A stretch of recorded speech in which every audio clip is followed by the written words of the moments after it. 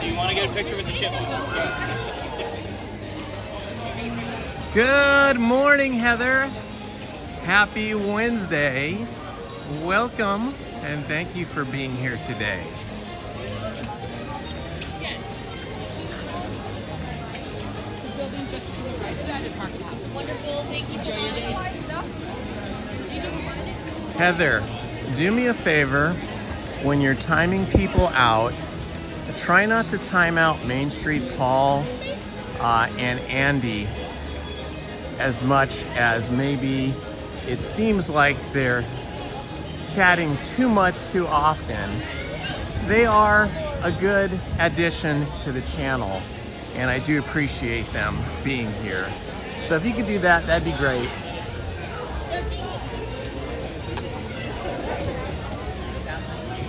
Good morning, Eric.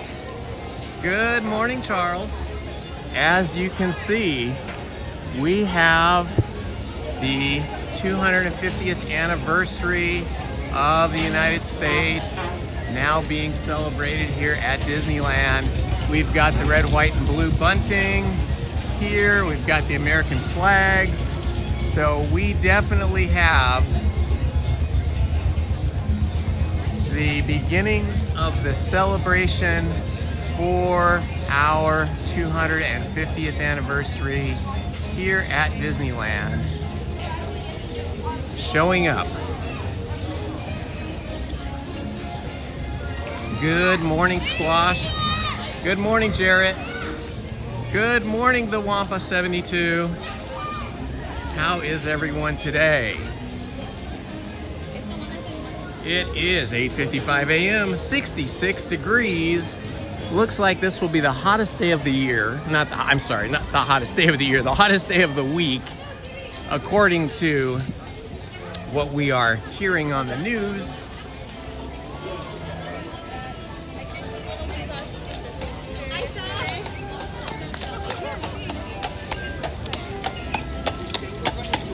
Good morning, LP Rodriguez. They say today will be the hottest day of the week.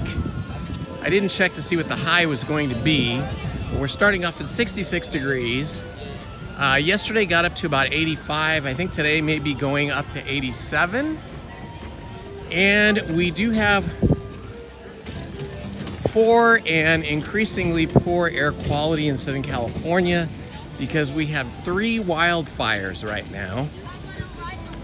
We have one in Ventura County, sort of at the southernmost tip of Ventura County before it meets Los Angeles County. We have another one in Los Angeles County, and then we have another one out on one of the islands off the coast, very near to us, Santa Barbara Islands. This is a nature preserve island where we have some of the rarest animals on the planet that only live on that island. And so a fire on that island is terrible. There are pine trees that are unique to that particular island. I think it's called the Santa Rosa Island, I want to say. I forget the name of the island, but anyway, they only have those pine trees in one place in the world, and it's there on that island. And there are dozens of species of animals and plants that don't exist anywhere else. So this is kind of a tragic fire, or at least it can be tragic.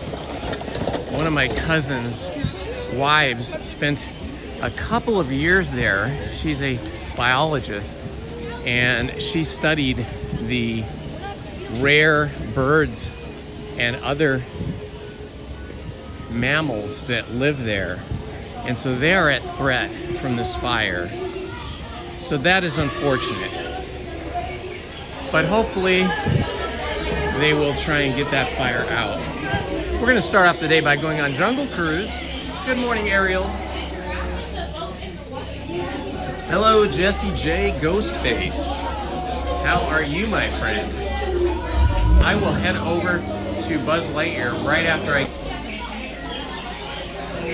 So due to these 3 wildfires from Los Angeles County, and Los Angeles County has got some very brown skies I saw on the news today, and it's going to increase that way as well, with winds picking up today as high as 30 miles per hour, which of course is terrible because that can spread wildfires faster and further.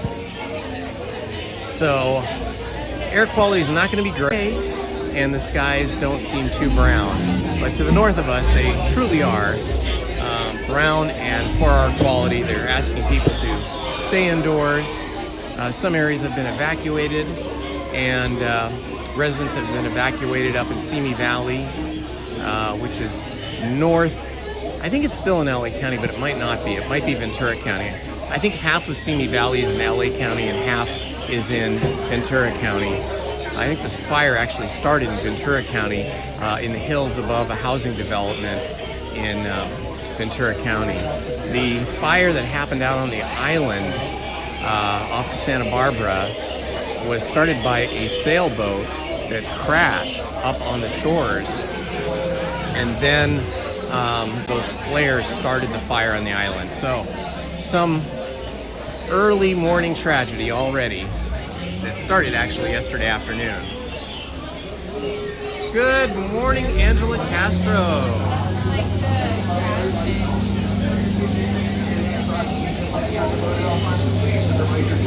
Good morning, Jared. It's nice to get an early morning ride here on the Jungle Cruise. It's pretty busy here. Like, everybody wants to go on the Jungle Cruise, amazingly.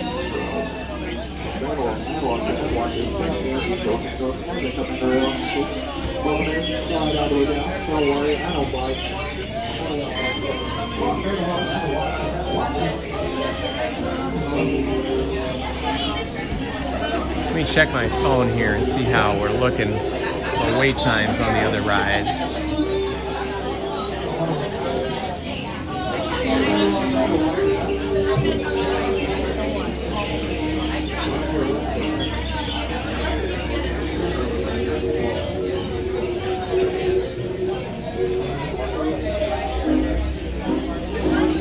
Player on my app at all here today, so I think that may still actually be closed.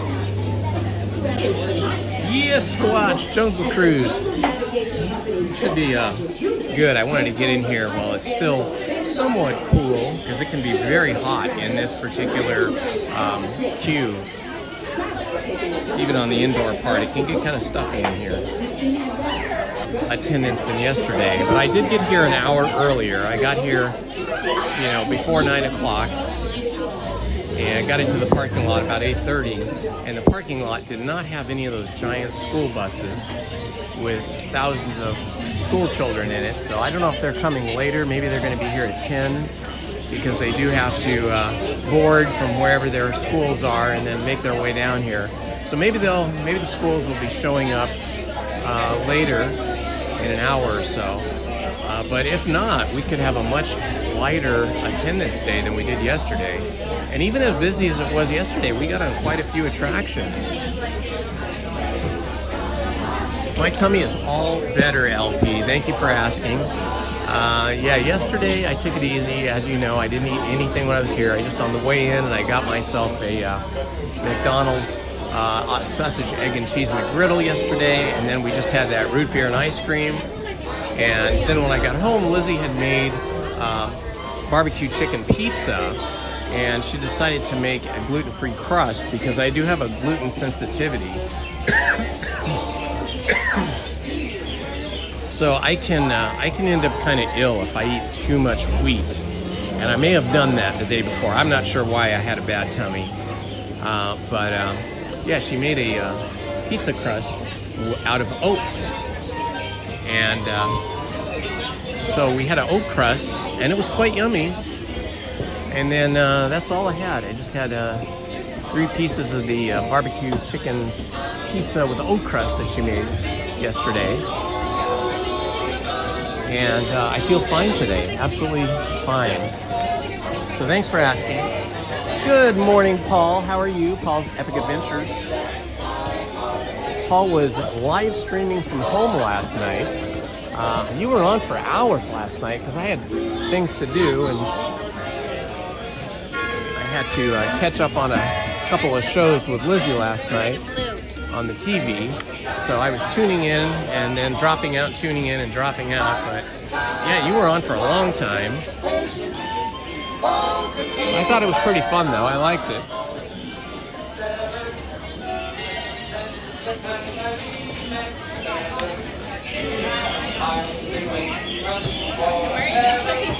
I don't think we're going to do Rise today, Paul, because it's already 50 minutes. And by the time I get up there, it'll probably be worse. Yesterday we just got lucky when we did it because the ride had closed. And then when we left Smugglers Run, they had just opened it, so we got to just walk on. So if that happens again, where it breaks down, then we may try to do the same thing. But right now, it's already too busy. But this is pretty typical. First thing in the morning, Rise of Resistance usually has a pretty long line, and then once that group of people work their way through, sometimes the wait time drops down below 45 minutes. If we can get down to like 30 minutes or less, I would be willing to do Rise of Resistance. Hello, Angela Castro. Hello, John. This is what I like to see. This upper queue empty. We don't have to go back and forth on these rope lines. Good morning, Hatbox Ghost. Good to see you, my friend.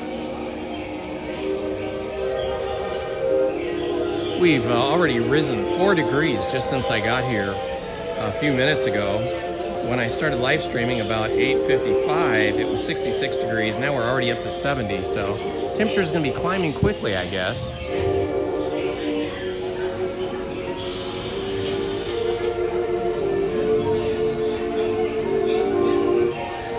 Oh, Paul, I would love to ride the new scene and see the new scene at Smugglers Run, but I will not be able to live stream here at the park for at least 5 days because I do have double kidney stone surgery tomorrow.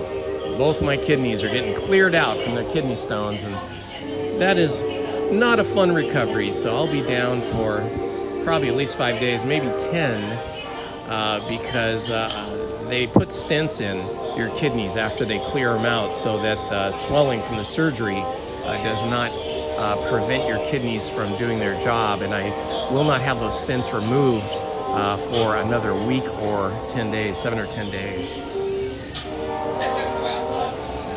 But I will get over there and see it just as soon as I can get back in the park.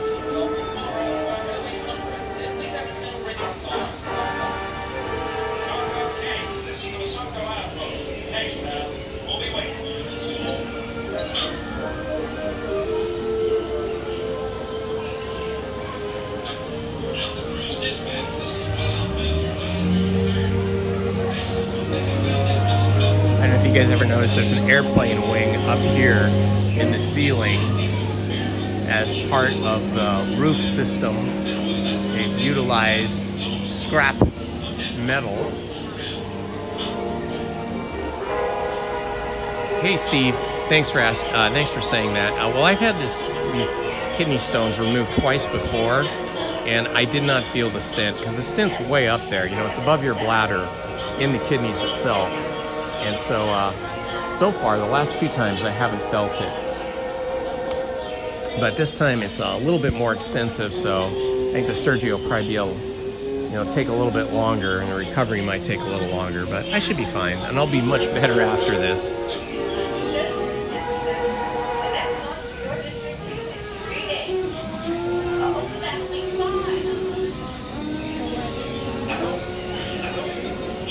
Well, I feel for any of you guys that had kidney stones too, because then you know the pain. If you've ever had a kidney stone so bad that the pain felt like somebody put a dagger in your back and started dragging it down slowly and turning it, that is basically what kidney stone pain feels like. And if you get that far gone, like I have in the past, you end up in the ER, And the only thing they can do for you is give you morphine until you can get to your urologist, schedule a surgery, and have them removed. Attention, Jungle Cruise skippers. Captain Mary Oceania is picking skilled skippers to join her on her next expedition. Skippers should have at least 8 years of boat experience. Thank you, Shafabro. Appreciate that. I know, I'm going to miss not being here at the park, but I have a lot of video content, so I will be able to make some videos from home and post them. Maybe even do a live stream from home, maybe by Monday, and hang out with you guys on a live stream and just show video I previously shot here at the park. And we'll have a maybe make-believe virtual day at Disney. As a reminder to all and then also I will be selecting a new book for the Storytime with Indiana Holmes channel. I was a little worried that that channel might get flagged by YouTube because of some of the new rules they have, which could jeopardize this channel. But I did look up, I did Google if I was safe to continue to do that, and it says that I am, as long as I'm doing public domain books.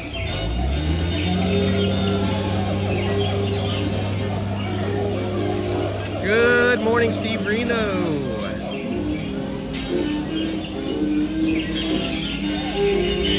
Yeah, it's never fun when you have to go to the ER, because that means you're pretty far gone. You're in a lot of pain, and then, you know, they take everybody else that has like the broken jaws and broken bones and heart attacks and strokes and all that ahead of you. So something like kidney stones, you end up sitting in the ER until those other people have been taken care of. Luckily, you know, there's a hospital not too far from where I live that has it's a smaller hospital with a smaller ER, but very competent professionals working the ER, and they were able to take me pretty quickly. They could see like how much distress I was in.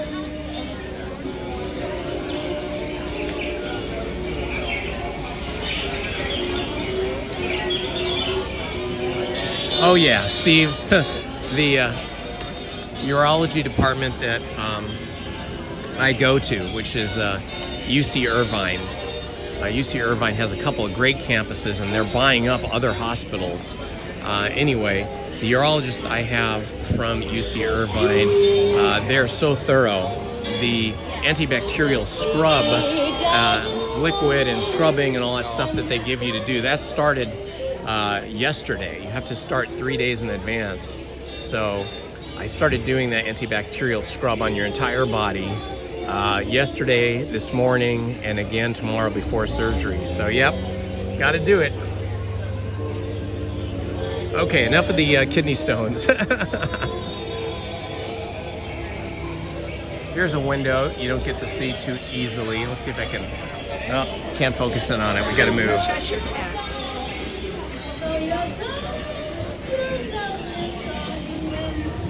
It's getting busy already. Look at this. For some reason, a lot of people want to do Jungle Cruise this morning as their first attraction. Good morning, Joshua. I got nothing in the house. Welcome.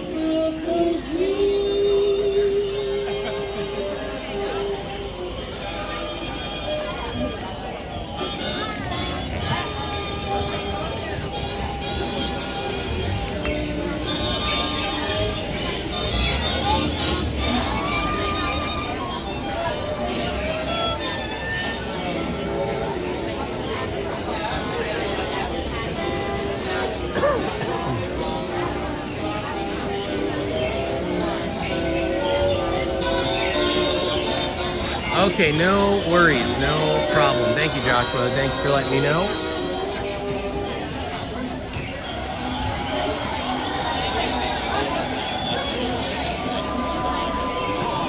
What's the longest line I've stood in? It would have to be Rise the Resistance. Lizzie and I have been in that line for like 90 minutes before, and that is never fun. Also, another time we were in line for about an hour, and then the ride broke down, and then they gave us the option to stay and wait for the ride to restart or to leave. and we stayed like another 30 minutes and it still wasn't open. So that was another time it was 90 minutes. And that is why I will not do Rise of the Resistance when the line is like more than 45 minutes. And even 45 minutes doesn't make me very happy. Most of the rides, most of the attractions here at Disneyland seem to have an overinflation or an inflation wait time. So if it says like on Haunted Mansion, if it says the wait time is 45 minutes, it's usually like 30 or even 25. But Rise of the Resistance is pretty accurate. When it says an hour, it means an hour. But sometimes you get lucky. The best thing is when you walk up to Rise of the Resistance and it doesn't have any wait time at all. It just has a blank screen. That's what happened yesterday. I believe it was a blank screen yesterday because they had just opened the ride. Oh, Joshua, fill me in. What is that? No more park restrictions in the morning. What? I haven't heard about this. Drop some knowledge on us, my friend. I will not be here on Memorial Day, which I think is Monday, because I'll still be recovering from surgery.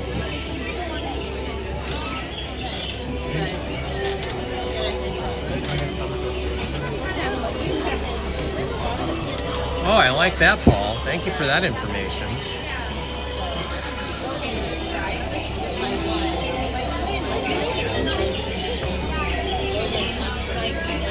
Hopefully they'll have some other kinds of pizza instead of just the two choices you get, which is either cheese or cheese and pepperoni.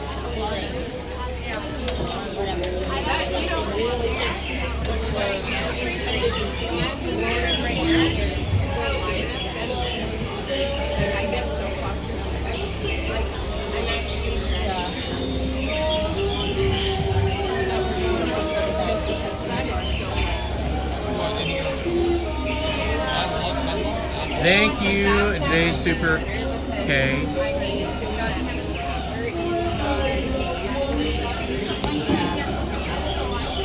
Ooh, 3 new menu items. That's good because I was getting a little bored with just the 2 or 3 items they had.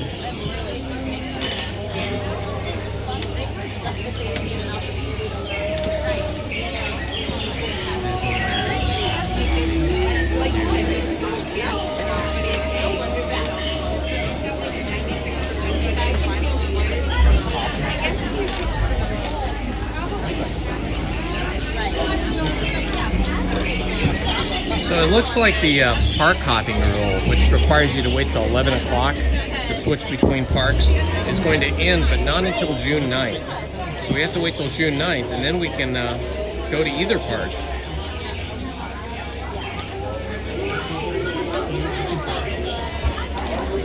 That's awesome, because sometimes for some of the busy days, I can only get a California Adventure reservation, and then I have to wait until 11 to get to Disneyland.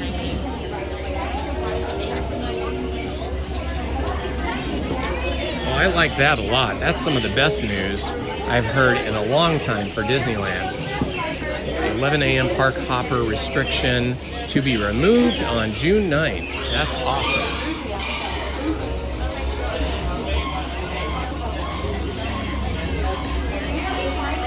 Mint juleps are kind of yummy. I wouldn't mind trying one of those someday.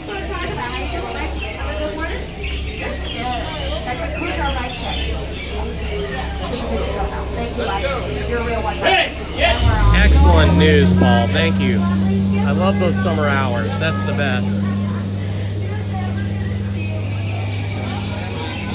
So it looks like Disney's making some good changes. Maybe, I don't know if this has to do with Josh Tomorrow being the new CEO. Or if it's the fellow who has taken over from Josh Tomorrow as the head of Disneyland parks.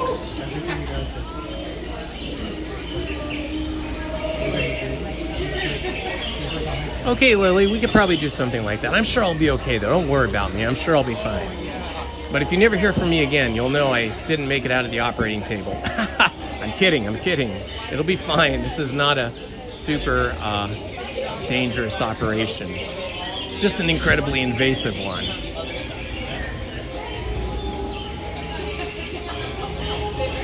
Yeah, I'll probably, you know, depending on how I'm feeling, I'll probably schedule like an at-home live stream maybe next Monday.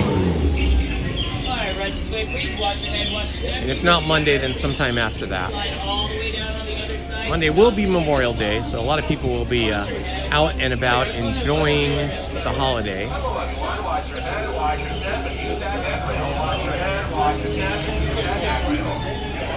Come all the way down, pass the bay, pass the Okay, I'm going to stop responding to the chat now that I'm going to be on the Congo Queen. Have you right there, my friend? All the way to the front of the boat. You know it's what they say. You have a longer ride in the Hey back. guys, slow down, please. Come on board, friends. Come on board. Wait, don't come on board. Come on excited. Yeah. You know, this ride used to be intense, but they couldn't float. So as you can see, we use both. Now, if anybody should happen to go overboard, please let me know so I can toss on bar soap and they can wash ashore. Talk about a nice and clean rescue. And we're off like a boat full of people. I'm not going to analogies. Welcome aboard the world famous Jungle Cruise, where we are world famous for being famous around the world. My name is Skipper Nathan, and I'll be your skipper for as far as we can. Before we get too far down the river, I'd like to remind you all for your safety, please remain seated, keeping your hands, arms, feet, and legs inside the boat, and parents, please supervise your children. We are now entering the Amazon rainforest, maybe more like the Amazon mist forest, because you might have missed it. Over on the right we have Indiana Jones and the Temple of the Forbidden Eye. And further beyond that, we have the temples of the from A to H. Over on the left of the hill, we have a snake statue. And that statue is there to remind us that snakes are always on the ball. We are now entering an ancient Cambodian shrine built by ancient Cambodian shriners. Oh wow, look at that. That's a 500-pound tiger. Do you all know why tigers are striped? So they won't be spotted. And do you know what side has the most stripes? The outside. Oh wow, look at that. We just discovered a secret bathing pool of the Indian elephant. Parents, go ahead. Take lots of pictures. Don't worry. They all have their trunks on. Wow! Looks like the whole herd showed up here today. This is quite simply unheard of. Whoa, now want to shower? And better be careful. Otherwise, it might be a paleontologist. Oh no! Hurry, get down! Get down! He's gonna get us all wet! He's gonna spray us with water! Oh no! Oh no! Oh no! Oh no! Oh no! Oh no! He didn't have enough room in his trunk. Oh no! Someone got hurry! Go!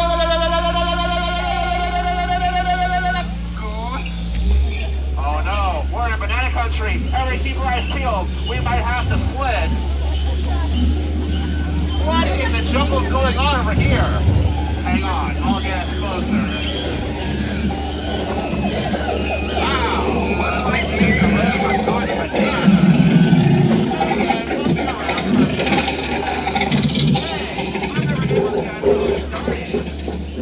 But they're able to get turned over. They must have used some kind of monkey wrench. Now, instead of yellow, trying to make a noise that's like a banana, it drives them ape and they find it quite appealing.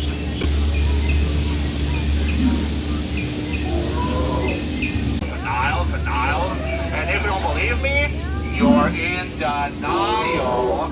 And you think your family eats a lot. These two elephants can eat between 200 and 600 pounds of food a day. Wow. Personally, I find it hard to swallow.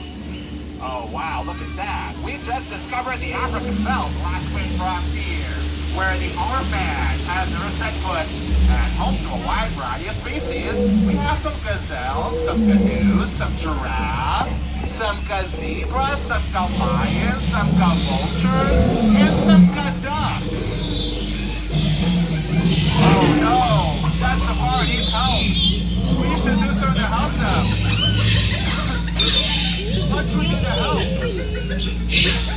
I have nothing. Hey, it could be worse. Oh dear, look at that! Oh dear. Yeah, it's worse. We have hippos. Now, don't worry, friends. I read that hippos are only considered dangerous when they wiggle their ears and blow bubbles at the same time. Oh no, look out!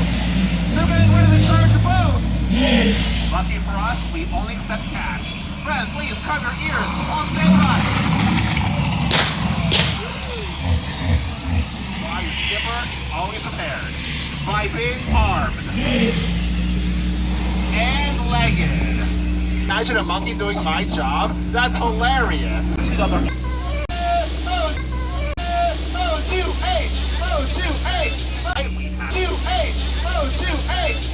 have the ninth wonder of the world. Sandstone. Honestly, one of those boulder attractions. Look out for that snake sitting in the tree. Hissing. And no, Jungle Cruise is big bad. The elephant is the one in charge. Oh, look at those in charge. Oh, look at those two monkeys. They're trying to set new records. All these silly monkeys shark here today. They must have all thought our prices were bananas. Oh, here we have Tropical Hideaway. Oh yeah, the Tropical Hideaway. Outdoor dining at its okay. Now, friends, pat yourself in the back, give yourself a round of applause. See you survive the world famous Jungle Cruise. Yay! Woohoo! Yippee! Yeehaw! Now, friends, if you're enjoying a cruise today, my name has been Skipper Nathan. And if you're not enjoying a cruise today, then my name has been irrelevant. And that's spelled I-R-R-R-R. Elephant. Now, friends, as we approach the dock, please remain seated, keep your hands, arms, feet, legs, elbows, shoulders, knees, and toes inside the boat because between these two docks, that's a whole lot of ear pressure. Hello, Stephen Avery. Now, friends, thank you all so very much for joining us at the World Famous Shuttle Cruise. We're for the fun and no refund. Yay! Get out. Oh, sorry, that was so rude. Please get out. Watch your head, watch your step, and use that handrail. Watch your head,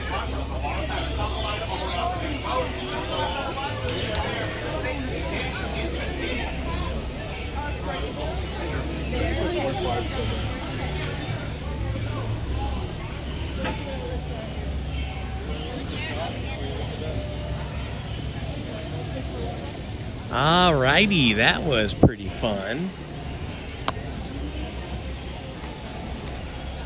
Going up steps and down steps and then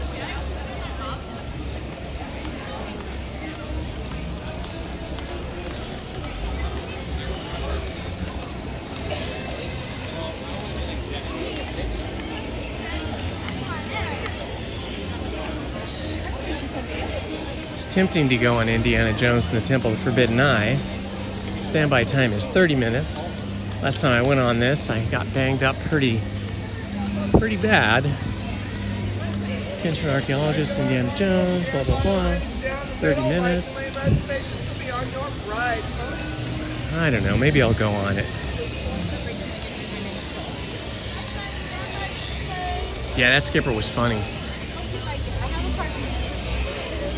Alright, we'll take a look at what the queue looks like over here for Indiana Jones and the Temple of the Forbidden Eye. I haven't been on this now in I think a couple weeks because I suffered some sore muscles and tendons the last time I was on this.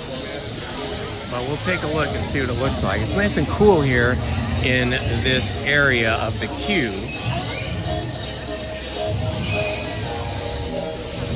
Well, I am missing my Indiana Jones and the Temple of the Forbidden Eye, so I'm gonna give it a shot. I think of it this way. I've got surgery tomorrow, right? And they're gonna give me, they've already given me, I've already picked them up, some good pain relievers. So if I get a little banged up on this today, at least I will have good pain meds due to the surgery, and I will be stuck at home anyway, so let's go for it.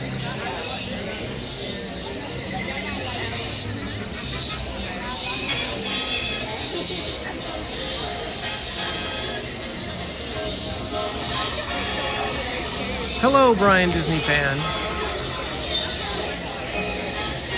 Oh, I've been on Big Thunder several times since. Big Thunder doesn't really throw you around and bang you up like this ride does, because this ride goes up and down, left and right, front and back, and it swings wildly in a very, very different way than the Big Thunder, which is on railroad tracks.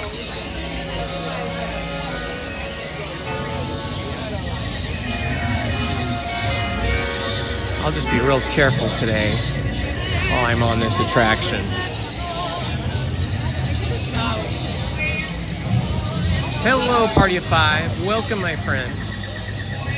Yes, Las Coyotes, they did give us some good skipper jokes. That skipper was pretty funny.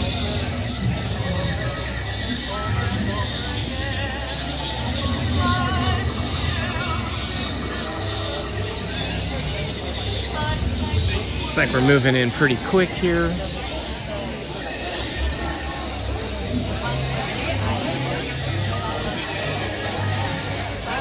Yes, it's true, Paul Walmsley.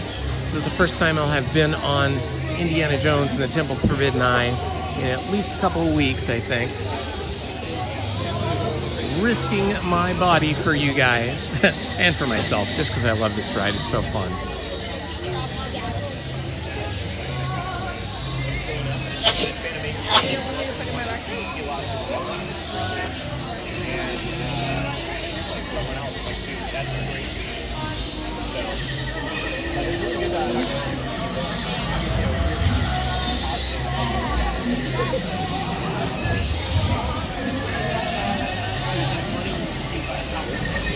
I know, Steve, that is true.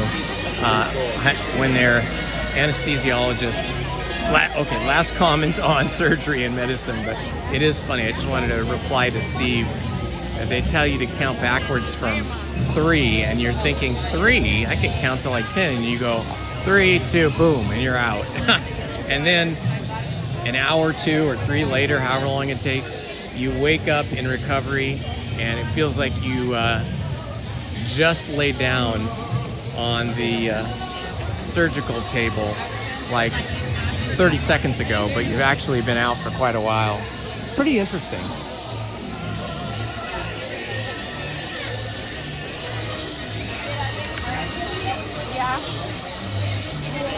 It feels good to be back here at Indiana Jones and the Temple of the Forbidden Eye, and to be back in the actual standby queue, because as you guys know, I usually don't come to this attraction until after 11 a.m. when I'm able to get a pink lanyard single rider pass. So this early, they're not giving out single rider passes, so my only option was to get in the standby line, and the standby line is pretty chill today. It's moving along pretty quick, and it's pretty short line, so it's fun. It's actually really fun to go through the standby line, because you see more like show in the standby line as you're going through the caverns, versus when you're going through single rider, you miss a whole section, a couple sections of the show by bypassing most of the standby line.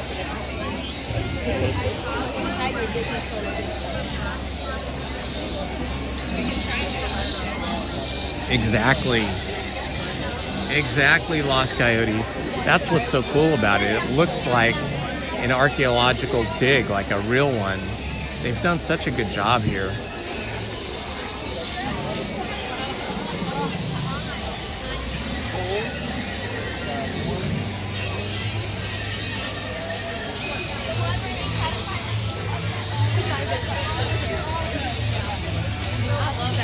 Nick Ortiz, yeah, I know what you mean. It does have its own unique smell.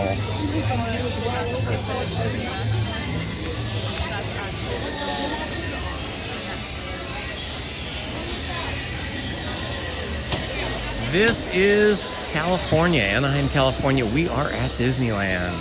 Welcome, my friend.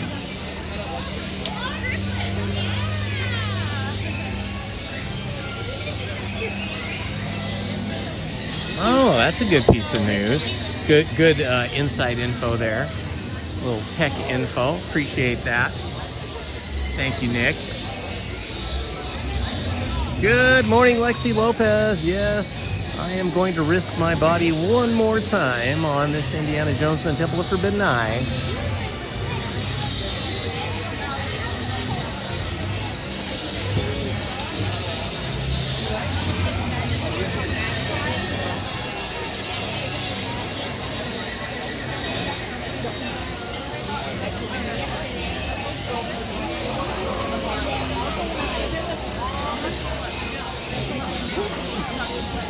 Yeah, I know what you mean. It's not a real generator, but they give you that effect as if you were being powered by a generator, which is causing the flickering. It's just those little details that the Imagineers think about and then employ on so many different attractions throughout Disneyland and Disney World that it gives you that kind of very special experience.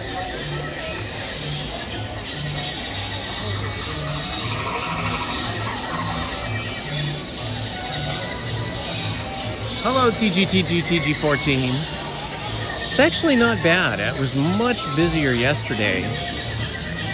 But the day is young.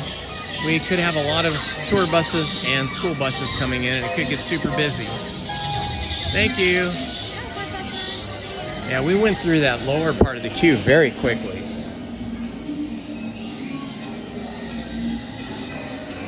There you go. You get hit with that smell right away. It's kind of a...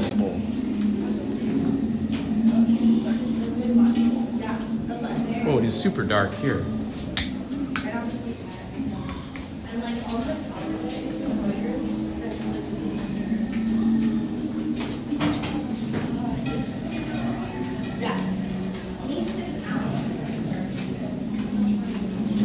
There you go, there's the flickering lights that you were talking about.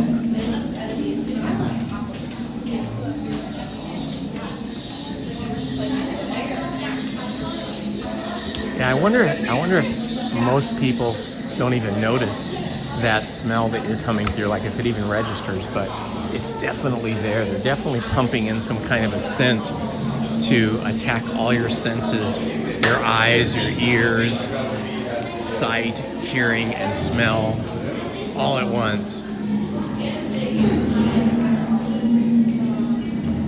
Sound is such a powerful thing to employ in films, in rides, in all kinds of experiences. LP Rodriguez, I am hoping it is. I mean, I don't have any more soreness or anything like that, but we'll see. We'll see if I end up walking off of this ride and continuing on the day, or if I end up walking off this ride or crawling off this ride and have to crawl back to my car and drive home. We'll find out. I think it's better if I'm not in the third row. I think if you're in the first or second row, it's a lot less intense. Seems like that third row really gives you that feeling of like the bucking bronco kind of thing, like the Jeep is bucking back and forth, and I think that's what causes a lot of problems. Yeah, we're just flying through this queue here, the standby queue. Fantastic.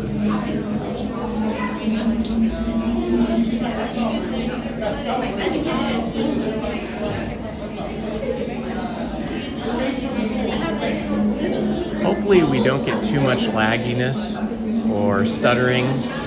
Both the iPhone and the software that I use for streaming were both updated in the last few days, and I hope it just makes the live streaming experience better and not worse.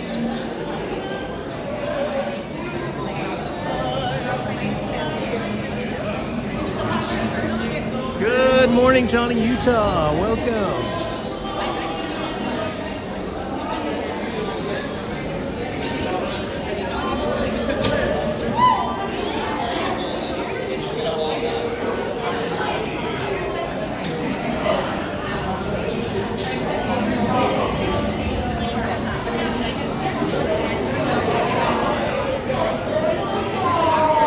I love the artwork that they've included, like this giant painting on the ceiling.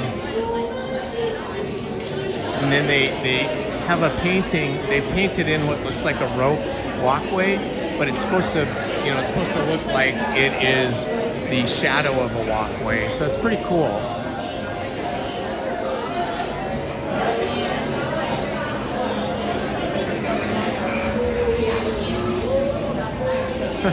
Let's hope that doesn't happen.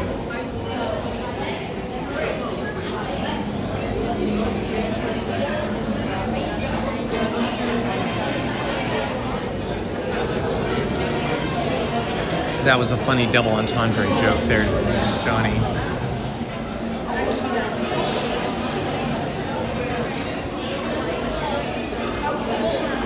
You know, Space Mountain doesn't affect me at all because it's very smooth. You're just going in a circle, like a funnel. You're going from a wide circle down to a smaller circle.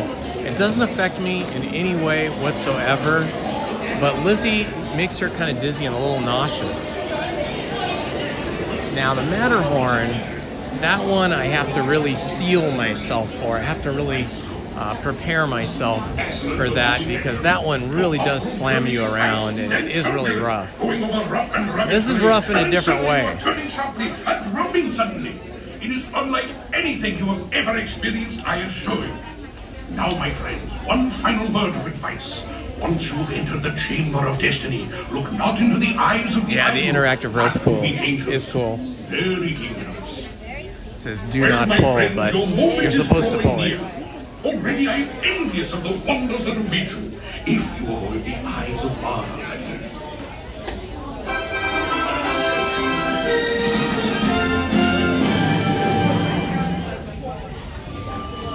The creme de la creme of the international smart set are wearing khaki this year, and the new vacation hotspot is Temple of the Forbidden Eye. Everyone's agog over this intriguing discovery by famed archaeologist Indiana Jones. They've had rumors that it rewards visitors with unlimited riches, eternal youth, or visions of the future. There's just one little hitch, the ancient temple idol. If you so much as peek into its eyes, the next stop on your itinerary will be the Gates of Doom. This jubilant junior visited the Chamber of Earthly Riches. Looks like his allowance has gone up. Sala recently visited the Observatory of the Future. Maybe he can tell us who will win the World Series. Keep your eye on the globe.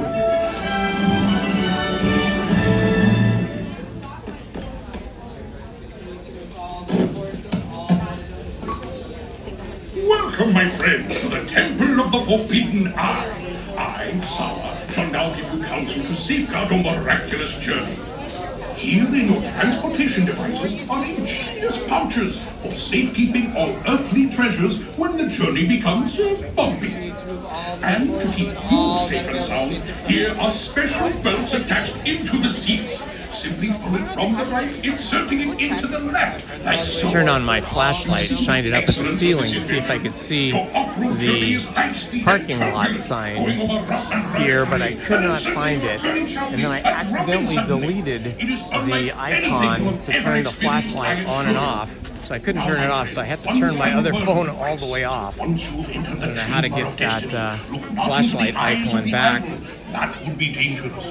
Very dangerous. Well, my friends, your moment is drawing near. Already I am envious of the wonderful view.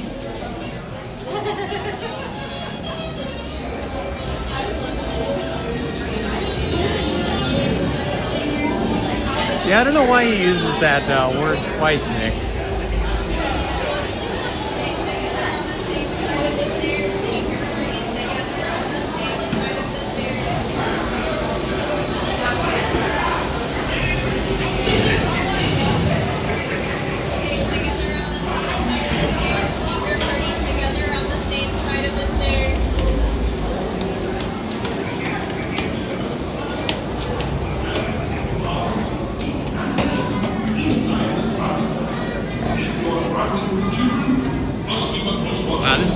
fastest walkthroughs on standby I've ever been in. That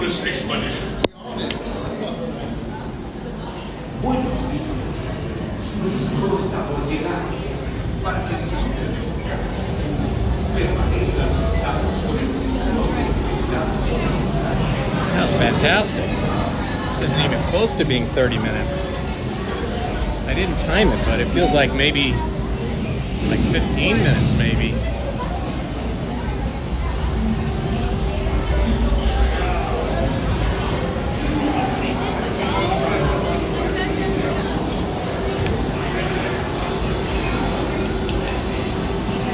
Okay, my friends, remember I will not be speaking or replying to the chat. Hi, how are you? Just yeah, I won't be replying to the chat or speaking during the attack, as per usual.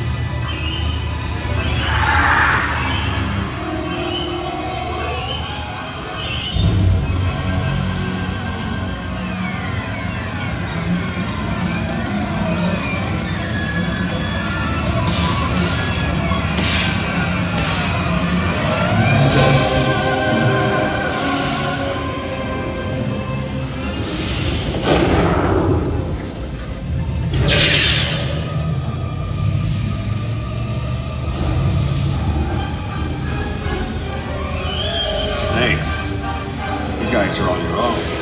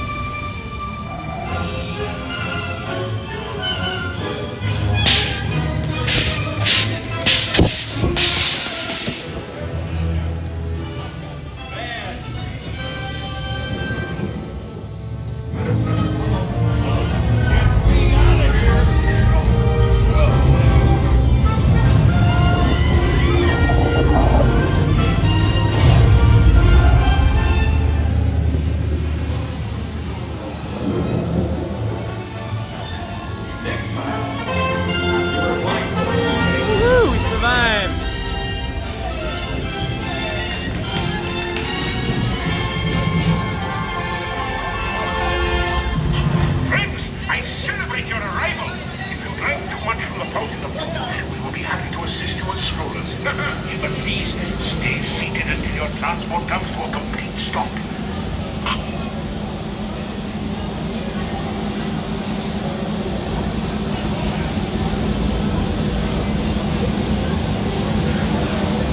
All right, no harm, no foul. I feel fine, guys.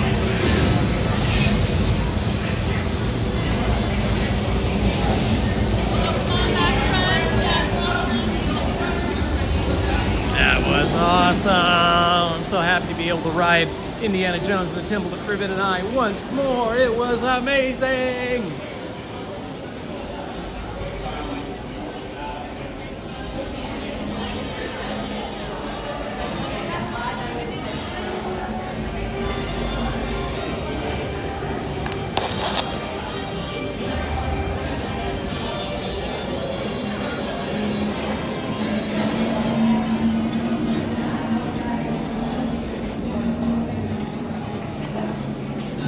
Well, I chose to ride that attraction a little differently than I have ridden the Jeep the last time when I got so sore with both tendons and muscles being extremely sore and strained and requiring me to take a break from this ride and take lots of pain meds. I think the difference is that instead of tensing my muscles up and really planting my feet squarely and keeping my legs really tensed, this time I rode it very relaxed and kind of tried to keep my butt in the seat and just kind of went with the flow, and I think that was the hot ticket. I think I was getting a little overly controlling with my way of riding these Jeeps, and so I switched it up today, and I feel fine. Had to do this last time I was here, so. Right?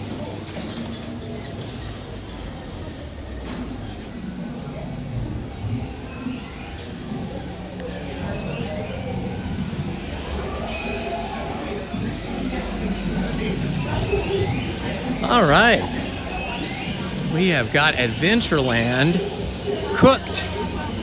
We went on both Jungle Cruise and Indiana Jones and the Temple of Forbidden Eye. Look, it's still a pretty darn empty standby queue, and it's still moving very quickly.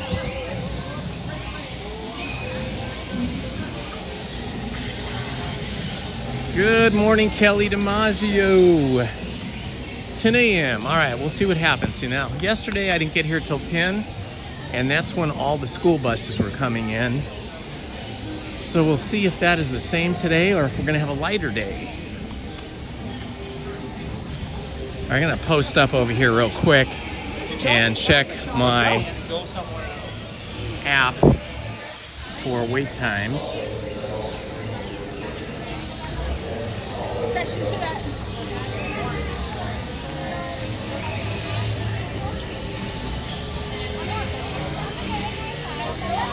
Definitely success. Hello, Carla Esparza. Welcome.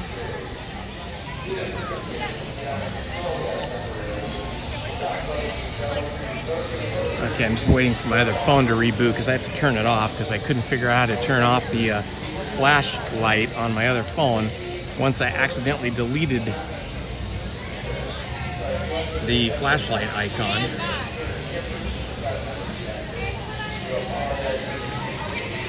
Oh, it's a good thing we went on Jungle Cruise when we did.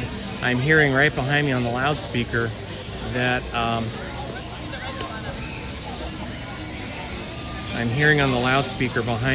Jungle Cruise is stopped for some reason. Okay, let's get back here to the Disney app.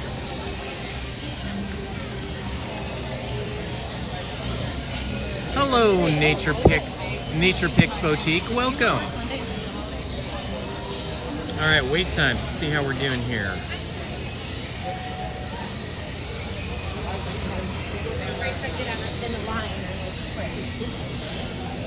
Okay, now the Disney app is not functioning.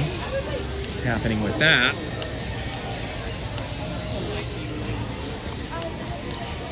Okay, rebooting. All right, working again.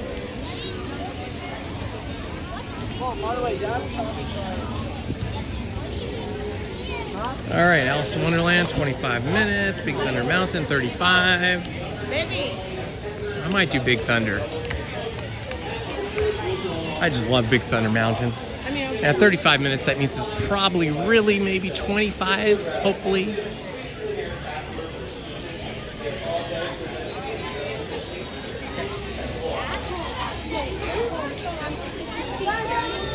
Oh boy, here come the school kids. See them all in the same color. So it is going to get busier. That means school kids are coming in. They love the roller coasters. There's probably going to be a massive number of them over at Big Thunder Mountain. But we shall see.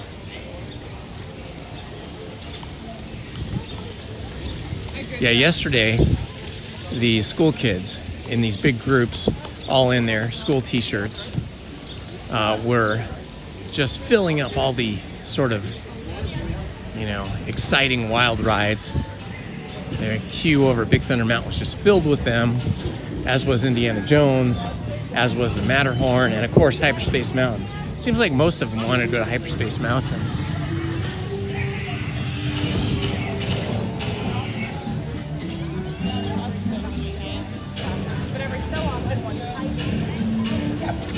Redlands Redhead, yes, thank you. I wish I had followed that advice a couple of weeks ago when I got so incredibly sore. I was all stressed, I was all tensed up, I had all my muscles like activated, and I think that was the problem.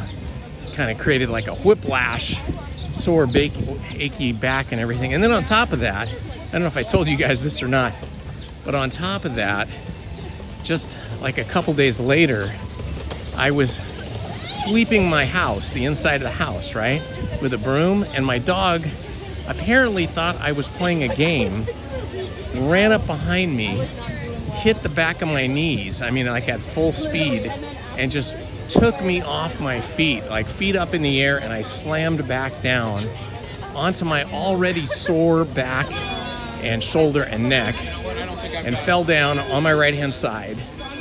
And I think that contributed to all of the pain I was going through. Good morning, Ghoulish Delight.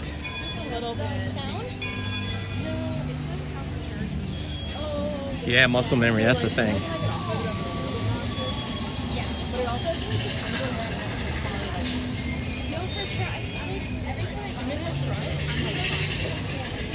iPhone, how to restore the flashlight icon that was accidentally deleted on the shortcut screen. I remember watching that. It's like these.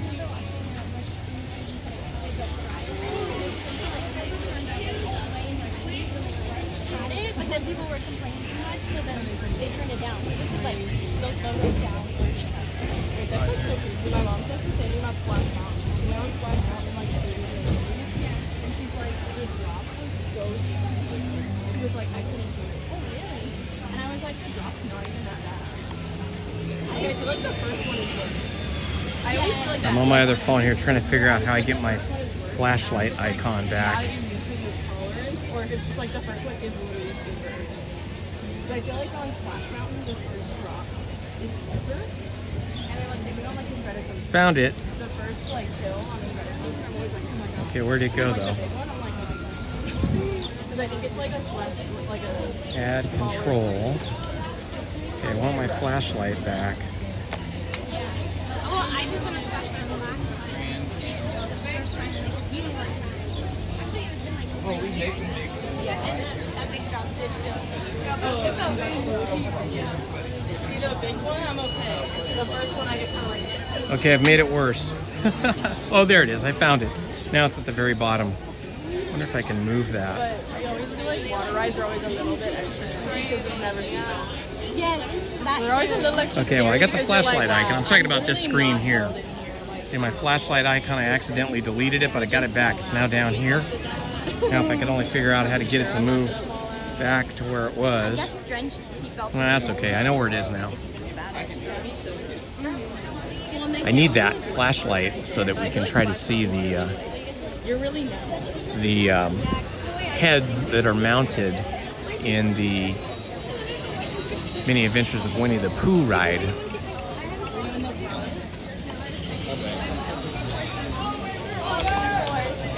I think she wanted to. Yeah, that's what I tried to do. I tried to wiggle it to make it come back on, make it move, but it doesn't seem to want to do that. It does that with other apps, but for some reason it's not doing it here. It's just turning it on and off. That's okay, I'll figure this out at home later.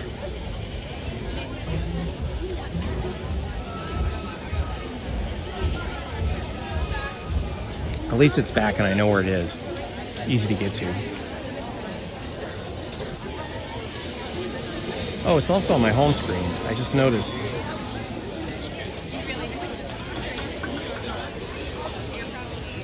Okay, I can also do it with the home screen when it's locked. Okay, that's cool. That'll work. I know, I gotta go on the Knott's Log ride now that the weather is warmer.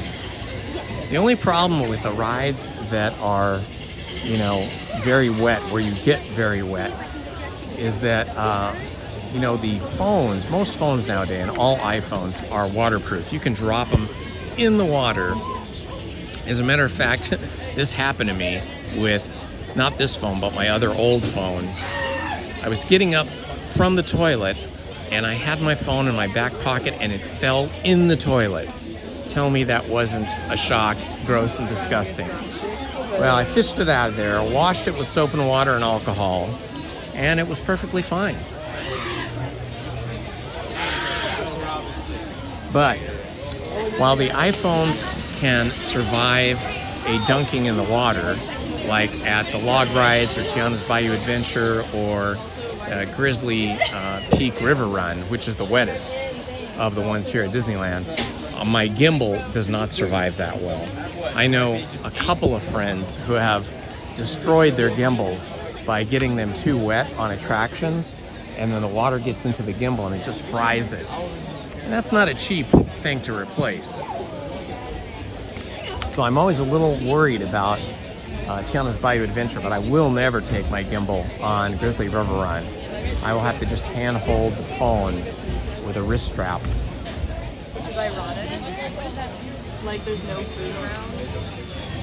Like Yeah, putting your phone in a box with rice is good, but the new iPhones, you don't even have to do that really. They're pretty waterproof, vibration. Literally. And so like I always Kind of like the Apple Watches. like unless I go in the evening with my mom. Gimbal poncho time. Yeah, if only. The problem is the way gimbals are designed, you can't put anything really over any of the moving parts or it will cause the motors to overheat and break. But that would be a thing. No, I do like that cheese pretzel wrap, though. I hear you, but that is like a treat. Like that's something that's very salty.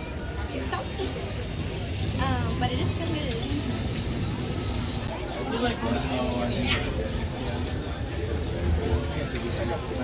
For now, it is now 76. We're looking at probably getting to a high of 86 or 87. New to the channel, please like and subscribe. It would mean so much to me.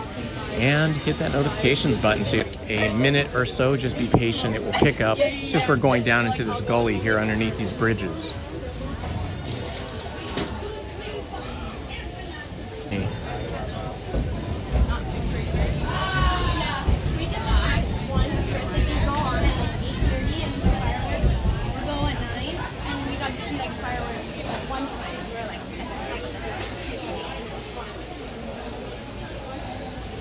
I know there's one where it's like you can get on the house and at the right time you can watch the parade and they go past you. Yes.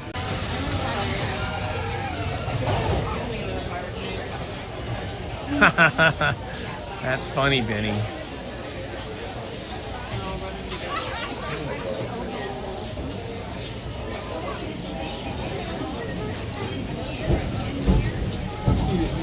You know, the top level pass for Disneyland is about $2,000 now. I think like $1,900 for a magic key, the top magic key. I think it's called the Imagine Key. But Knott's Berry Farm, it's only like, I think $150 or $180 a year.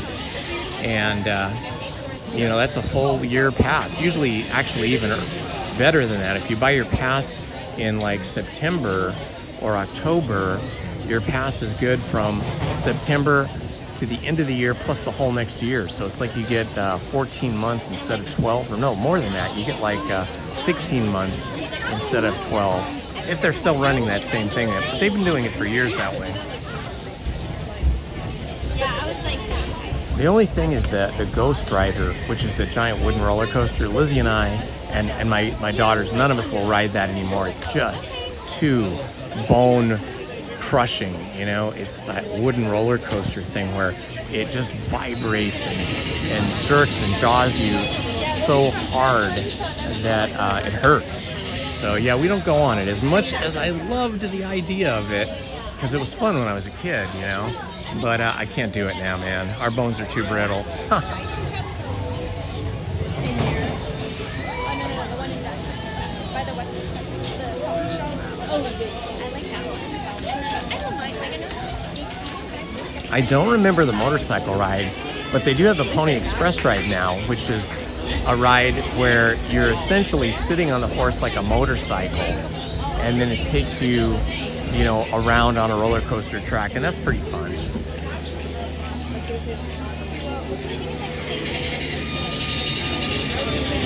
You guys shouldn't feel bad about Samsung phones. They're good phones.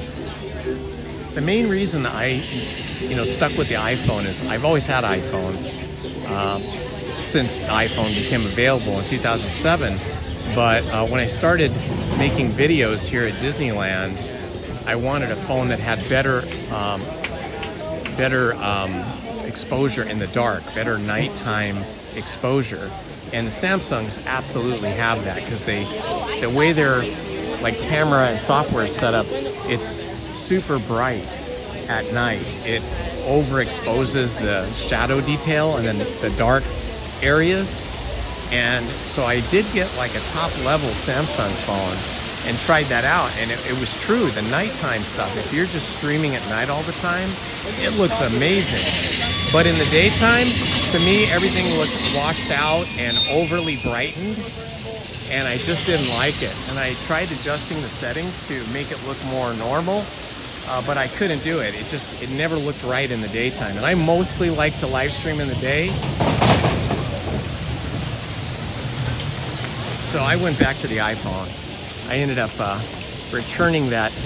It was like actually a couple of Samsung phones I went through. I went through like a middle range one, and then I got the top range one. I ended up returning them before the 30-day return period was up. And I just ended up getting the iPhone 17 Pro Max. And for what I do, it's better.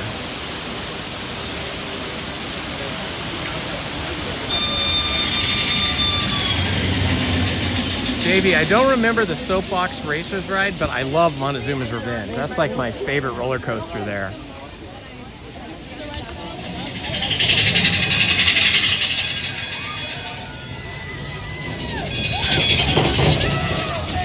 Oh, Paul, every time you give me a challenge, it's something outrageous. It's something that sounds very intense. But go ahead, tell me what your idea is, Paul. I bet you're just putting me on.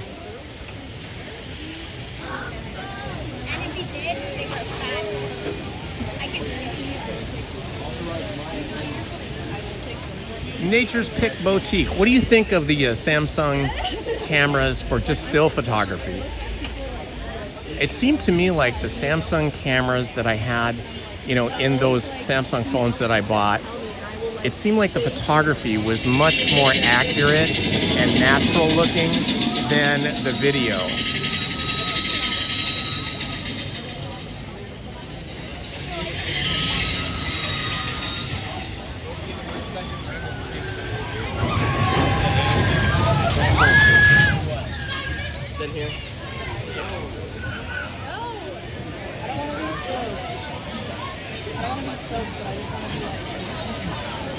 Mr. Fulton Mraz, happy birthday, my friend. Happy birthday to you. Happy birthday to you. Happy birthday, Mr. Fulton Mraz. Happy birthday to you. Hello, Travis Libby. Good to see you, my friend. Stand by, go ahead, please pick a side and keep it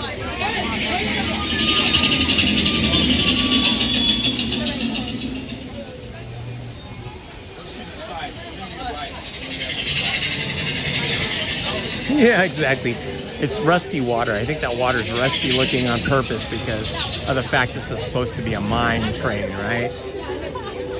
And mine tailings, the water's always kind of rusty from all of the stones.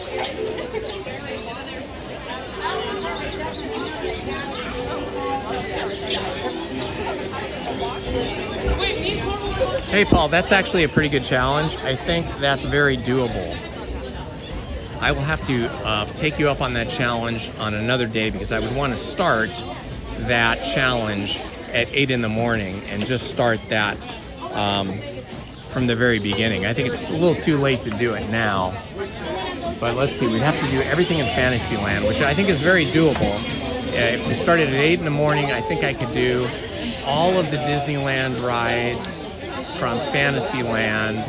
Although Dumbo always takes a long time, as does Peter Pan. So I have to rope drop, do Peter Pan, followed by Dumbo, then all the rest of the Fantasyland rides. Let's see, I'm trying to think. I can't remember if Pirates of the Caribbean was open when the park opened. We'd have to look that up. And then definitely the Mark Twain. And let's see, what else is still here? Let's see, Frontierland. It's just really Mark Twain because Big Thunder Mountain wasn't here. Let's see, what else would there be? Well, there's the canoes. That would be a little tough, but we have the canoes because they were here. And then Jungle Cruise, of course, but Indiana Jones was not here, so we wouldn't have to do that. And then Tomorrowland, boy, that would be a little tough. Let's see, what do we have to... Tomorrowland, there's actually, I don't think there's any rides in Tomorrowland that are still here from opening day. We'd have to do some research on this and see what we could do that would actually be the correct rides.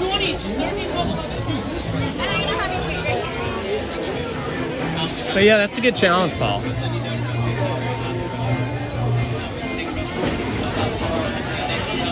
No, I don't think it's from the coins. I think they color the water that way. How many? From 15. How many Para su seguridad, Into the y line. mantenga sus manos, brazos, pies y piernas dentro del tren. Cuide a sus pequeñitos. Muchas gracias. Partners, for your safety, remain seated with your hands, arms, feet, and legs inside the frame. Oh, we'll definitely do Knott's Berry Farm this summer, maybe even while it's still spring. Knott's Berry Farm gets way more crowded than Disneyland, so you have to start that early in the day.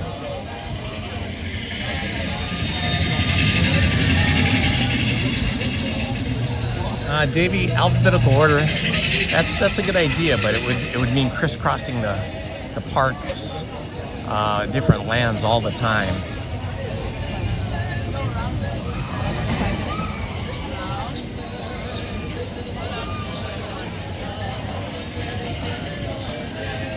Well, Big Thunder Mountain wasn't here when the park opened. They had a different ride, a different train ride that doesn't exist anymore, across the walkway from Big Thunder Mountain's standby and Lightning Lane queue, and it was a mine train, which doesn't exist anymore.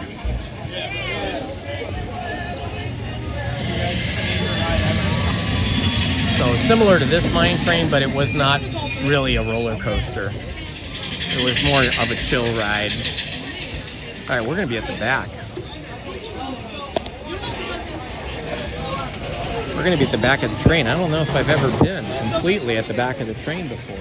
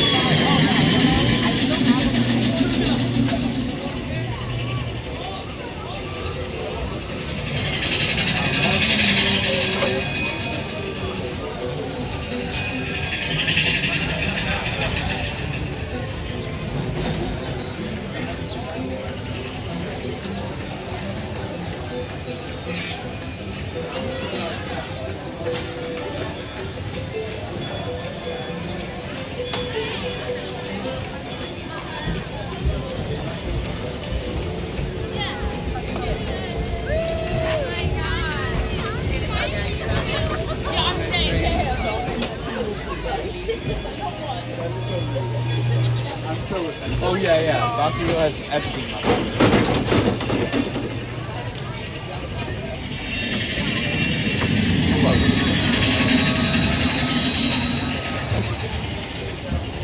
Alright, push down on that lock bar for me, folks, till it locks in place. Push down on that lock bar to pull up. Thank you. Pull up on that lock bar for me. Okay, this is my first time ever doing this. You guys better be in for a treat, okay? I'll tell you that. Partners, for your safety. Good afternoon. Keep it with your hands, arms, feet, and legs inside the train, and be sure to watch your kids. Here we go. Yes, remove them, because this here's the wildest ride in the wilderness.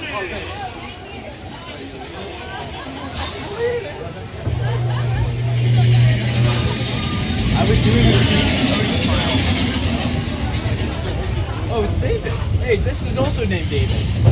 Hey, do you think my camera's gonna play? Probably. Wait, really? It's in the pocket.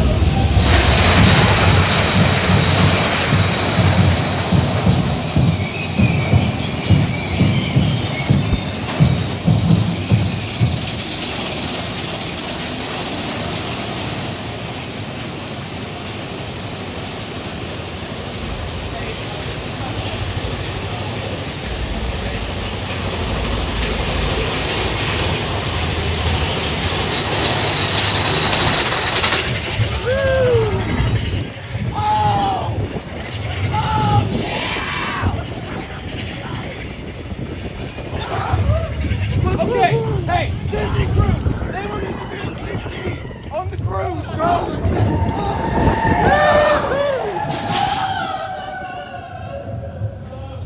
The world needs to know the truth, dude! You hear that? The world needs to know the truth, bro. On the cruise, being naked.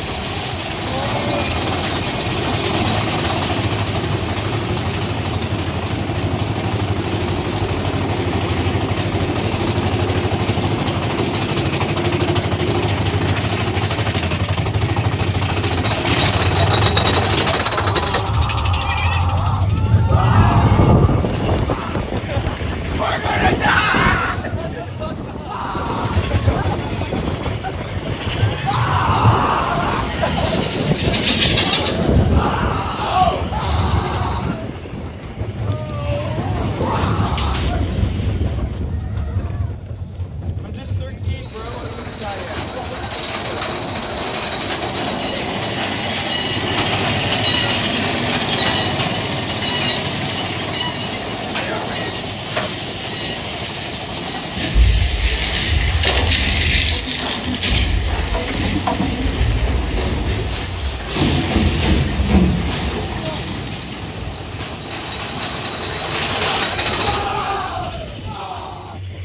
Oh, that wasn't shit, bro.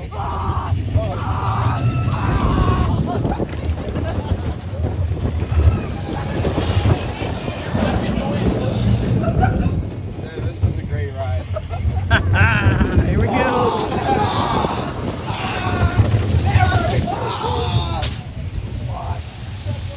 Hey, bud, it's Woody.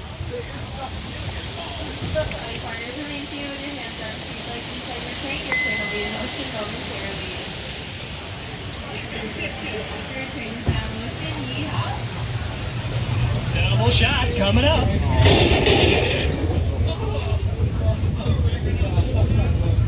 You should yell, I can't die at yourself. Oh Oh yeah, the line for us to come by for Big Thunder's gotten a lot longer. I still don't see a lot of school kid groups though. Oh my God. Have a good day.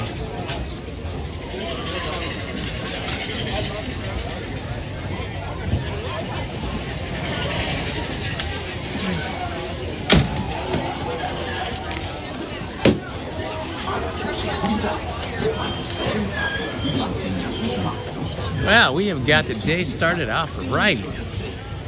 Started off with the Jungle Cruise, then Indiana Jones and the Temple of Forbidden Eye. Then we just got off of Big Thunder Mountain. I'm going to check my app here and see what the wait times are looking like at some of the other attractions.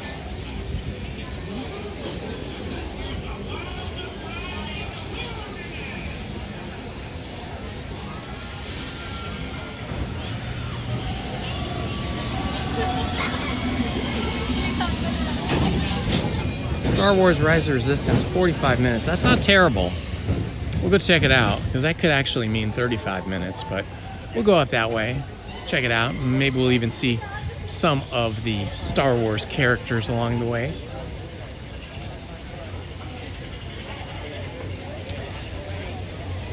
$10.26. Interestingly, it's 76 degrees, but it doesn't feel super warm right now.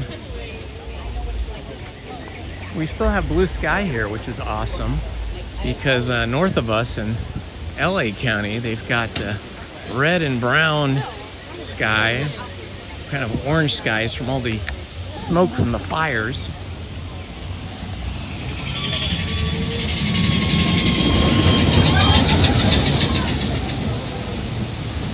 I love it when the waterfalls are working. When the waterfall here and the flume over there are working, it's just so much more engaging. It sort of envelops you in that whole, it sounds real, it feels real, it looks real, like a real mine.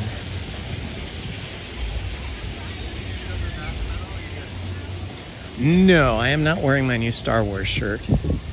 Thank you for asking though. No, I'm wearing my regular outfit that I always wear. This one.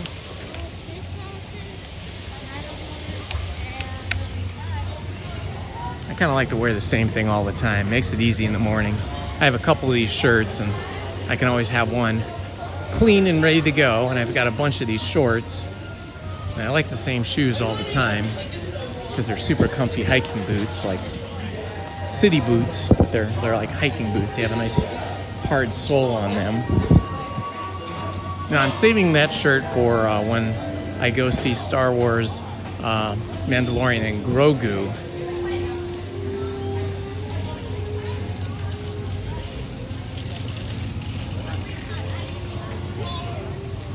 I'm gonna go this way. Some poor droids. They just got tossed out.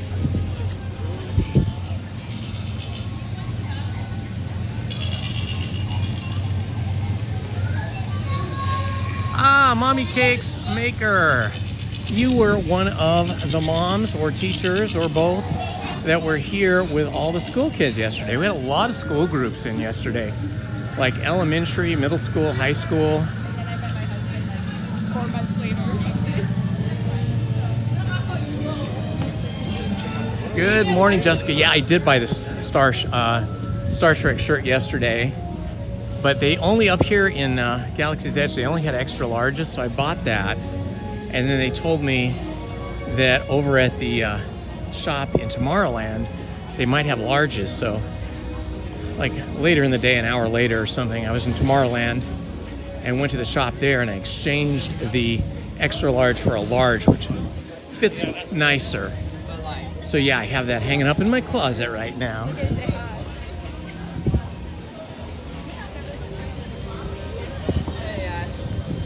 I'll probably wear that shirt when I do a review, a movie review of the movie. I'll wear that shirt on camera from my home studio.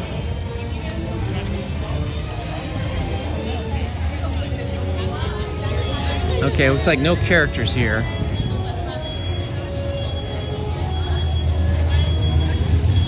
Alright, we're gonna walk over to Rise of the Resistance, see what that's looking like. If that's a big outdoor queue, I'll probably skip it because I don't want to be baking in the sun for any length of time. But if the outside queue is pretty short, then maybe we'll do it. We did it yesterday and we got through very quickly because Rise of the Resistance had been closed or broken down or whatever in the morning, and then we had just got off Smugglers Run yesterday, and I checked the app and it said it was still down, but we risked it, took a chance and walked over, and it had just opened, so we were able to walk through from the beginning of the queue to boarding in under 6 minutes, or about 6 minutes. I think it was like 6 minutes 38 seconds.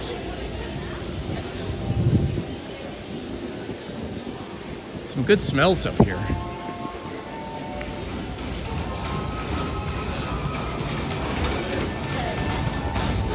I started off the day today like I did yesterday, driving through McDonald's and getting myself an egg, cheese, and sausage McGriddle.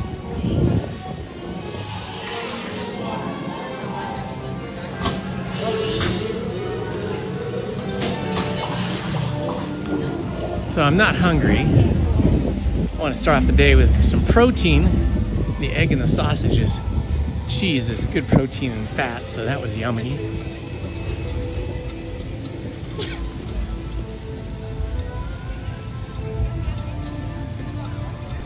Oh no, you lost your phone yesterday here at the park? Oh, that's horrible. I'm so sorry. That's terrible. And did you check with Lost and Found down on Main Street? See if anybody turned it in? No, it's right here. That is one of the reasons why the shorts I wear, specifically I buy shorts that have zipper pockets. So all my pockets, the 2 pockets by my belt up by my hands that you would put your hands in if you were putting your hands in pockets, those zip. And then the 2 bigger pouch pockets further down the legs zip, and the back pocket. Let's see, do I have back pockets on this particular one? Yeah, these particular shorts don't have back pockets, but my other pants do. Yeah, because it's too easy for something like a big bulky phone to fall out of your pocket when you are getting on and off rides. Because, you know, it's sort of a rush thing when you're getting on and off rides. All right, looks like the queue is moving pretty quickly. It says 30 minutes, so I think we're gonna do it. No worries, have a good day.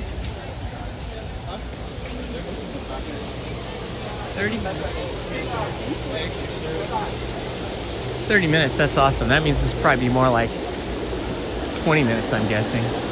We'll start our timer now. All right, I just started the timer. We'll see how long it takes us to get through. Yesterday, I got on and it was just about the same. We were moving through here and then it slowed down in the tunnel, but we still got through in 6 minutes and 38 seconds, I think it was, when we got onto boarding.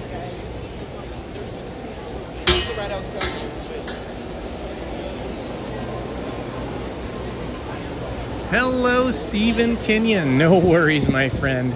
There is no such thing as late. We all just get here when we can get here. I think I'm probably more often late than you guys are when I post a live stream time. Many times I do not make the time. I get here 15 minutes, 30 minutes, 40 minutes later, because you never know with traffic on the freeway and then traffic getting into the parking lot and then waiting in line for security. It all adds up, and sometimes that makes me very late for the live stream.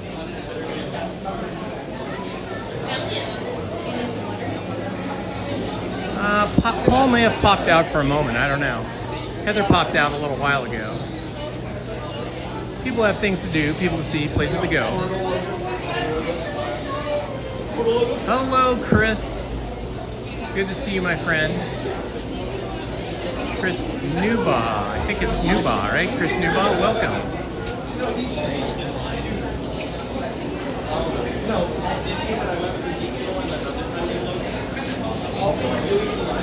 Hello, Edwin. Trying to catch up on the chat here.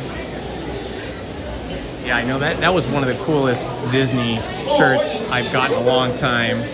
I love those whole printed shirts where they're printed front and back and everything. And it had like all the characters from Star Wars: A New Hope on it. Really cool. I'll probably do a video where I do a review of the movie, and I'll wear the shirt during that. I'll post the video on my review channel, which is Jones and Z, and then probably also post it up here, and then maybe do a live stream from home where we can just chat about it once a few of you have had a chance to see it. David Newball. David Newball. Okay, thank you so much. Thank you for clarifying. Hello, Sydney Willis. Good to see you, my friend. Welcome.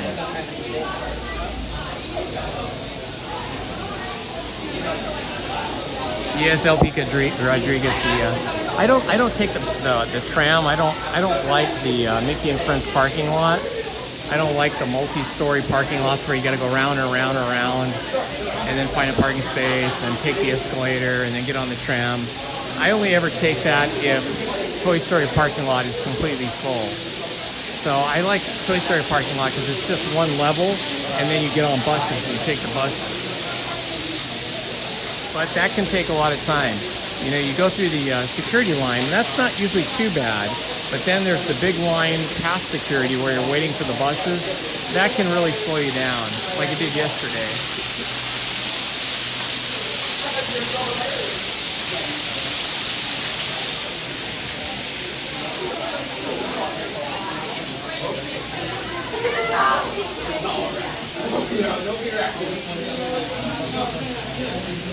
It's nice and cool in here.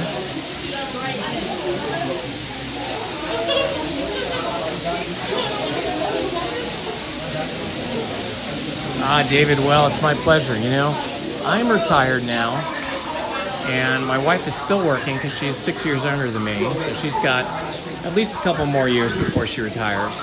So she and I both love Disneyland. She was a Disney animator for a lot of years. She's a graphic designer now because she was a hand-drawn animator, and they don't do the hand-drawn animation anymore at Disney. So we both love coming to Disneyland, California Adventure, Disney World, Knott's Berry Farm, all those places, and have for years. But in as much as she's working a lot and I'm not, I come to the park by myself. Keeps me out of trouble, you know.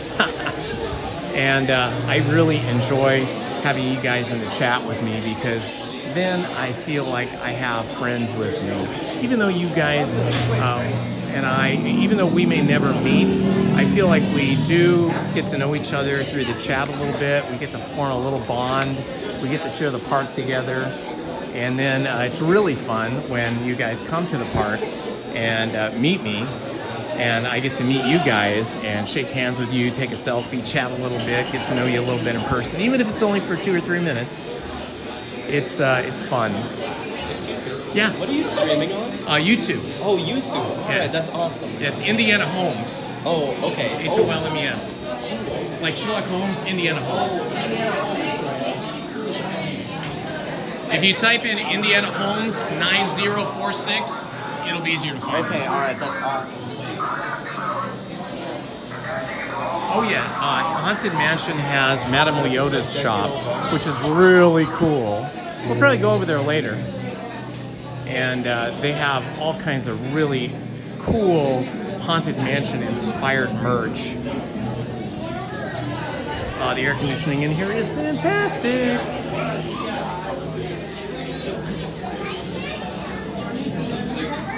Yeah, I don't always walk through Madame Leota's haunted shop there, because sometimes, you know, we're trying to beat the crowds to different attractions, but you know, it's fun to spend a few minutes in there looking at all the different stuff. So we'll see if we can do that later today.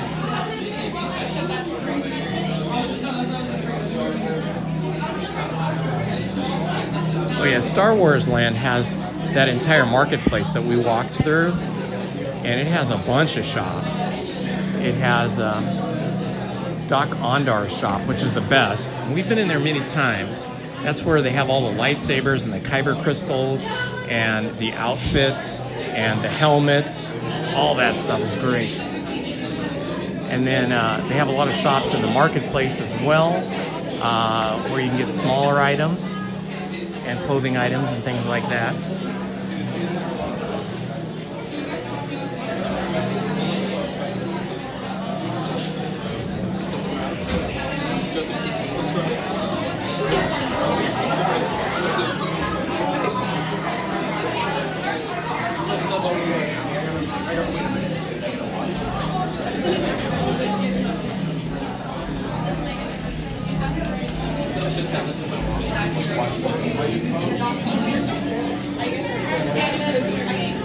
Alrighty.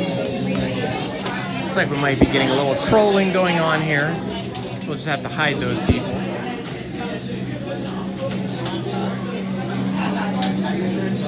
Hey man. Hey, we subscribed. Hey! Oh, thanks, man. Say hi to everybody. It was good. This is recorded, so like after today, you can go back and you can find yourselves. That's say hi to your awesome. friends or whatever. I want to show this to my mom. There you go.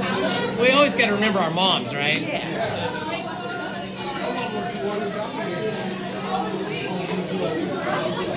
I don't know, Los Coyotes, but I don't think we're going to be hearing from that person again.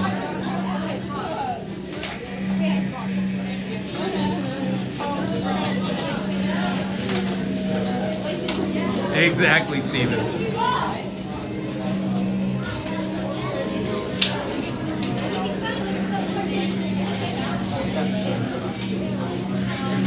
Well, you know, Michael Jackson, he loved anything that was sort of imaginative, magical, and, you know, he didn't really have much of a childhood because he had a really strict, really kind of hard-driving father that really made his family, the sons first with Michael, work their butts off for, you know, their art and for money, obviously. And so poor little Michael, you know, he started singing with his brothers when he was like 5, I think, and he really never had a childhood.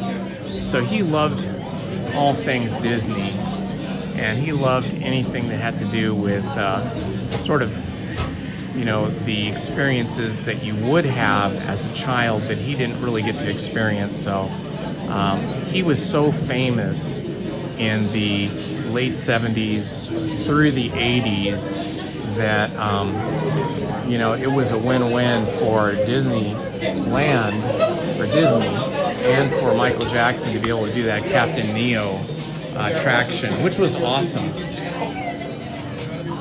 We're all subscribing.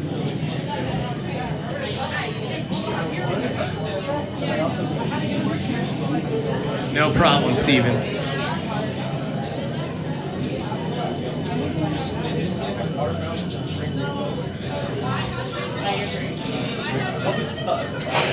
Good morning, David Gonzalez. How are you, my friend?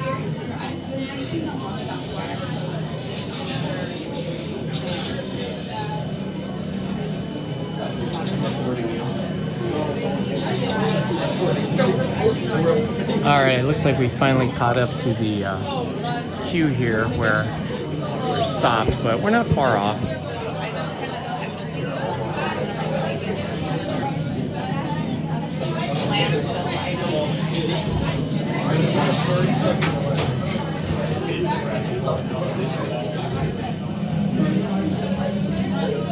Hello, Zeth Windwrecker.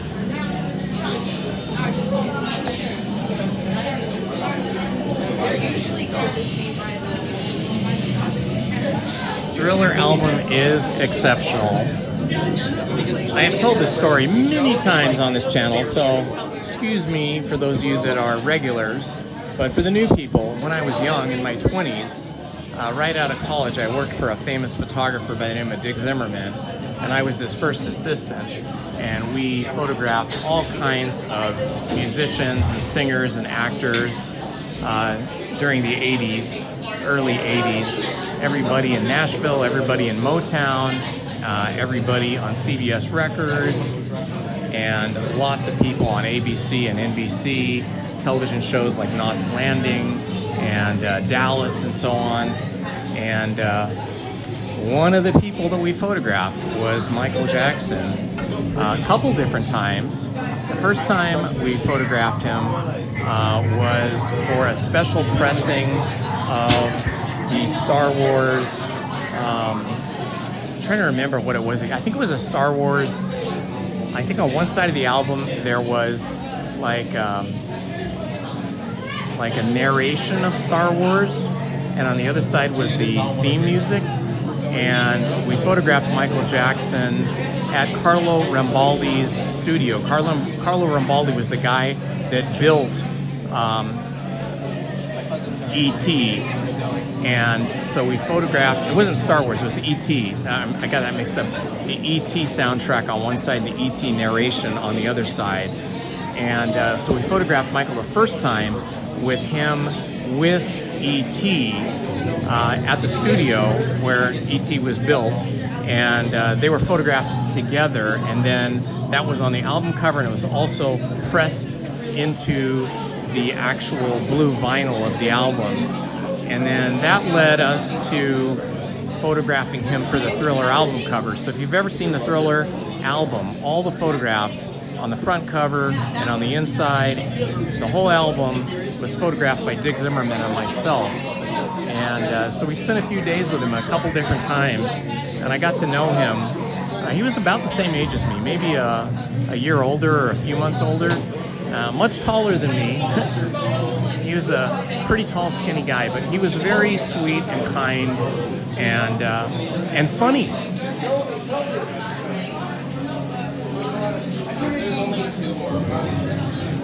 Oh yeah. There's a lot of celebrities that make surprise visits here, like Pedro Pascal, the Mandalorian, was here. It was either Thursday or Saturday. It was one of the days I didn't come, and he was here in Smugglers Run saying hi to people. If we get to the front of the...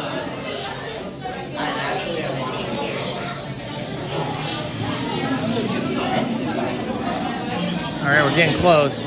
We're in the uniform supply room here.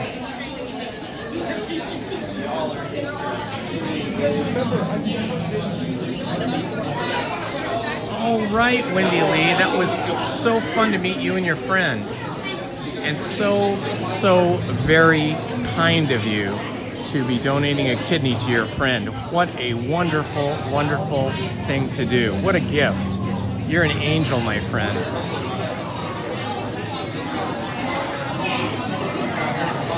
We are doing great. Thank you so much. Thank you, Wendy.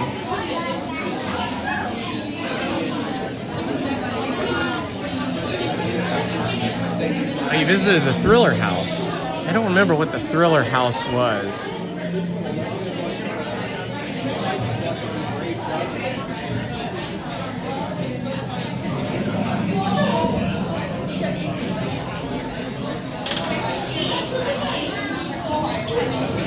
You know, David, I did look for that pirate ship the other day when I was walking by, when I was going over the bridge. That's right, you know, that goes between New Orleans Square and the Adventureland, and I could not find what you're talking about. So I don't know. I need more instruction. You're welcome, Edwin.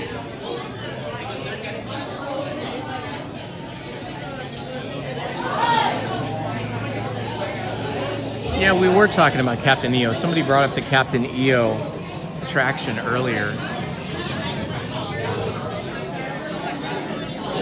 That was, I think it was Captain EO, and then I think Captain EO got replaced by Star Tours, if I'm remembering that correctly. I think that's in the same location. Yeah, I know, right above the Mint Julep bar. I will look, definitely. Maybe I was looking too far to the left and I need to look more to the right.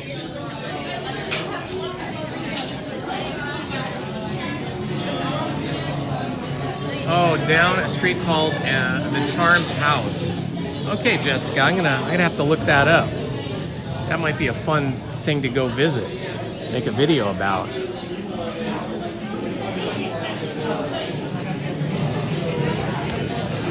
Yeah, when we were photographing Michael Jackson, we had a makeup and hairstylist that we used all the time. Her name was Karen, and she was fantastic because movie stars, TV stars, musicians would come in the morning early, like 8, 9 in the morning, completely blank, like they just got out of the shower, wet hair often, no makeup at all, and then Karen would style their hair and do their makeup. That process usually took anywhere from 2 to 4 hours, and then they would come on set and we would photograph them. And anyway, Michael liked the way Karen did his hair and especially his makeup so much that he ended up making her his personal private makeup and hairstylist after the Thriller album cover shoot that we did for the rest of his career.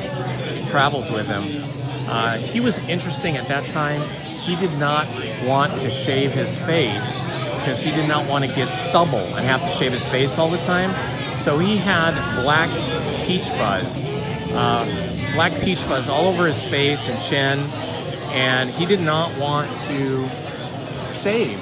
So Karen had to like put pretty heavy makeup on to cover that black peach fuzz he had all over his face and his upper lip and everything. And she did such an amazing job, you would never even notice that he had any black hair on his face at all. So after that album cover, he hired her and she became basically his personal hair and makeup artist for the rest of his career.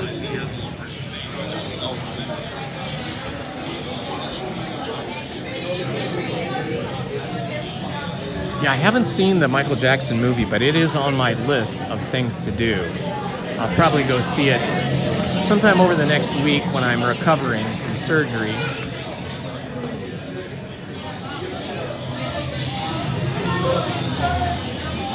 It's hard for me to go see things about Michael Jackson because I knew him, first of all, and second of all, you know, we got to see him in concert like in about the 10th or 15th row, I can't remember the exact row, but very close to the front, when they had Motown's 25-year anniversary concert, and all the big stars of Motown that were still alive performed, including the Jackson 5, and then separately Michael Jackson. He first came on with his brothers, and then later he came on by himself. And you know, seeing him in person, up close, that close to the stage, is just unforgettable. I mean, all of the performers. It was the Temptations, the Supremes, it was, you know, everybody that was from Motown. And once you see people like that in person, it's hard to see actors performing the same songs and dances, even if they're really good, because you've already experienced the real thing. So it'll be a challenge for me, but I did hear that his nephew did an exceptional job portraying him.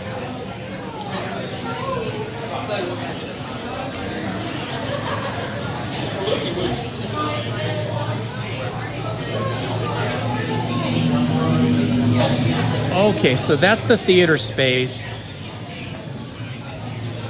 Okay, Steven, so this theater space that was Captain EO that you're describing, I think is the theater space that is like on the walkway in and out of, it's like sandwiched between the in and the out of Space Mountain. And it's a theater they haven't used in a lot of years, but I do remember that theater.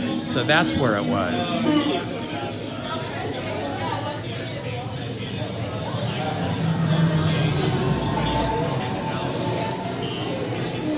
Oh, there you go. You guys are getting it right now.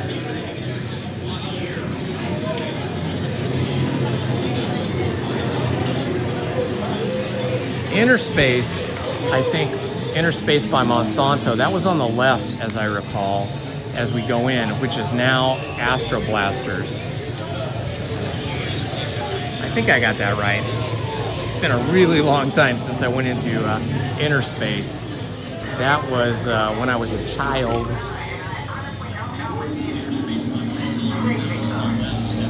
Yeah, I really feel like they should use that theater more often.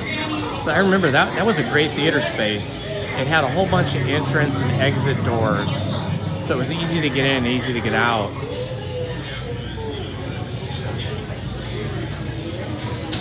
I love how Disneyland is always evolving. California Adventure too.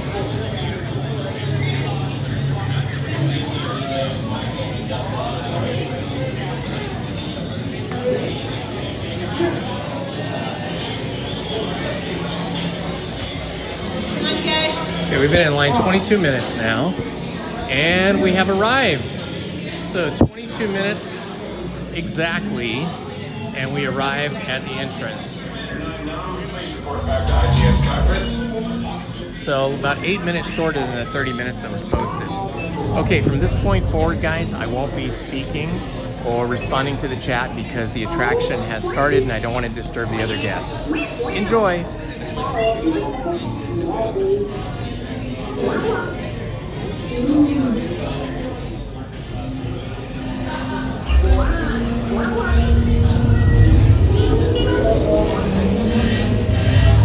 Incoming transmission from Ray.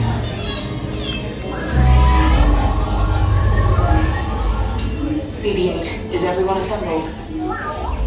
Good. Should email try prep? Recruits, thank you for joining the cause. A covert resistance team led by my friend Finn has infiltrated a first-order Star Destroyer that is now headed to this system. Your outpost on Batu is no longer safe. We have transports waiting to take you to General Organa's secret base on Pokhara. I'll regroup with you there. The Resistance desperately needs your help in our fight against Kylo Ren and the First Order. Remember, it is vital that you keep the location of the Pokhara base secret. Lieutenant Beck, one of our top commanders, will lead you. Affirmative. Transport is ready. 9-Num and I shall personally see them delivered. Thank you, Lieutenant. Welcome to the cause. May the Force be with us. Commander Poe Dameron and a squadron of X-Wings shall escort us to the rendezvous point on Pokhara. Roger, this is Black Leader. The screens are not working here. These screens are not working. Let's get you on your way to the General. Stand clear. Dead doors opening now. Hurry, all recruits to transport. No need for safety gear, it'll be a smooth ride. Ground crew, deck is in motion. Recruits halting to transport. Initiate pre-flight sequence on Deck 3 for Pokhara.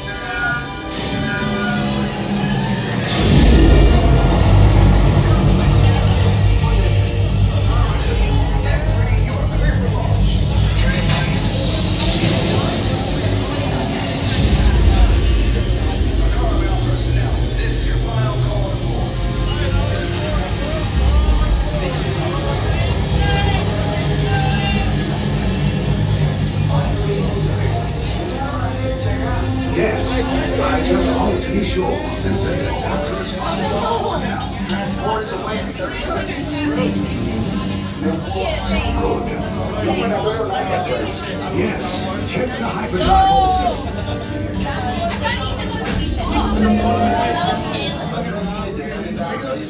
Good.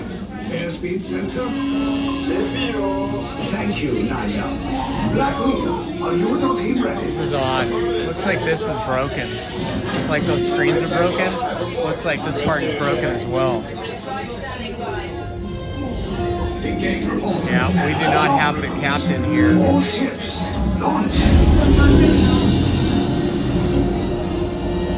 We'll have to just look at these screens. I am Lieutenant Beck. As you heard from Ray, I have been tasked with getting you to Pokhara. Red 2, Blue 5, keep tight now. Let's get ready to make that jump to light speed on my mark. I'm looking at Black Leader, we're picking up an unusual signal. Are you spotting anything? Yeah, I see it. We'll check it out. BB-8, what do you got?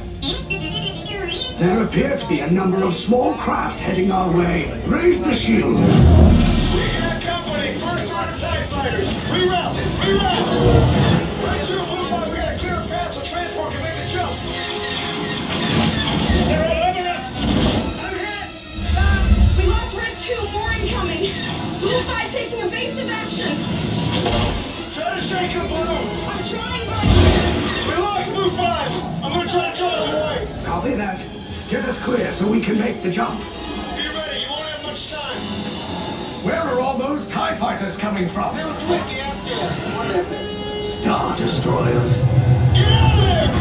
We can't. We're caught in a tractor beam. It's pulling us in. I'll get some friends and make us a fair fight. Don't worry, I'll come back for you. Stay strong. Cargo vessel TR-141, identify yourselves and prepare to be boarded. This is TR-141. We are a civilian vessel. By whose authority are we being detained? By the authority of the First Order, resistance scum. Now bring down your shields and prepare to be boarded. Little Twinkie out there. They'll want a location of our secret base. Tell them nothing. The future of the resistance is at stake. I have a bad feeling about this. Stand back from those doors. Ready out quickly, let's go. Get ready for interrogation. Okay, that was interesting. So we had a broken animatronic, but we were still able to enjoy the attraction because we had those screens.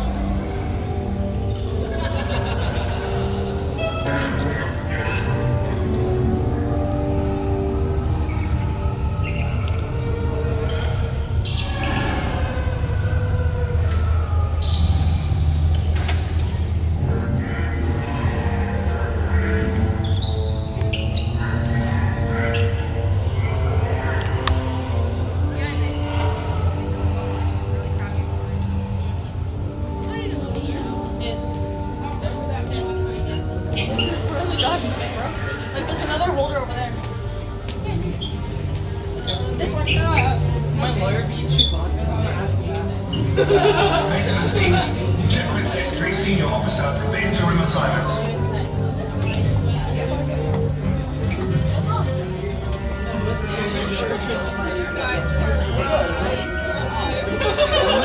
gonna sue them for offense.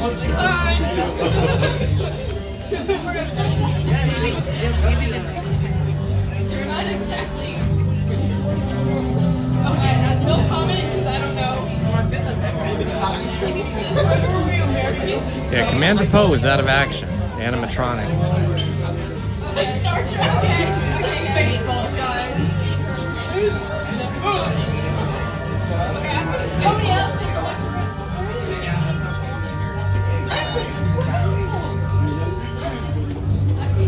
Yeah, that theater that is in Tomorrowland hasn't been used in a long time, and the Hyperion Theater, which is massive, it's a giant theater over in California Adventure, hasn't been used in ages either. I think it was like 3 years ago, maybe 2 or 3 years ago.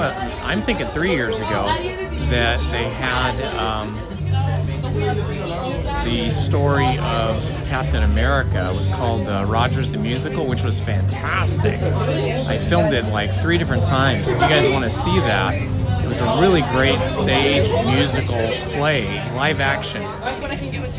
But the Hyperion Theater is like a Broadway theater, and they could do live action musicals or live action plays or any kind of thing in there, and they just don't. I hope they do again sometime soon.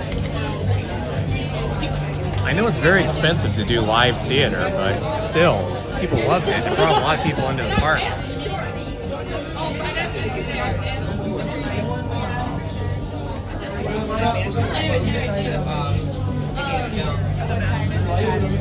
Long story short, that's that Is Monsanto Star Tours now?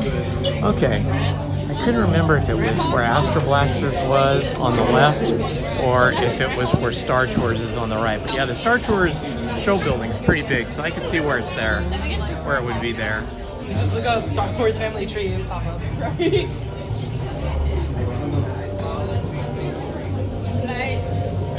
Bye, Chris. Have a good day, my friend. we will be heading in momentarily, and then I will not be speaking again. I thought you were talking about before school.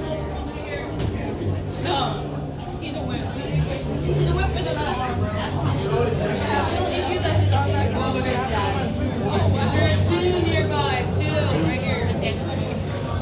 His real issue that you guys are Edge at Star Wars Rise of the Resistance, about to be taken prisoner by the Imperial Guards. How many here? One. How many? Two.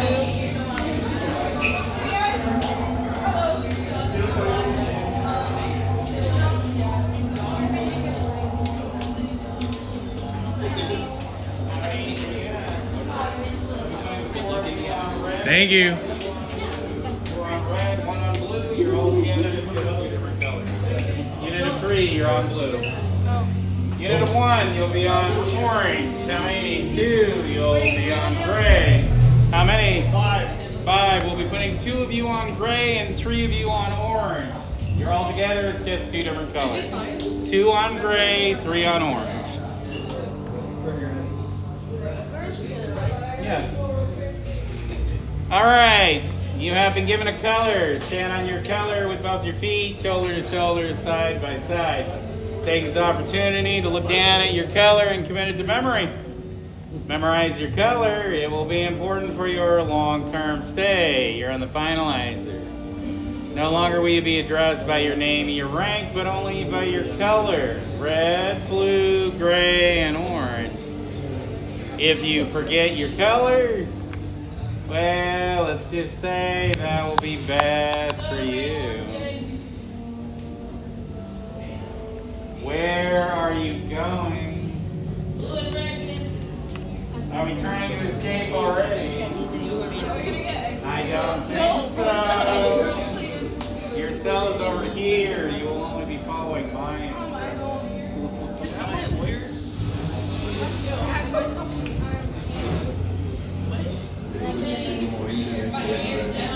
Your transmissions will never reach the resistance. What color are you standing on? All right, orange, gray. Step in and find your color on the cell board. Orange, gray.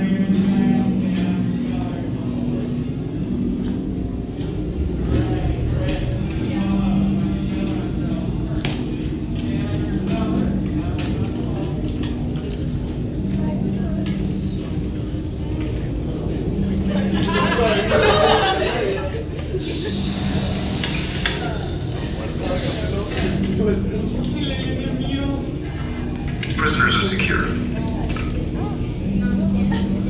Leave us. Yes, General. Enemies of the First Order. We will soon snuff out your meager resistance. You chose the wrong side, and now you will pay. The Resistance prisoners. You have what I want. You know the location of the secret base, and I will take it from you. We'll need it on the bridge. Keep the prisoners here. I will return to finish this personally.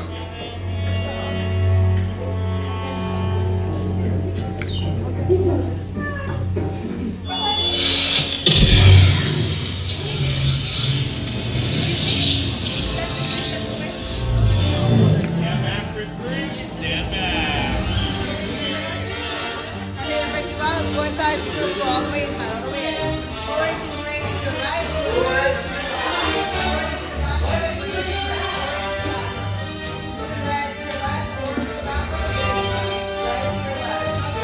Vic, we have the recruits. Wait, you're still here? Poe's coming back with an attack force. Get to the escape pods now. Lieutenant Beck, we need to find him a way. Recaudos para su seguridad, permanezcan sentados con su cinturón de seguridad bien ajustado. Mantengan las manos, brazos, pies y piernas dentro del transporte y supervisen a sus niños.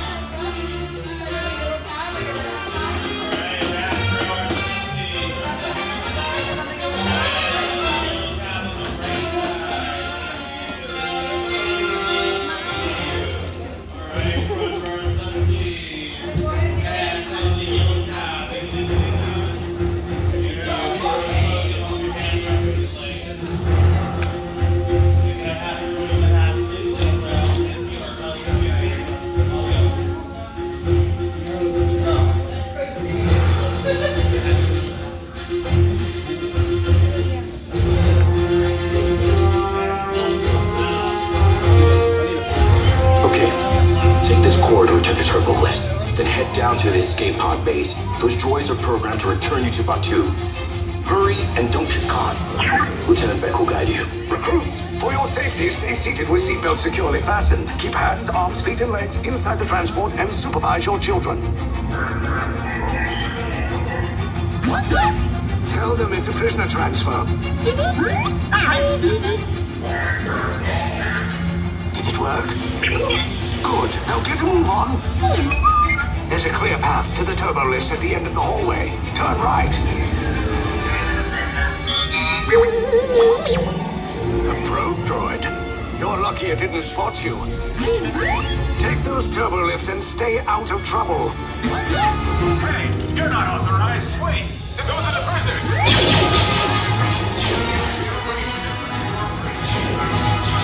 Your cover is blown. Find an alternate route. Who picked these two droids anyway?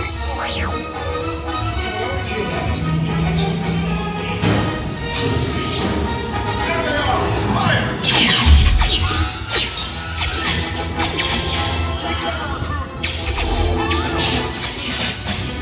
The escape pods just follow us. Take us down. Hurry! No, not up! I said down!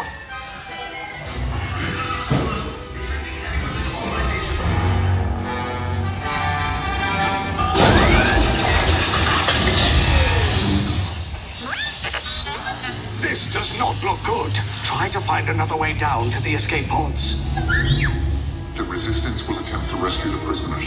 They have neither the resources nor the courage to engage us. You underestimate their conviction. Raise the shields! Shields? I see no evidence. Now! Sound the alarm! All personnel to their stations!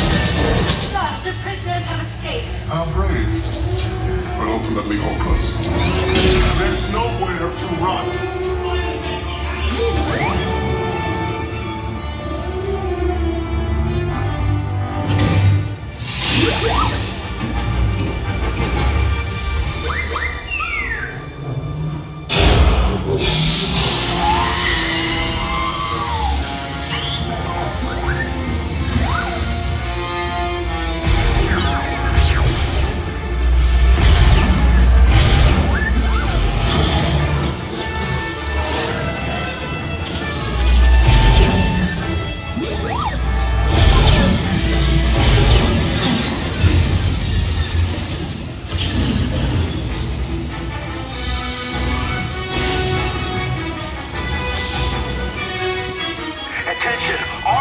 Personnel, abandon ship. I repeat, abandon ship.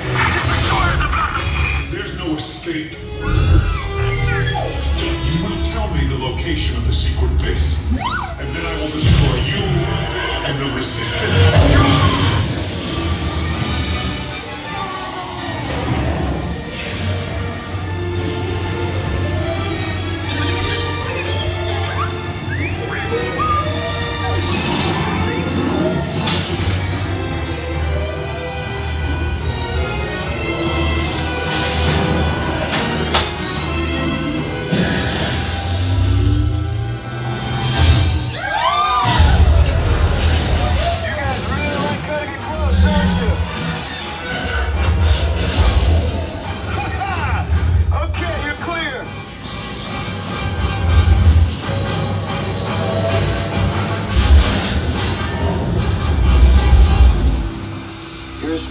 Came in a little off target. Ground crews will meet you outside the wreck. All right, nice job, recruits. Not what you signed on for, but hey, you're Resistance now. I think I have that authority. Right, Beck? Where's the lieutenant? I need eyes on Beck. I know, scan for his pocket. 4 escape pods down in Sector 4. Verification pending from key command personnel. Where's the lieutenant? I need eyes on Beck. Lieutenant Beck here. Beck! You're right. I should hope so. Great job, recruits. Thanks to your heroism, the location of the Resistance base is secure. Bravo! Yes, R5, you too.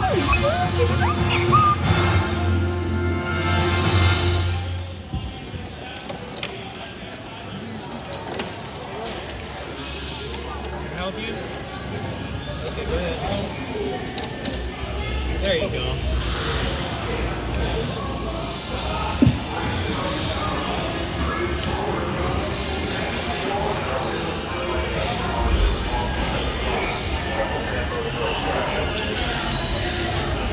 Ah, that was spectacular. What an awesome day we are having. If you're just joining us, this is Indiana Holmes. And we are at Disneyland, Galaxy's Edge. Hello, my friends. Indiana Holmes here. Thank you for joining me today. We have had a spectacular Wednesday here. Today, May 20th. We started off the day with, let's see, our first ride of the day was Jungle Cruise. Second ride was Indiana Jones and the Temple of the Forbidden Eye. Let's see, what was our third ride? Third ride was Big Thunder Mountain.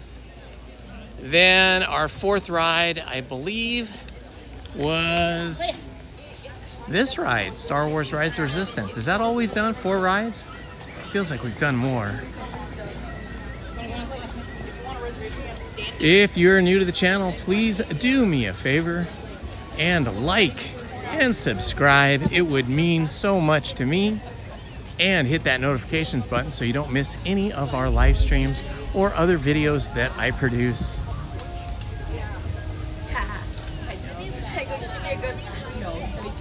All right, let's see if we see any characters out here today.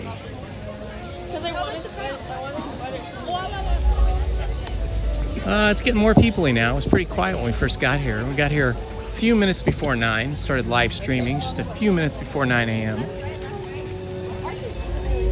This is the marketplace, sort of a grand bazaar shopping experience. Oh, we've got R2-D2 over here.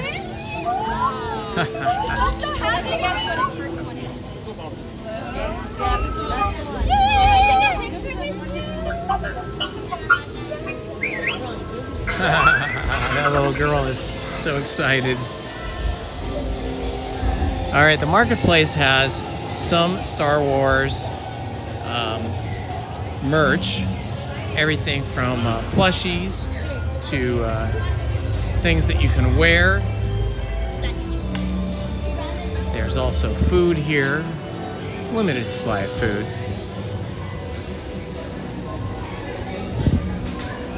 What are these things? Oh, they're little Galaxy's Edge. Let's see if I can make this more visible for you. They're like little Galaxy's Edge characters, and there's a coin and a limited edition. Is this a poster or like a comic or what? Comic book. Oh, it's a little comic book. Okay, cool. So these are cool. They're comic books for the different characters. And then you get the little character and you get a coin as well. These are pretty cool. Interesting. Is this Hondo? These are neat. Very cool. Some little miniature baby Grogu's. This cool little set. Sort of like checkers. It's something different. This is a lot of plushies over in this store here.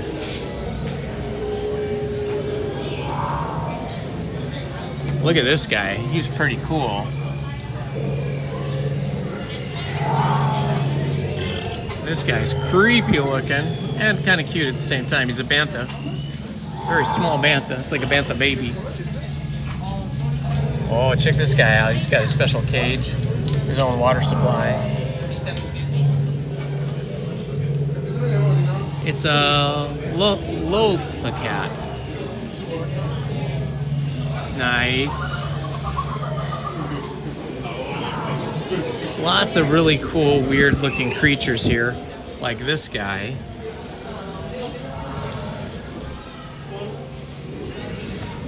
You go crazy here with all the toys. These are lightsaber creature pommels. Oh, I think you can screw these on the end of your lightsabers. So like last year on May 4th for Season of the Force, Lizzie and I went to, look at this guy. Oh, look at those teeth. Both cute and scary at the same time.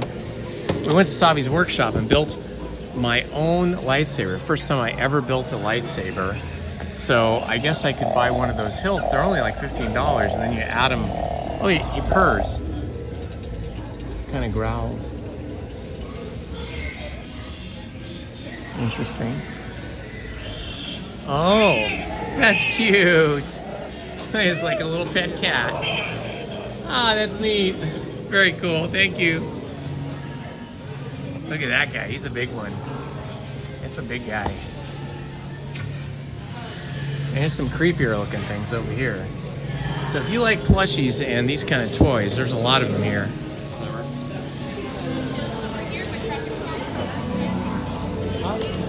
We have some speeder models here. These are kind of speeder models.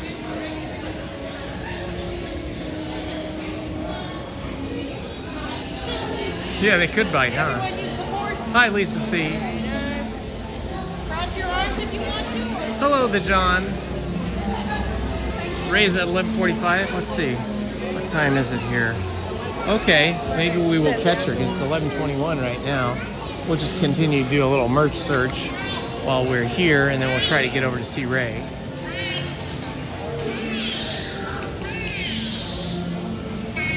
I like the Star Wars hat. That's pretty cool.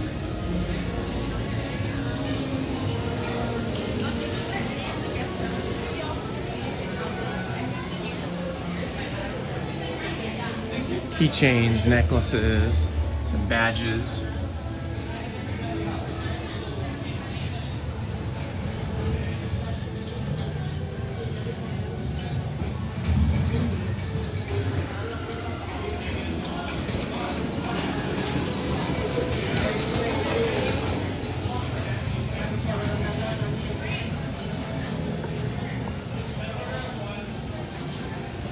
Different necklaces here.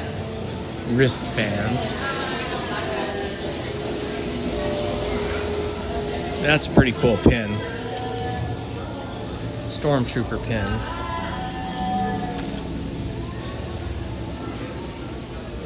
Oh, here you go. We got Mandalorian.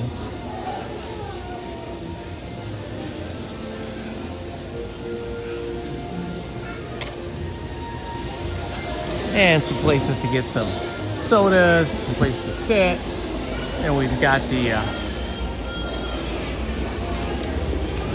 Toronto Roasters over here.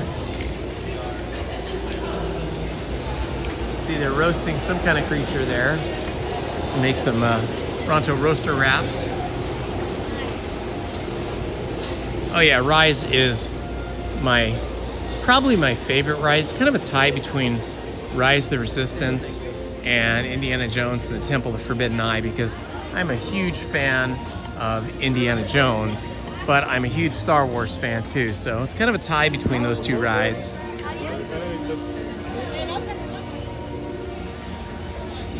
Ah, battery check. Thank you, Steven. Let's see how we're doing here. We're at 35%, so you are right, Steven. It is time for us to plug in.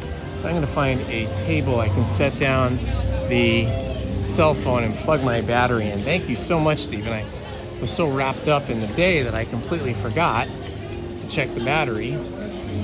So we're going to fix that right now.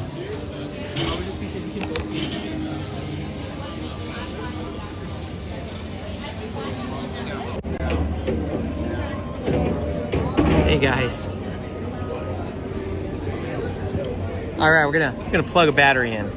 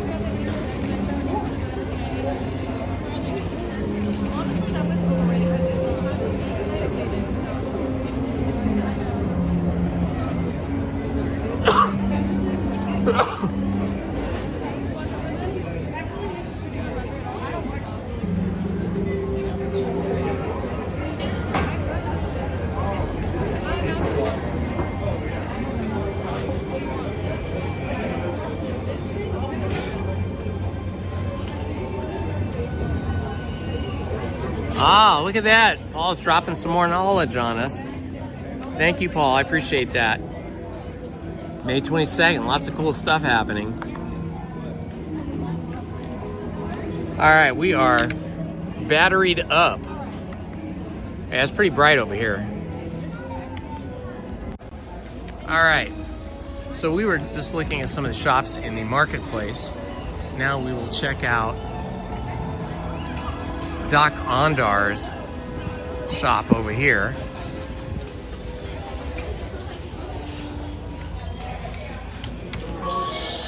This shop has every kind of cool thing. Mugs from Naboo.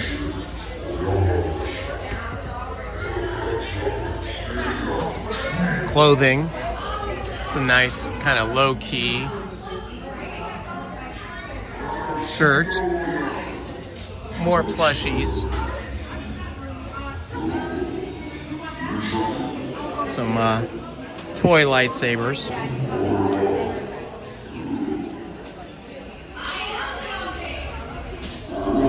And then the really cool stuff.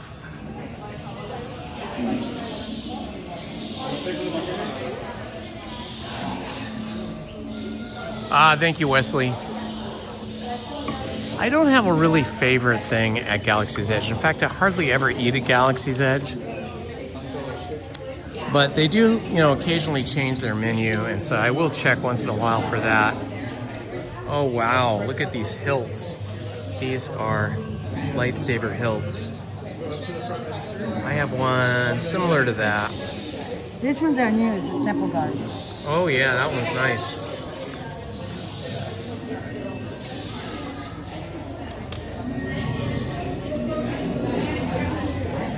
That's this one. Oh yeah, very cool. It comes in a single, but you could also buy two and turn it into a double. I see. Very nice. Awesome.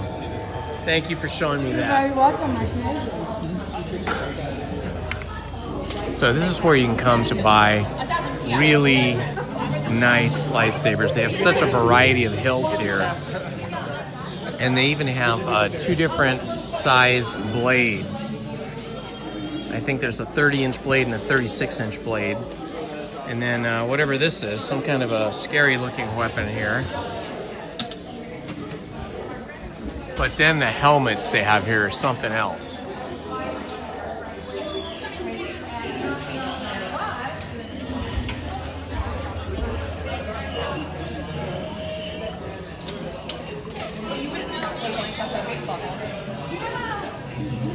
They have a lot of cool clothing, so you can look just like either an Imperial guard or a stormtrooper or a resistance fighter. There's a Mandalorian's helmet.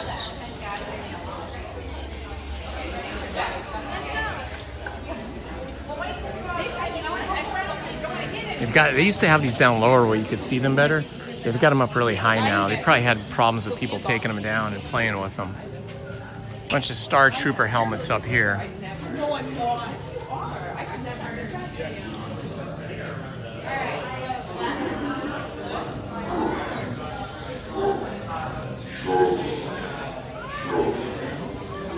I love this print. This is so cool.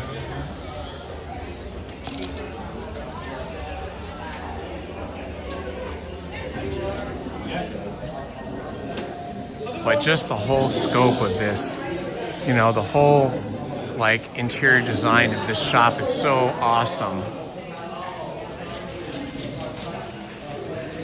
We could probably do Smugglers Run, yeah.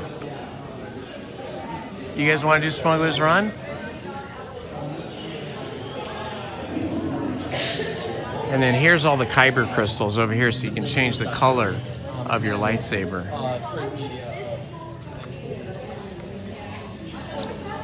So that's Doc Ondar's shop. Oh, this is a cool Yoda.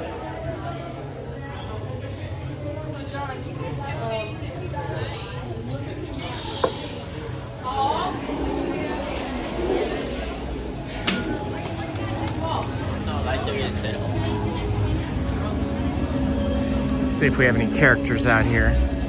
Oh, it looks like Chewie's here. Chewbacca. It's down there.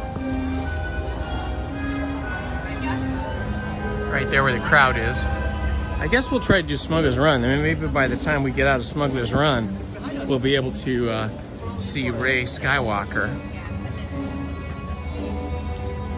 Maybe we'll run into Darth Vader again like we did yesterday. That was awesome.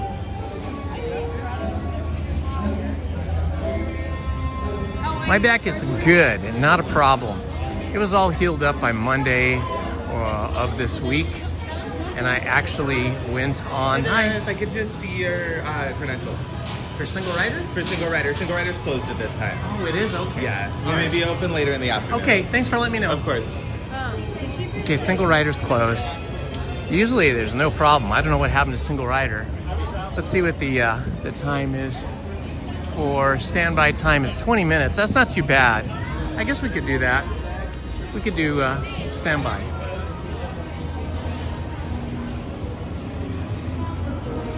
Unusual for a single rider to be closed. I wonder why they did that. Maybe because standby line is so empty, they didn't want anybody to go on it. That's the first time I've ever been stopped and asked for credentials for standby.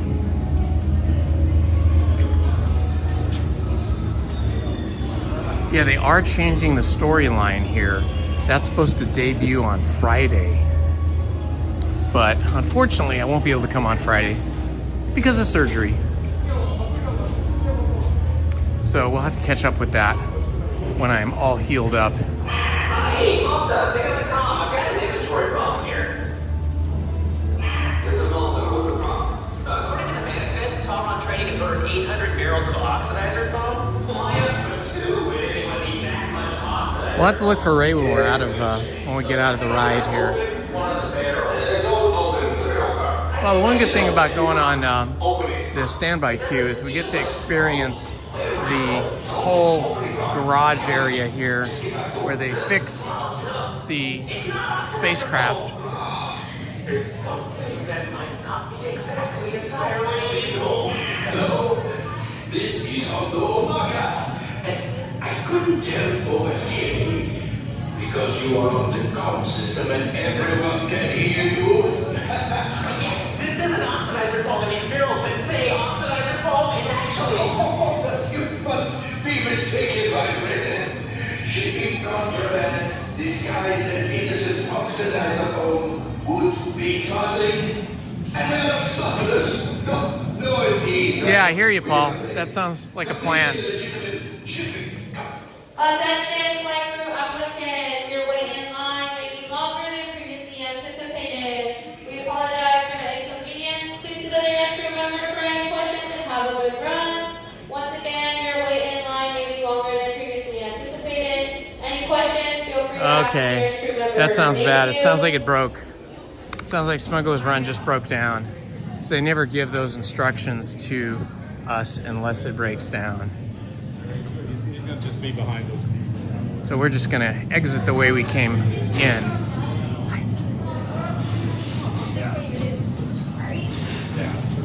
Yeah, it was saying that it was going to be 20 minutes, but now after that announcement, it's probably going to be a lot longer. So we'll just go out the way we came in. There's an exit here, but that's probably an emergency exit. Yeah, I'm guessing. Doesn't say. Systems check. Pneumatic actuators full.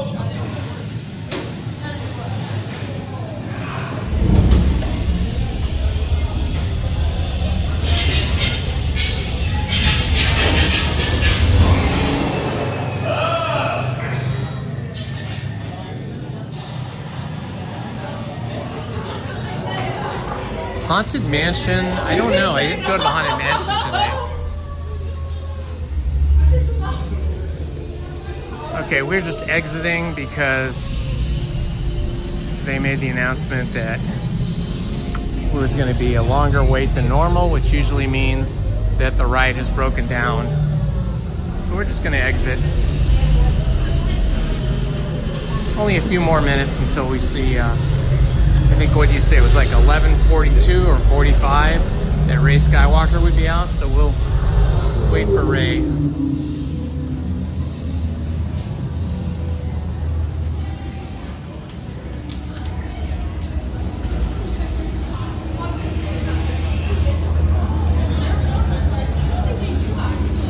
Absolutely, it's such a beautiful day in our happy place.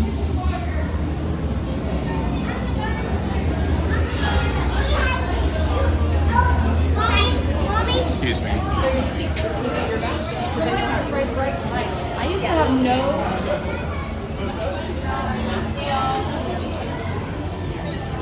This one. What is All right, well, we can see the backside of Chewbacca over here.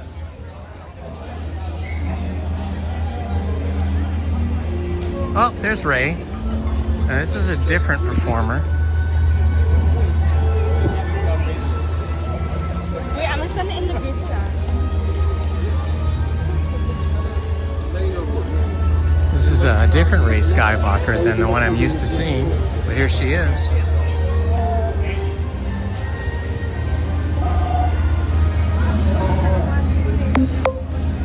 Hello, Rey. How are you? Hello, how are you? Excellent. How's the recruitment going? You recruiting any new rebels for the Resistance? Every day. Every day. Are you interested in joining? Say that again? Are you interested in joining? Oh, Are you absolutely. passionate about the survival Absolutely. Of the galaxy? We must defeat the Imperial. Are you an engineer? I can be an engineer. Absolutely. Okay, you can be an engineer, but what are you right now? I am just sort of an explorer, exploring the galaxy. A wanderer. Okay, we'll find your purpose. Don't worry. Absolutely. It's never too late to find the right path. Huh? Ah. Now, what about you?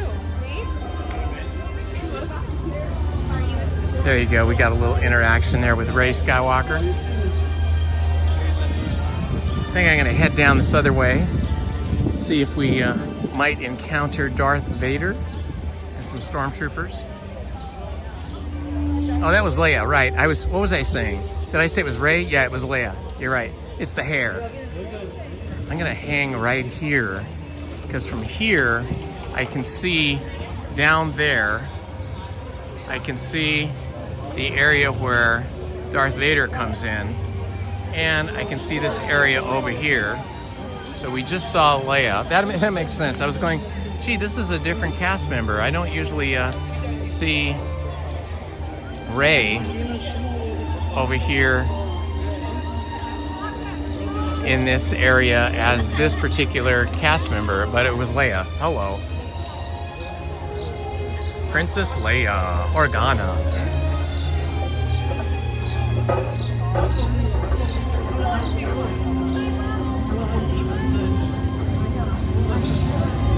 I'm so used to seeing Rey here.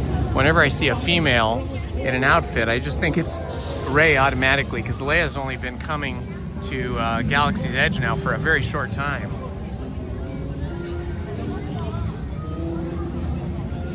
I don't know when I'm gonna eat lunch, or if I'm gonna eat lunch.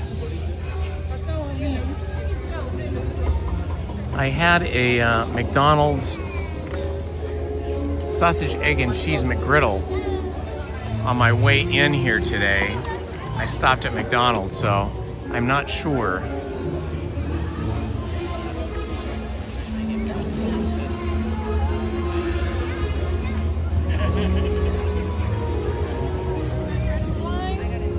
Everybody's hanging out over here in the shade.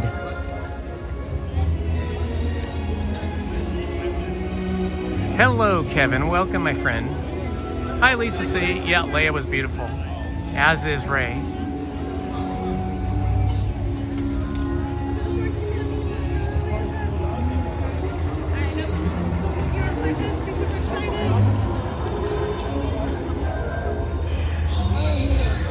It's interesting that they have this area roped off over here. looks like they've roped this off for extra queue. Yeah, these are queue lanes. So I guess they're expecting a very, very large crowd because of the new show that they're going to put in Smugglers Run, right? No, Smugglers Run. But that doesn't start till Friday, but it looks like they're getting ready for it. So they've got a giant queue going here. So that would be overflow queue, because you come in over here and then you go all the way through here, and then normally you would turn where this rock is and then go up and in, but now they've got this would be an extended queue.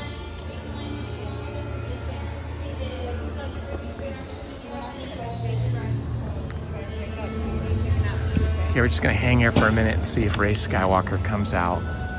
Daddy, lay you down. So usually what happens is the cast members come from here and then they walk across, they draw a crowd, and then they end up over there behind those fences. So we would see Princess Leia come out and and Rey come out. Rey replace her. I'll put it on you. Okay. Hello, Dr. Lorca Red Ranger Chili. Yes, the force is strong here.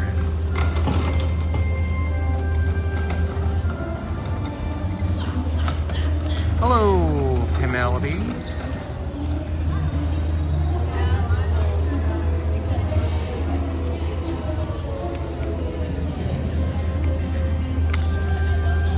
Okay, so here's Princess Leia. Yeah, she's getting ready to exit. They're gonna have her come out, and then she'll probably be replaced by Rey Skywalker. So they get some cast members over here to escort her out. You can see she's walking away. She's opening the gate.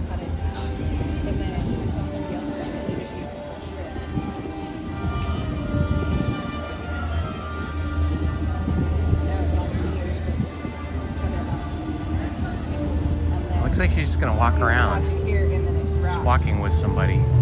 Probably to do a selfie picture. Okay, now here comes Chewbacca. So the two of them are gonna exit. And then I think we're gonna have Rey Skywalker and possibly, well, let's see, who would Rey Skywalker be with?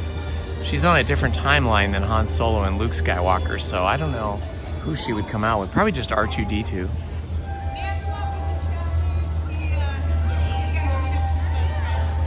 Chewie.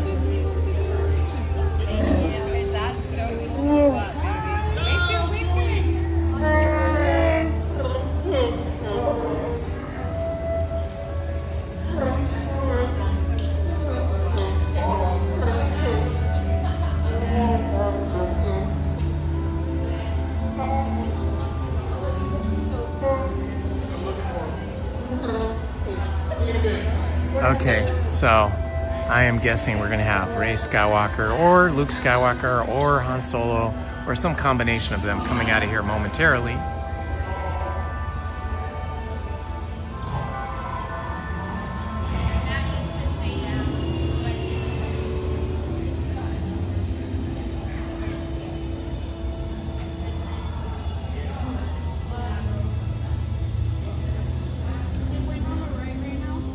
All right, we're just gonna chill here and wait and see who comes out next.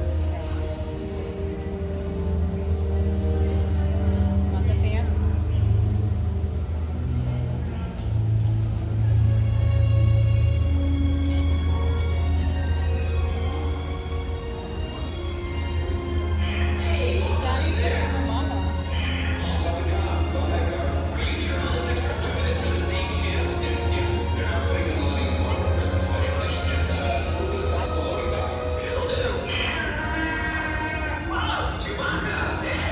Okay, we're getting audio. We're getting audio of one of the characters talking to Chewbacca. To your ship. I mean, nothing. I mean, you know, well, obviously they're doing something, so that's, you know, they're fixing it. Well, I can't. I mean, it's not.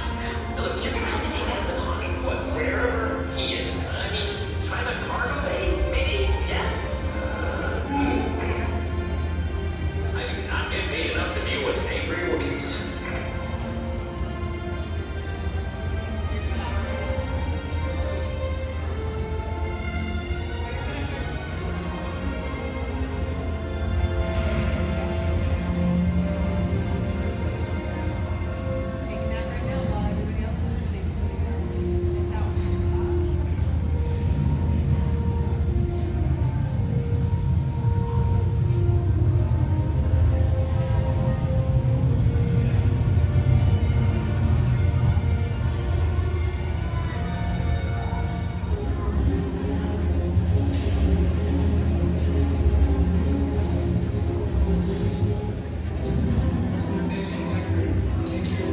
Okay, all is quiet. Well, who do we have out here now? Is that Rey? Or is that still, no, that's still Leia. That's still Princess Leia, so she's still out here. But Chewbacca's gone.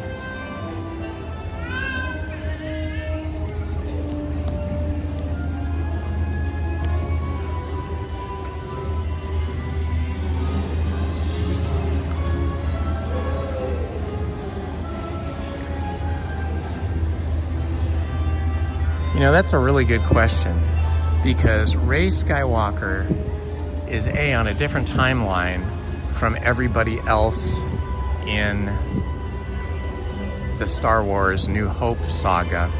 And from what I understand, she might not even be related to Luke. Like maybe a distant cousin or something. I don't know. I think they just did that and gave her the Skywalker name to connect to the original movie.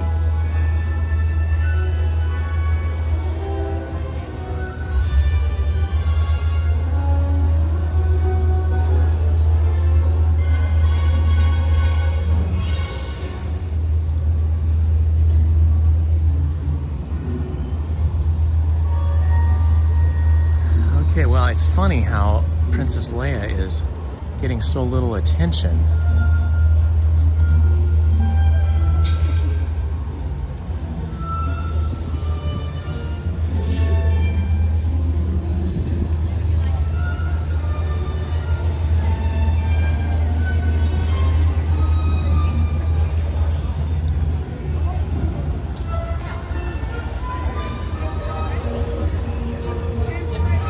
Princess Leia, where is your boyfriend Han?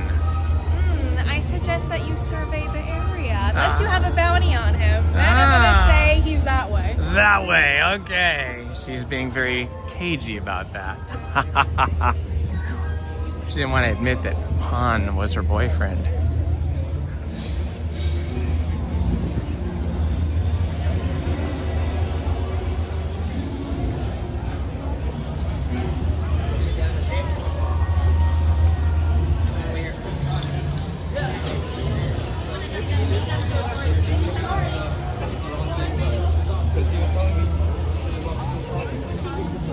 Ooh, there is a big line over here at... Big line here at the one place you can get adult beverages here in Galaxy's Edge.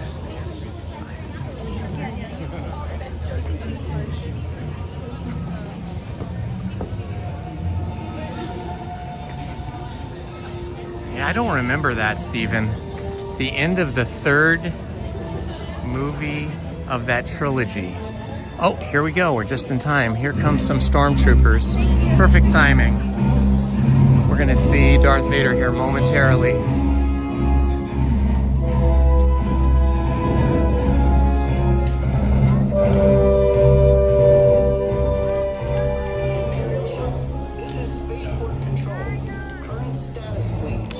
Unchanged. Reroute them. Thank you, Judy. You guys take care too, okay? Anything from patrol units? Nope. Recon? Negative. What about travelers? Oh, yeah. We love our data pads. Can we have an image scan? So helpful. This outpost isn't that big. How do you dodge Lord Vader? Maybe you have help. Lord Vader will demand your attention. You will maintain order. The spaceport crew will direct you. Understood? It's time.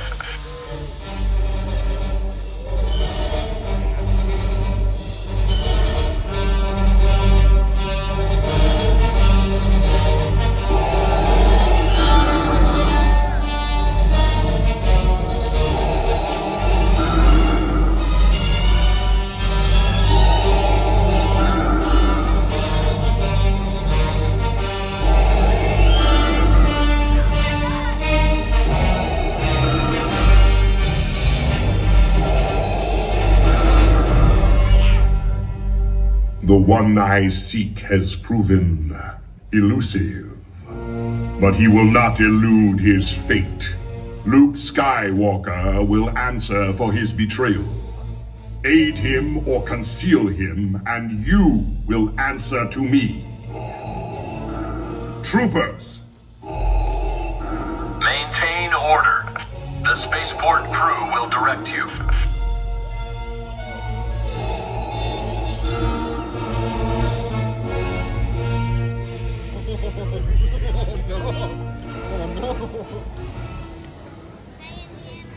Hi, how are you?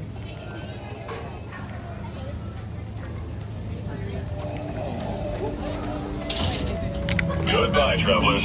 Are you hiring? I'll work. Understood. What's this now? Big decision. Normally it's made for you. All right, we're gonna go over here. Let's see. Is it over here? No, I guess it's over there.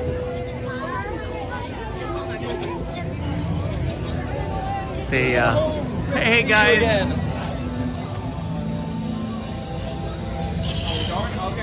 So Darth is gonna go over here with the stormtroopers and probably start interrogating people.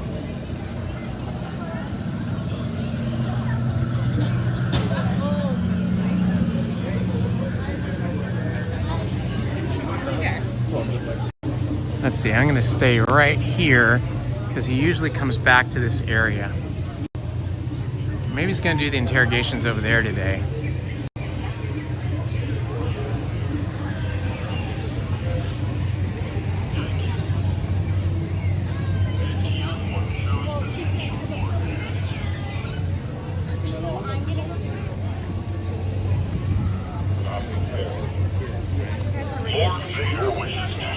You don't want to go get a picture with him?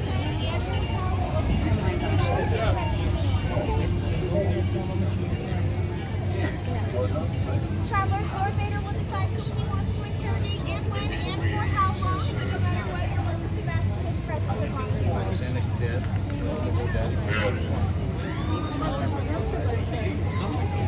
He might pick you.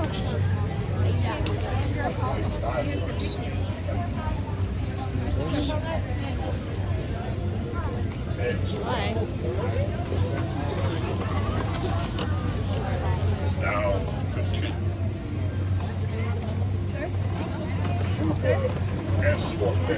All right then, carry on. Carry on.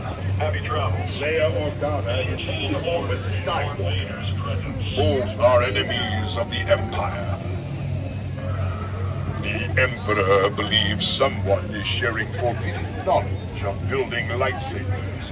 If you find information, bring it to me.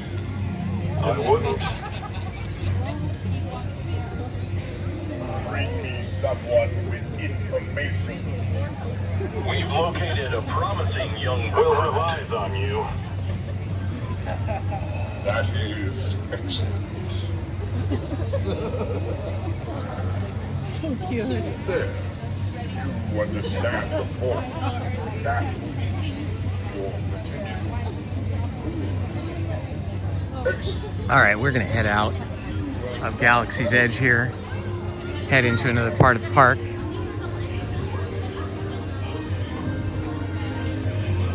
That was super fun though.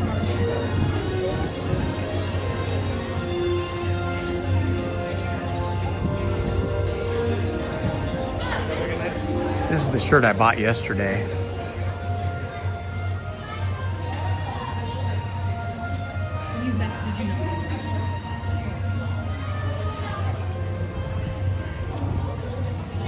Pretty cool shirt, huh?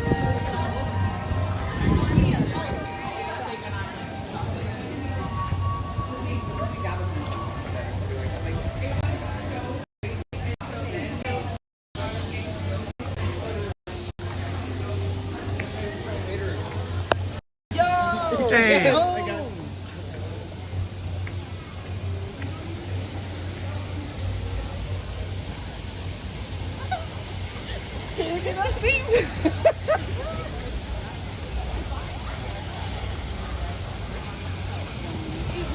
All right, we're just gonna walk over this way. We've been on Big Thunder Mountain today. We have been on Jungle Cruise and Indiana Jones, the Temple of the Forbidden Eye. So if you missed any of those, please feel free to rewind. If you only just got here recently, we also went on Rise of the Resistance. We almost went on Smugglers Run, and then it seemed to have broken down because they made an announcement that it was going to take longer than normal, and it was like a really short line, so I think it just broke down.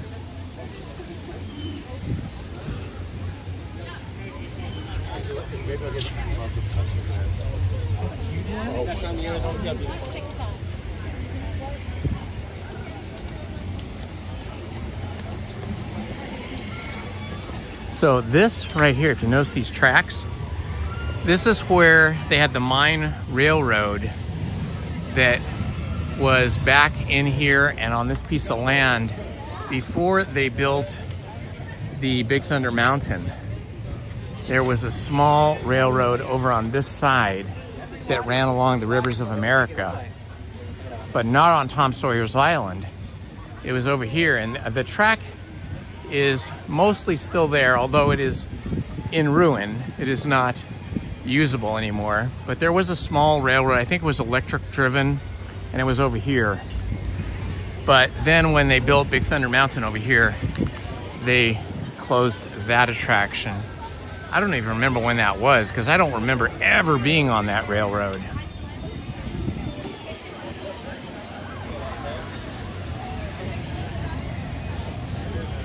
Yes, Nick, we all knew that. I'm glad you just found out. Try not to tell people though, so the people that have not seen Star Wars A New Hope from 1977 won't have any spoilers. But yeah, we knew.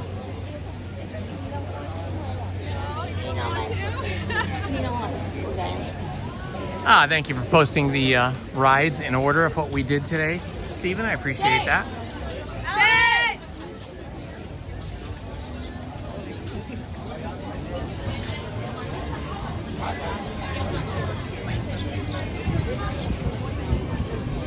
I think we're gonna head over to Fantasyland right now.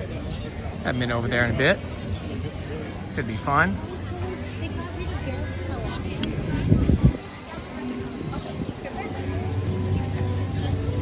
All right, it's getting kind of sunny over here. I'm gonna put my sunglasses on, which will make it difficult for me to read the chat. So if I don't reply or respond to you right away, understand that I probably can't see the chat with my sunglasses on and while I'm walking.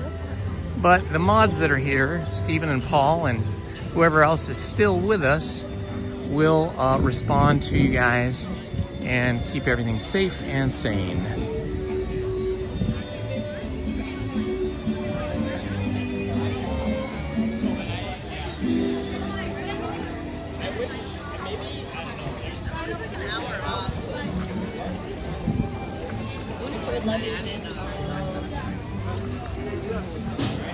Pioneer Mercantile Shop. They have some good clothes and some good hats in there. Let's see what they got. I'm a sucker for hats. Now, these are new. They're completely mesh, which is good for summer. I like the darker color. It's a little bit floppy though. I'm enjoying the hat I have right now though, which I bought in this shop over there about 2 weeks ago. All right, I'm gonna stop for a quick bathroom break. So I'm gonna put you guys down for a moment while I go to the bathroom, and I am going to leave you guys with an "I'll be right back" screen. So hang on. So it'll just take me 2 or 3 minutes once I turn off the microphone.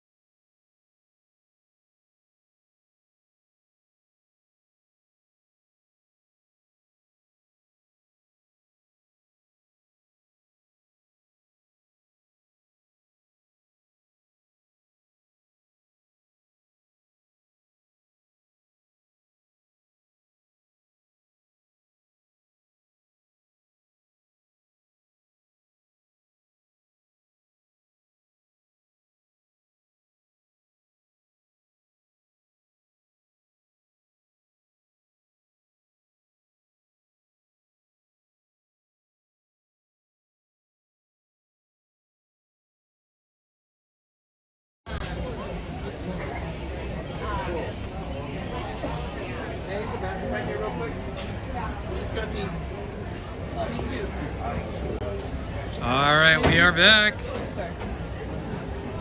All right, heading over to the other side of the park.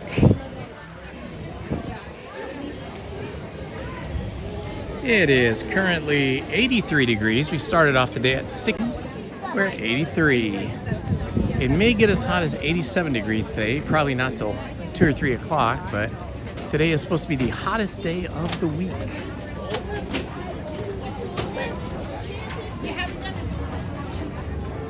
Oh yeah, a lot more people-y now. It always gets busier after 12 noon. And we have always seen a bigger crowd come in after 11 because of the rule that you can't park hop until 11 o'clock. But the park hopper rule is going away later this month, or maybe it's not till June 9th, but I think it's like June 9th. But pretty soon we won't have to wait till 11 o'clock to park hop. We'll be able to make reservations for either park and then just park hop. I wonder if it means though that we're gonna have to check in at the park that we have the reservation for, or if we'll just be able to go straight into the park that we want to go into. Because I know with the current system, if I have a reservation at California Adventure and I get here after 11, I can just come directly into Disneyland and not have to wait. So it'll be interesting to see how they deploy this new rule change, essentially removing the other rule. You know what? I think I'll go up to Fantasyland. I think we spent enough time in sci-fi futuristic space-time. There's a little breeze here that feels really good. Amazing.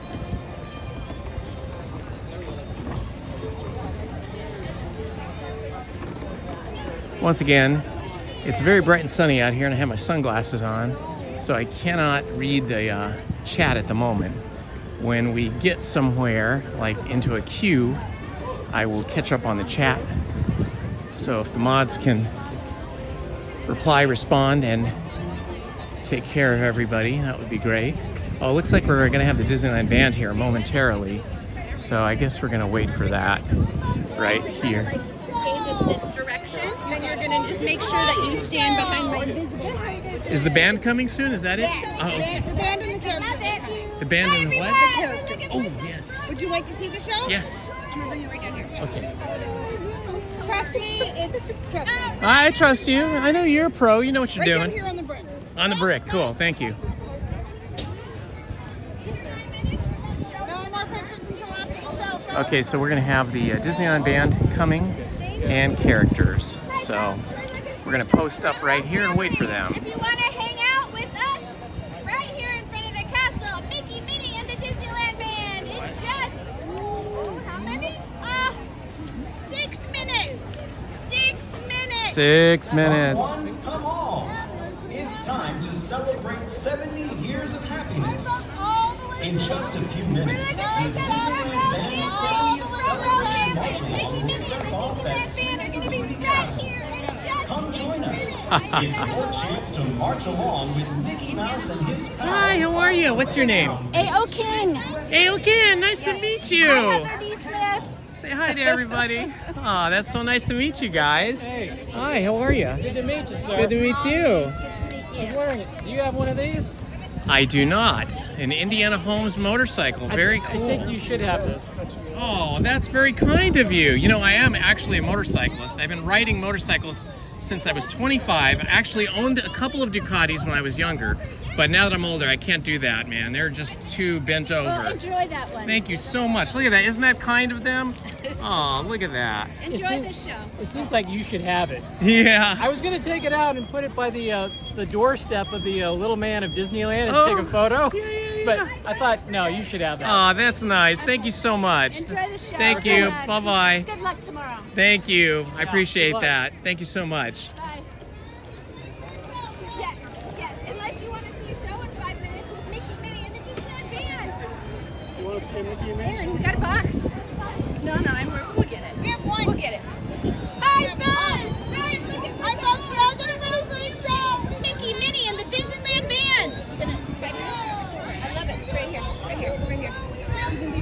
All right, Disneyland Band, Mickey and Minnie, the Disneyland Band are all coming right now. Hi, folks. We're looking for some front row families. You guys want to watch the show? Mickey, Minnie, and the Disneyland Band. Just castle right here.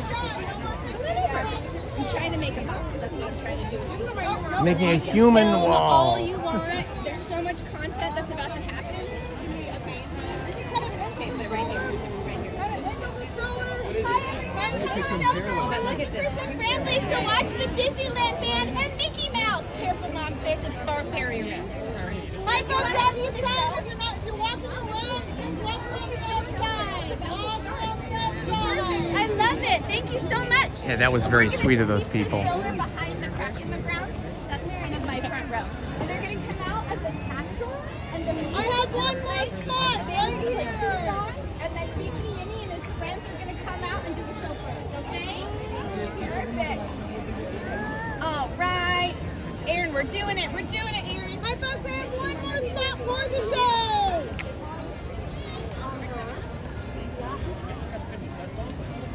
Would you like some help? Okay. Who wants to take Erin up on her offer? Come on! Front row right here. Standing, I should say. We have front row. You want her show.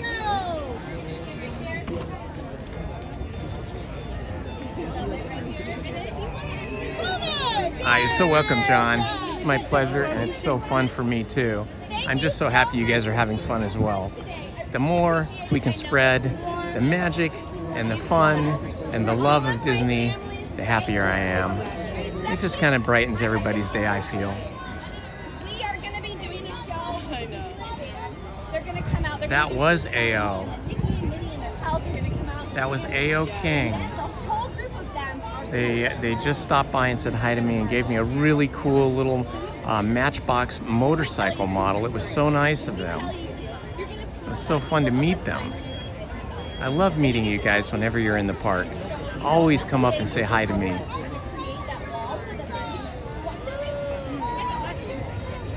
right, thank you all for being here. We'll start in just a few. All right, my friends, over here. Thank you so much for joining us. The show is going to start any moment now. In 2 minutes, not any. You have an important job for me. So this is interesting. Usually they line us up along the compass right here. That's a compass on the ground, north, south, east, west, and we're usually lined up around the half semicircle on this lower part, but today they're changing it up and they have us lined up in sort of a box. So this is interesting. This is going to be a slightly different show, I think, than what they normally do. That's right, Erin was very, very good to me. She said, trust me, come, I'm gonna give you the best seat in the house, or standing spot. And she put me dead center right here at the end of this box.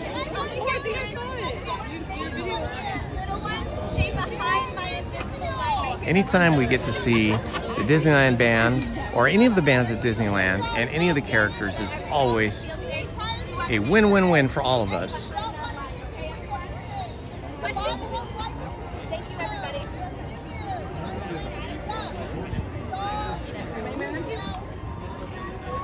So once again, a special thanks to A.O. King, the couple A.O. King, who stopped by to say hi to me, gave me a really cool little Matchbox model. That was really nice. I wonder if Mr. A.O. King is a lifelong motorcyclist as well, because I noticed he had like a vest on. He had like a little jacket vest with some motorcycle logos on it. I think it was maybe an Alpenstar logo. Just know that they might get like, hi, how are you? And then go that way. Okay. How are we doing over here? Did she talk to you? Yes. Well, then, never mind. Sounds like they might come through here and then head over to Frontierland and then maybe perform a set in front of the Golden Horseshoe, because that's what they usually do. They usually march out from wherever they're stationed, sometimes different places, and then they perform in front either here or over Frontierland. Lately, they've performed in both places, but you just never know what they're going to do.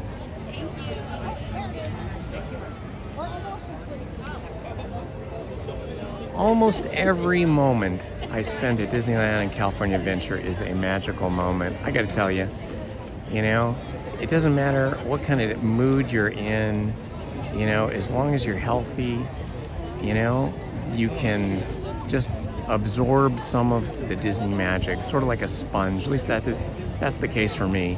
Even when I wasn't feeling well yesterday because I had a bad tummy and a very poor sleep on Monday night, even yesterday I was just lifted and felt better once I was here.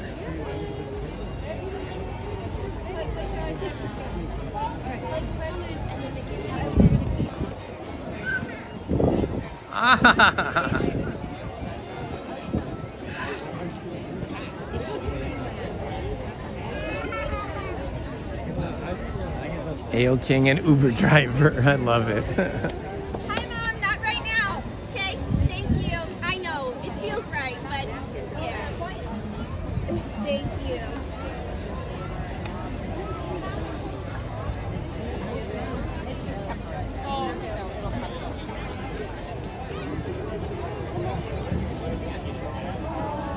Okay, I saw the band walk by the entrance there. I think they're just getting formation. Here they come.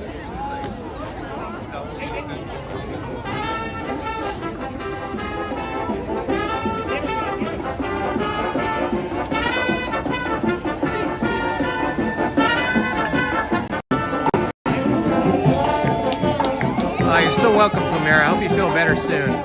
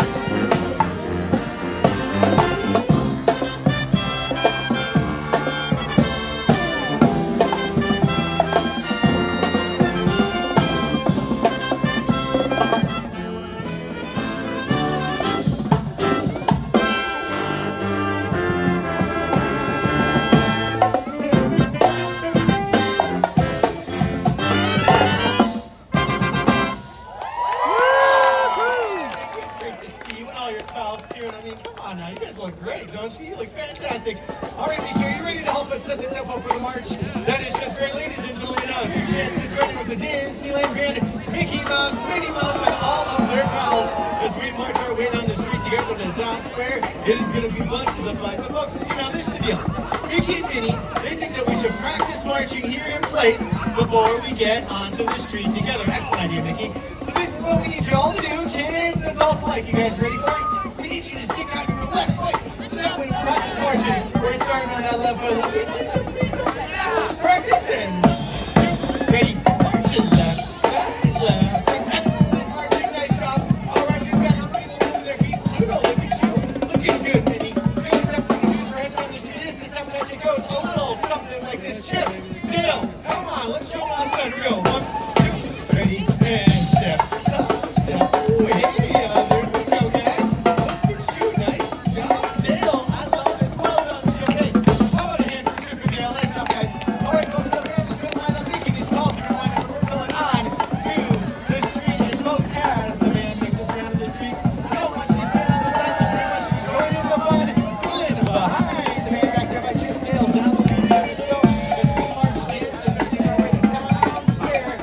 And with that, Minnie, I think it's time for you.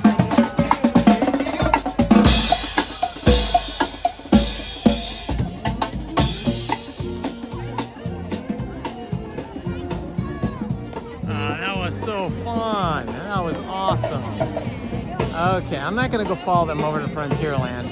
I think I need to hydrate for a little while here. And standing that long in one place kind of tires out your quads a little. So I think I need to get myself a soda here, hydrate a little bit, maybe sit down while I drink my soda. And then after that, maybe do the Casey Jr. Circus train. Eliana, come on. Yeah, the 70th anniversary outfits are really nice. I like the colors set. Yeah, I know. I shouldn't really drink soda, huh? That's a good point, Steven. So, see if I get a bottle of water or something. Yeah, I didn't drink any soda yesterday. I just drank water all day.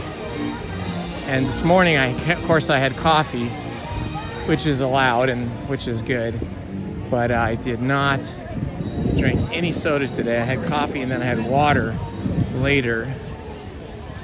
There's no line. Okay, hop out, and go wait with Bob. I'll meet you over there. Only parked it.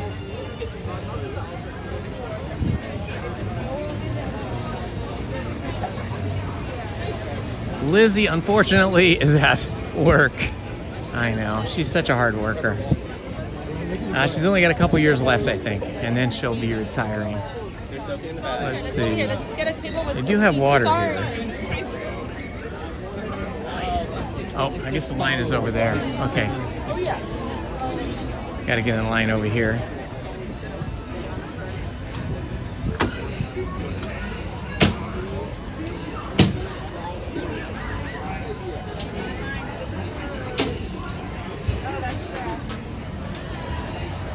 Uh-oh, you can't hear me.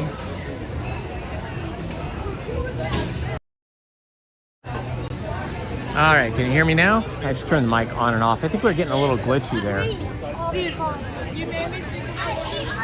The band's going to Town Square, okay.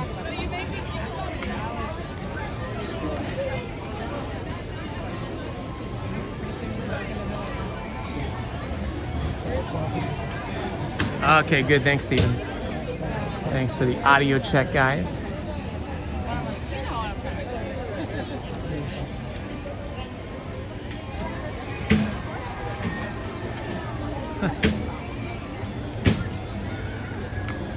Yeah, I probably drink too much soda anyway.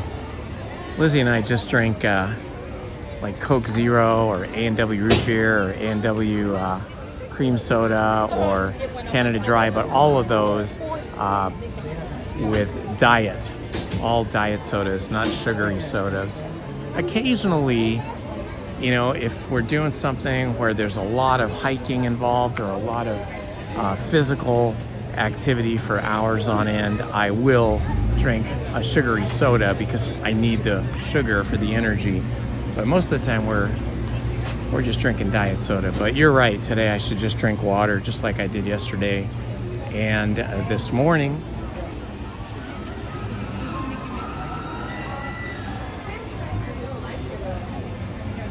Your internet's getting glitchy. Coke Zero is really good. I'm amazed, like when Coke Zero first came out in its first iteration like years ago, or it was called Diet Coke when it first came out, it was just a response to Diet Pepsi, which was taking a huge market share away from it. And so all Coca-Cola did is they rebranded Tab, which was a diet soda they owned, and they just called it Diet Coke, and it really did not taste like Coke. So for the longest time, I drank Diet Pepsi because it tasted so much better than Diet Coke. But then they came out with Coke Zero and it was much better, closer to Coke. And now they have tweaked that recipe a couple of more times. And with its current iteration, I think Coke Zero really tastes so close to the regular Coca-Cola that most people probably wouldn't be able to tell the difference.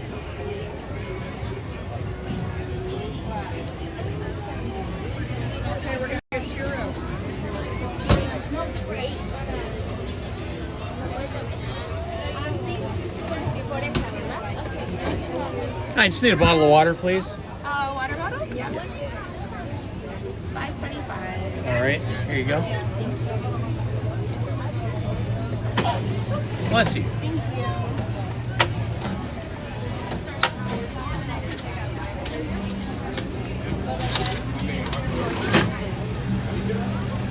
Thank you. No worries. Thank you so much. I gotta put this down for a second.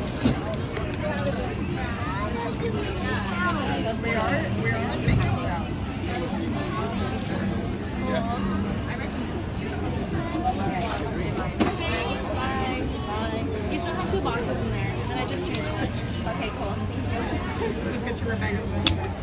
Thank you. Let's see. It would be nice to sit out here, but if there's nothing here, there is that ice cold room inside. Oh, somebody's leaving right now. I think I can probably grab that table. I think I'll do that.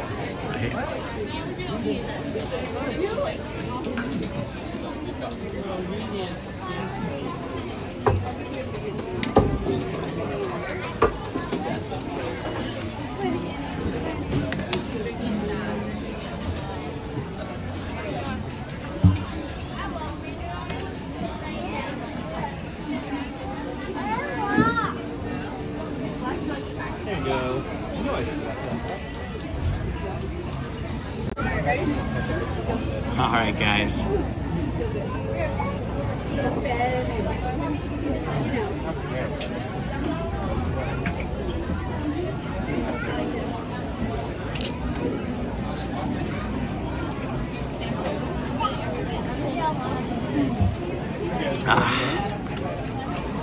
Whew. It's getting a little bit warm here now. It's 84 degrees. I think we're gonna probably top out at about 87. All right. Well, you know, I don't feel hungry for lunch. What are you guys having for lunch? Because I think I'm gonna skip lunch today. I think I'll probably eat when I get home.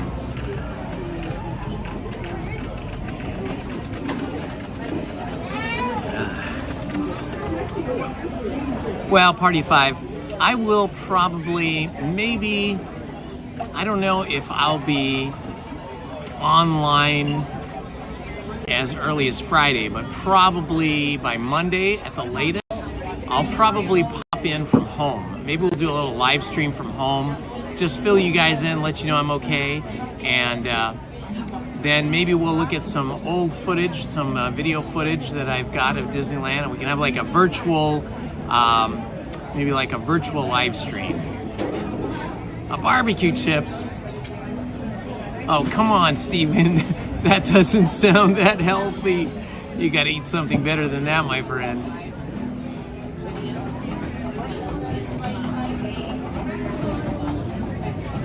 Yes, I did see that, Redlands Redhead. I think that is fantastic news. Which means that the reservation system is gonna be odd because if a lot of times I'll try to make a reservation out in the future and it's already booked up for Disneyland because of like some special thing happening here. So then I have to make a reservation for California Adventure and wait until 11 to get here to Disneyland. But now with park hopping, it looks like once they remove the 11 o'clock restriction, we'll be able to hop anytime. So I wonder what that will do for park capacity. Because I would think everybody's going to come to Disneyland first. I mean, that's what I do. I just want to come to Disneyland and California Adventure later, maybe. Thank you, Mabel's mom. Yeah. Oh yeah, he can't eat anything. Yeah, originally they had scheduled my surgery for like 3 p.m. and you have to stop eating like around 10 o'clock the night before. And I'm like, no way, that's not gonna work. If I can only have coffee and water from 10 p.m. to 3 p.m. I mean, I do that sometimes, but you don't want to be forced to do that because you never know, right? Especially when you're sitting around and all the food's at home. So I took a later date and was able to get surgery at 8 a.m., which is much better. So that just means I get up at like 5 tomorrow, scrub down, take my antibacterial shower you have to take, get dressed, get my stuff together, have my coffee, and then go off to surgery, and then hopefully be back home by like maybe 1 o'clock or so. And then you can eat after that.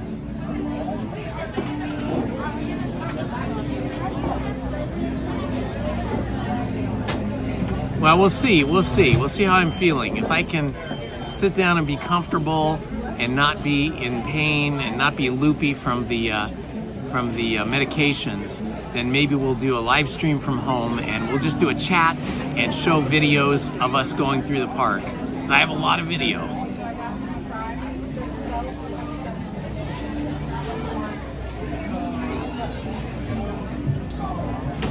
Okay, Steven.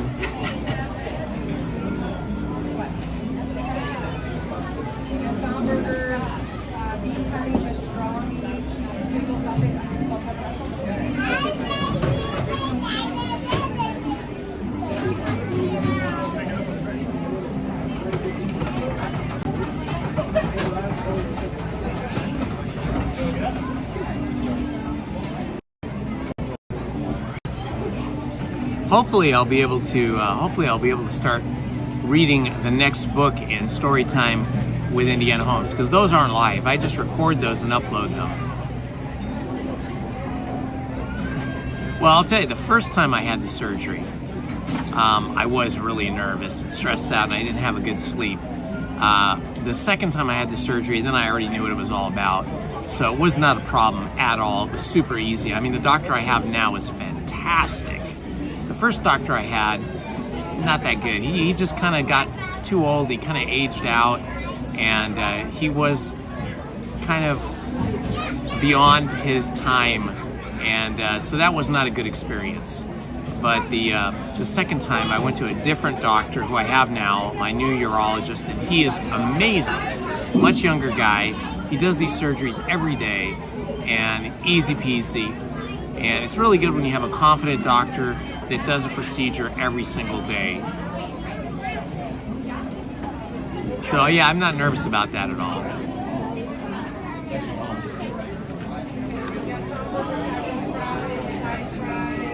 But I mean, there's always that teeny tiny little chance that something goes wrong and you don't wake up or you don't make it out of the hospital. Let's hope that doesn't happen.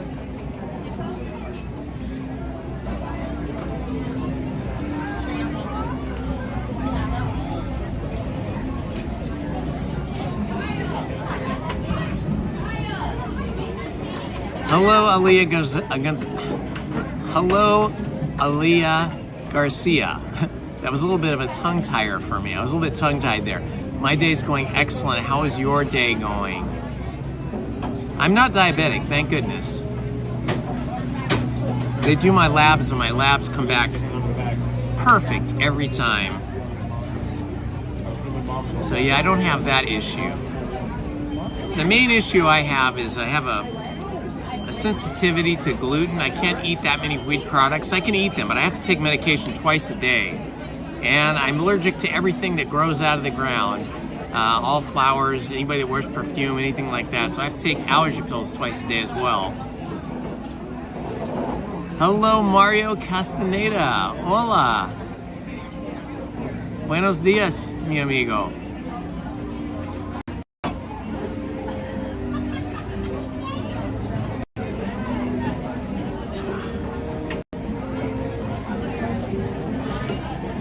Exactly, Steven, exactly. Well, I'm sure I'll be fine. But just in case I don't, just in case you don't hear from me next week, one of you guys get on here and do a live stream, and we'll say bye or something. But I'm sure it'll be fine.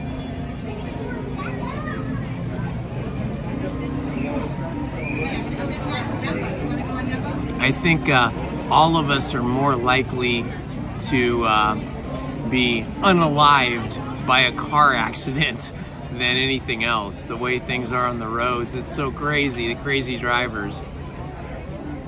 The weather is beautiful here. It is 84 degrees at 12:38 p.m. We started off at 66, so we've come up almost 20 degrees. I know, it'll be fine. It'll be fine, Steven.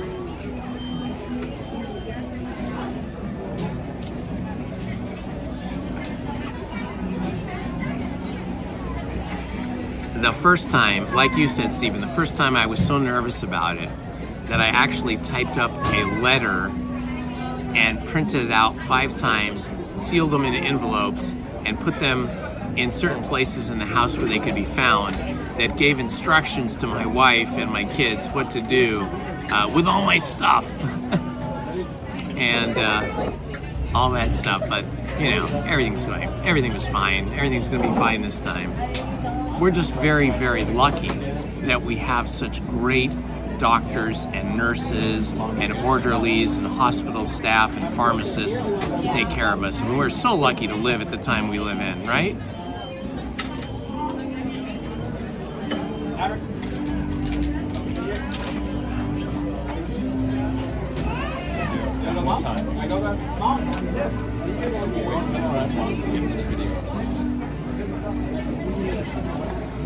Nothing like a nice cold ice water. It's a 5-minute call.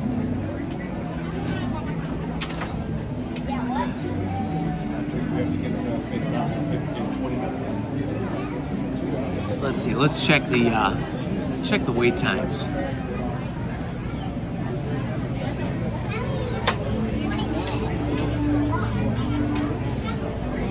Well, I just thought we got my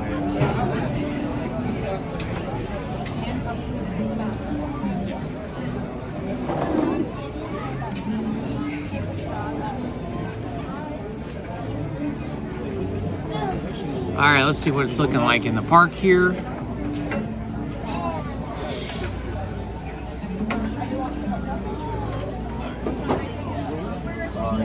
Alice in Wonderland is 25 minutes, okay. Astro Orbiter is 25 minutes. Autopia is 15. So actually, you know, it's pretty light day in terms of wait times. Even Big Thunder Mountain is only 45 minutes, which is short for this time of the day. Casey Jr. is 10 minutes. We're probably going to hit that because Casey Jr. is just right there.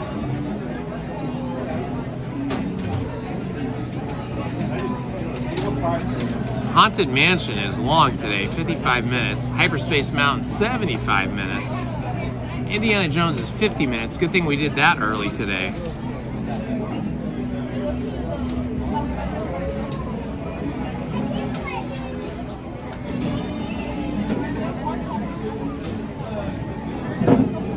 Mickey and Minnie's Runaway Railroad, 35 minutes. That's not bad. Could be because it's lunchtime. A lot of people are eating lunch right now, so they're not waiting in line for rides.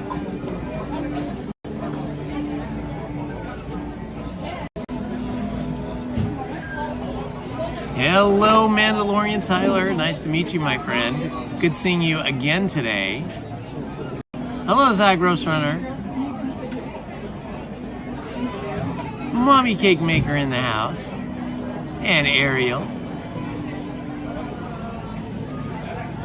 Hello, Thick Lady Vibes.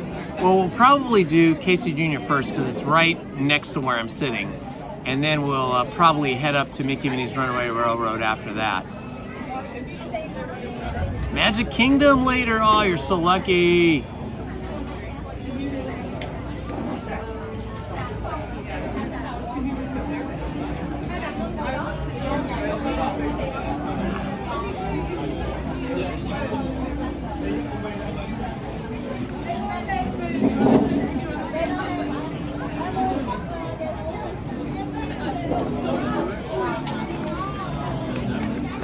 All right, I think we're on our way. Oh, yeah.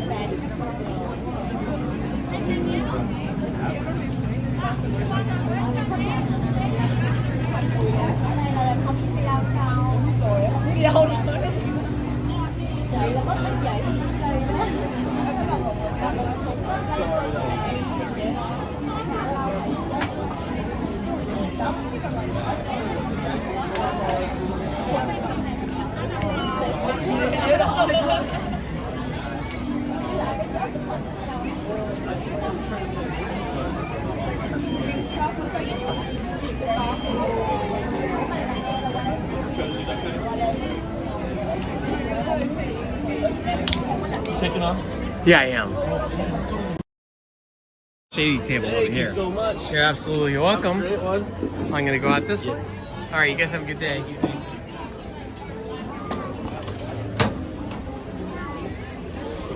All righty, here we go, guys. Another trip around Storybook Land on the Casey Jr. Circus train.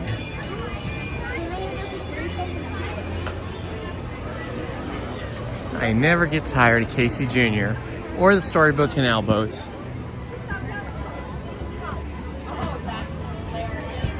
Look how pretty the trash cans are over here. That's pretty nice. They're Dumbo themed. They had the big D for Dumbo. Or they could have had Big D for Disneyland, but they are right next to the Dumbo ride. Same colors too. Wow, look at this. There's like nobody in line here. This is crazy.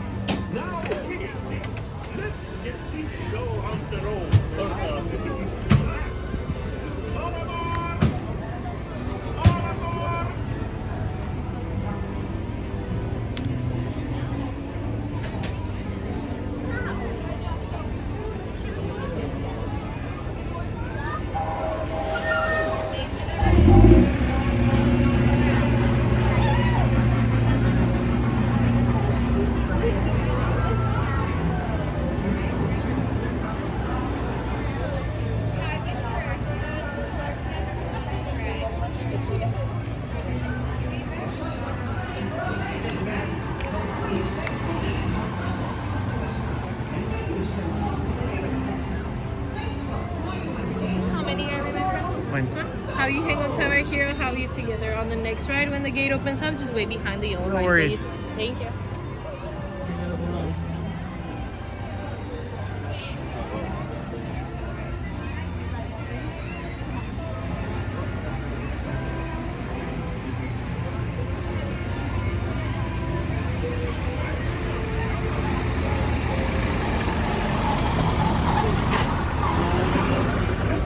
Maybe we'll sit in the back of the caboose and get the rear view this time. Although it might be so busy we might not be able to get there, but I could always ask him if I can wait until the next train. I think it's going to be pretty filled, but I just definitely don't want to be in a cage. And I don't really want to be on one of these outside chariots either, because then it's going to be really sunny the whole time on my head. I do have my hat on though.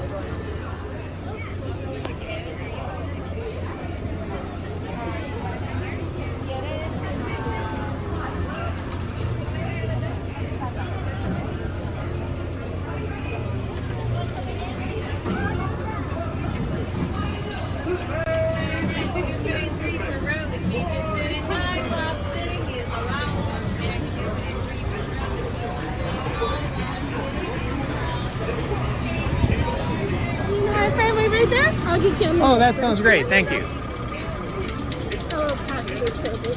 Excellent. So we'll be on the next one. So that means I should be able to get the caboose.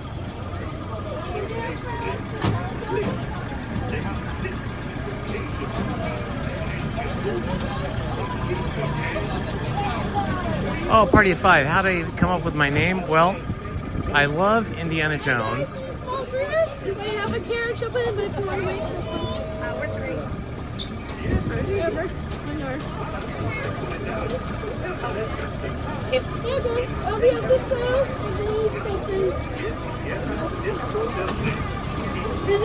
All the way to Yeah, so I love Indiana Jones. And my last name actually is Holmes, like Sherlock Holmes. So I thought Indiana Jones kind of rhymes with Holmes, so Indiana Holmes. And that's how I came up with my name. I just decided I would be Indiana Holmes. So I actually used my last name.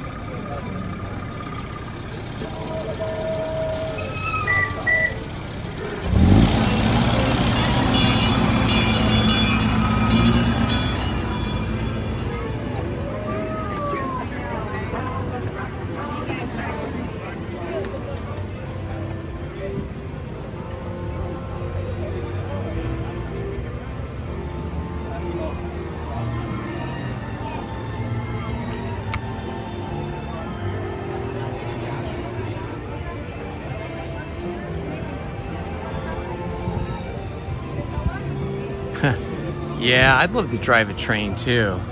Either the Disneyland Railroad or this one. Both of them are really fun because you get to be outdoors, you get to feel the breeze and all that. It'd be awesome. Although I guess in the winter it wouldn't be as awesome because it'd be really cold. You have to be pretty limber to get in and out of this train locomotive though. It's kind of a hop in, hop out. So maybe the regular Disneyland train would be better.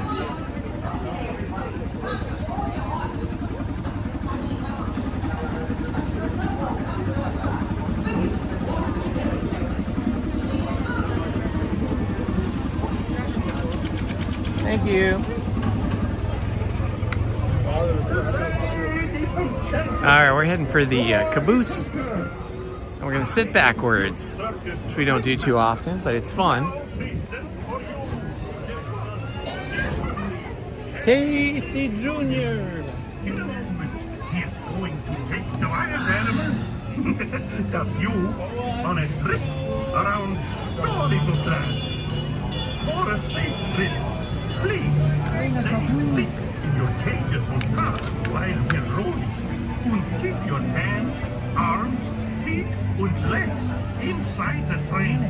Oh, and remember to watch your children too. Bienvenidos. Para su seguridad. Yeah, working in the Haunted Mansion would be fun too. Y mantenga las manos, brazos, pies y piernas dentro del tren. The only thing I wouldn't want to do is I wouldn't want to work in the parking lots out on the hot black asphalt in the sun, in the day, in the cold, and having to deal with that. And I wouldn't want to work security either. But working at one of the attractions would be amazing.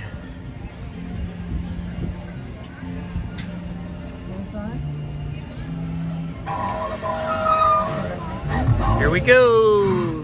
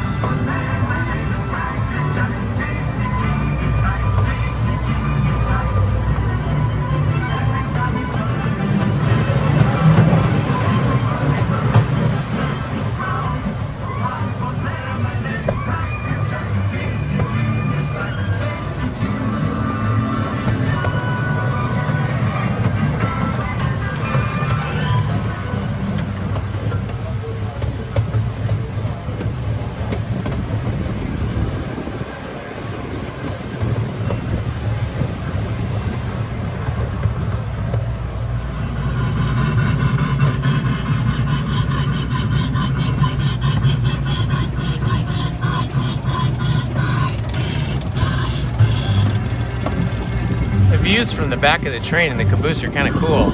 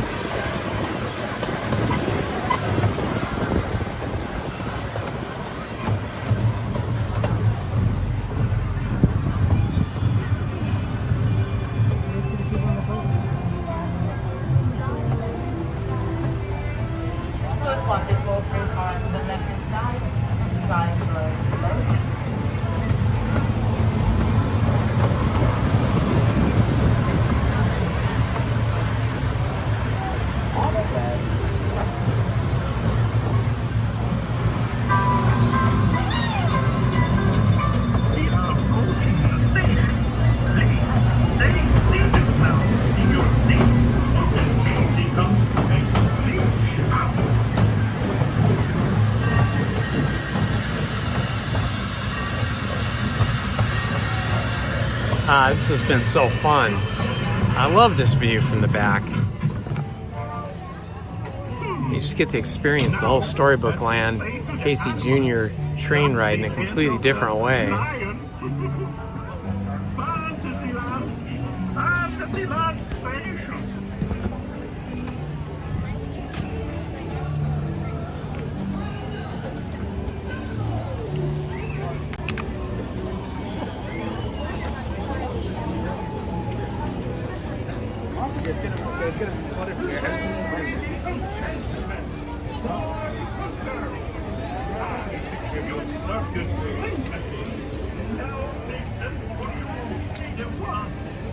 That was fun. Look how cute the lamppost is here. Let's see if I can focus in on it. It's got 3 elephants. I don't know if you guys can make that out. They're like 3 elephants all standing on top of each other. All golden elephants. Very cool.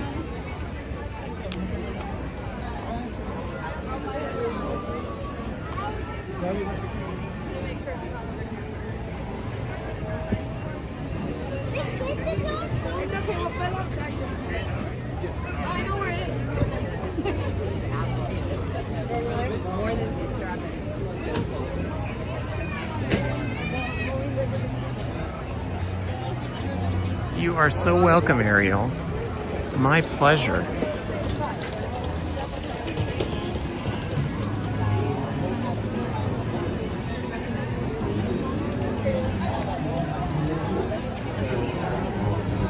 It's getting pretty peoply now. I better check the app again.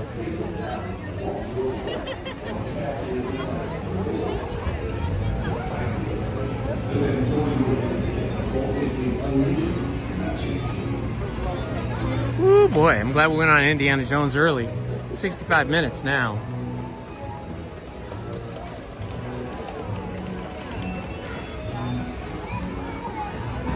Oh, Mickey and Minnie's Runaway Railroad just went up to 45 minutes. I don't think I want to do that now. That's gonna be too long. And it's quite a walk from where we are at the moment. I love it. This kid was really excited. He was a teenager. He's like yelling, Disneyland! You could just see in his eyes and his expression. He was so happy to be here.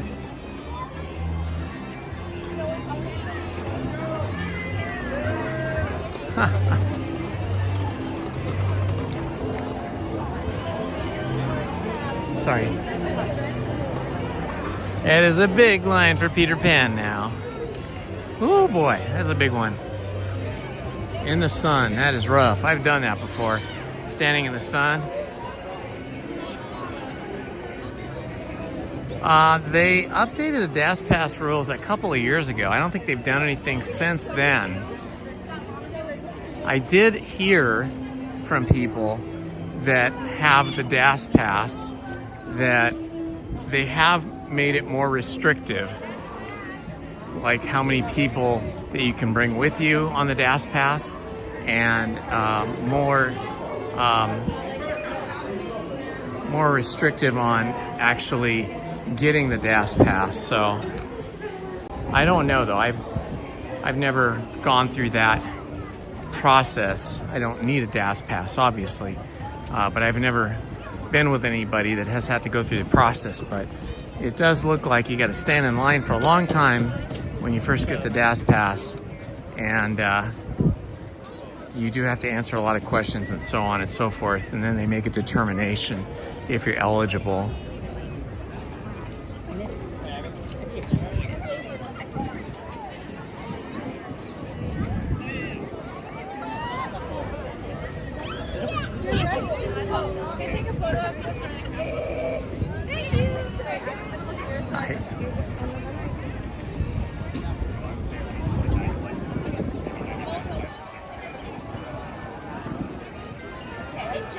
No carousel. I don't go on the carousel unless Lizzie is with me. You know, you don't want to be that old man, that weird old man that is getting on the carousel with all the kids and riding it. As much as I like the carousel, I don't want that image. So when Lizzie's with me, I'll go on it. Because then at least I have my wife with me. We used to take our kids on it all the time though. It was pretty fun.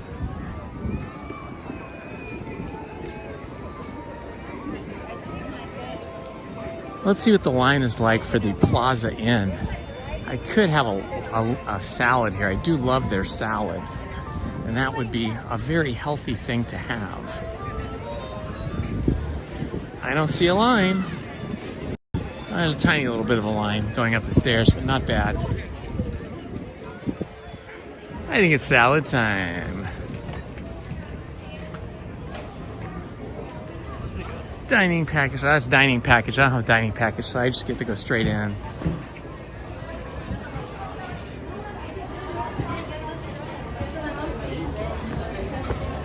I didn't even know there was such a thing as a dining package.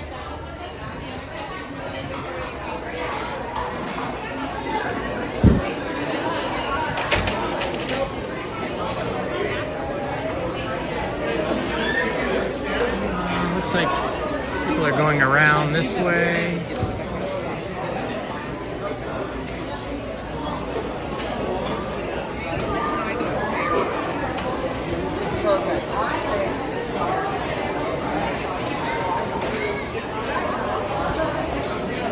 These ladies work so hard here making the salads because all these Cobb salads are made fresh and they have to do them one after another, and they all have to be like exactly the same, like pretty much perfect.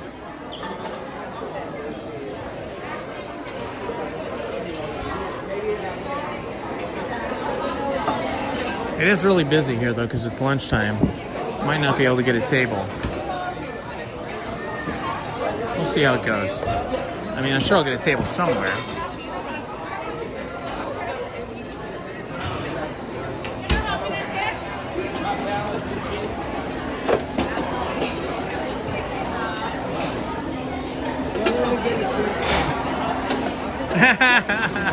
Oh my gosh, that's funny.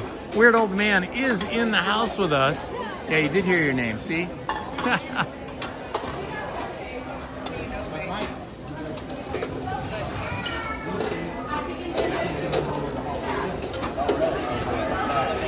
Oh, a DAS pass.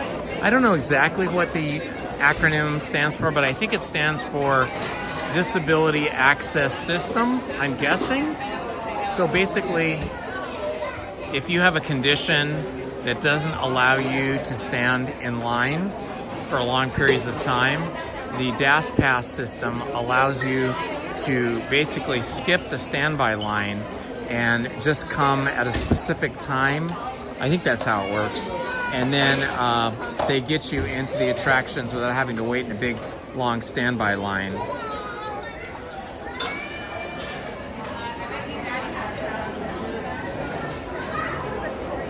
Wow, they're so fast at making these salads. So those are just dinner salads there. So those they've already made and they're sitting there. But if you get one of these salads, the Cobb salad, they make it right there for you. It's super good.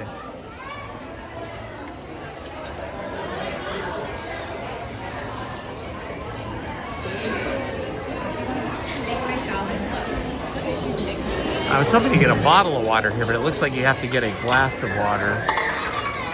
It's easier to carry a bottle of water than it is easier to carry a bottle of water than a cup.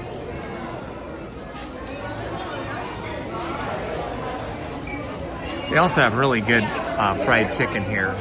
Or maybe it's baked. I'm not sure if it's fried or baked, but it's really good.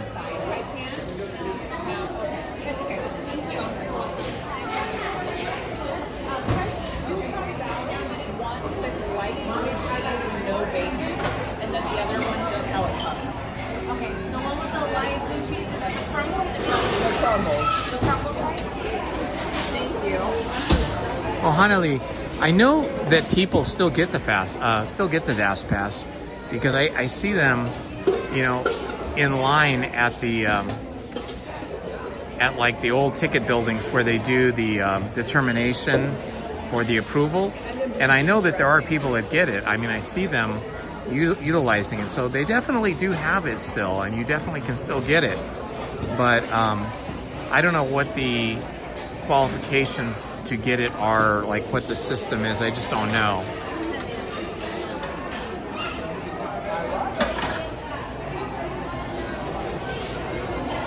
Huey, I'm not sure how to say your name, but Huey Hai, I think is your name. I will not be at Disneyland tomorrow because I will have kidney surgery tomorrow, getting my kidney stones taken out.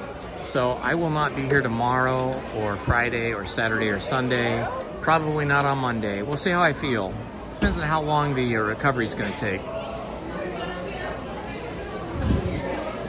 But I'll probably do like a live stream from home on Monday and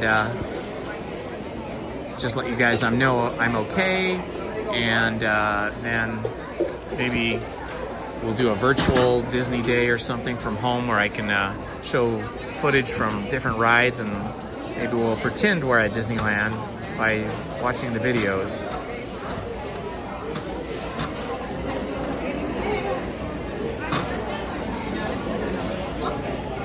Wow, she's so fast and good at that.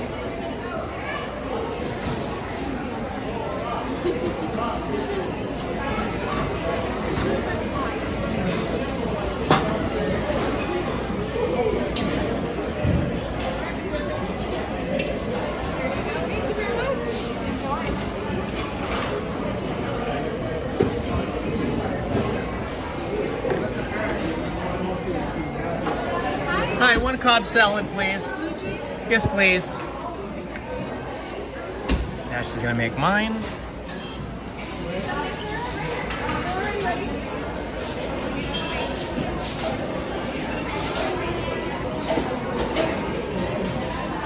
Get fresh eggs.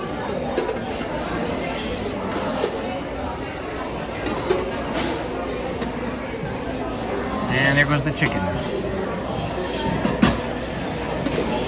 And the tomato. And the bacon. And the blue cheese crumbles. Yummy. And the blue cheese dressing. And they mix it all around.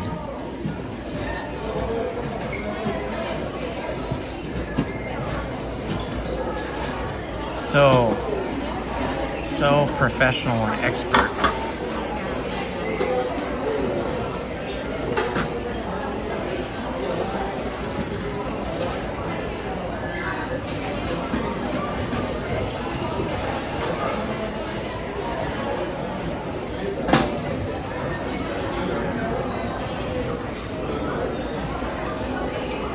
Thank you so much. Do you know if they have water bottles or just water in cups here, or how do they? We have both. Both? Water bottles are over there. Thank you so much. Okay, I'm gonna have to put you guys down for a minute. So you're gonna be looking up at the sky a little bit.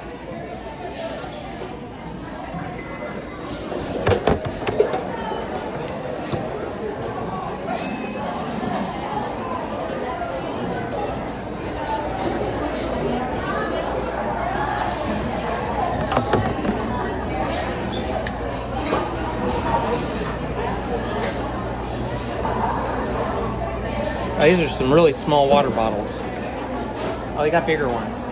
Okay, I got a big one.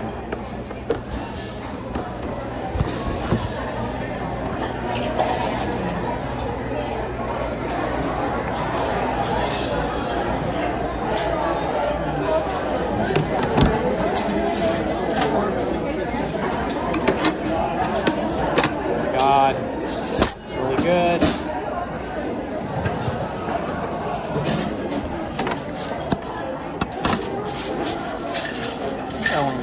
I don't think I need a knife. Hi, how are you? Excellent. I do. Just trying to figure out where to put this.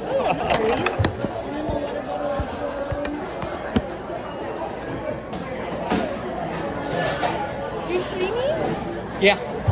But now they're looking at the sky. Hi, Chad. How's everyone doing? Okay. My Disneyland app crashed. Hold on a sec. Oh, no worries. There we are. Okay. So 2588. Alrighty. Alright, sounds like a plan.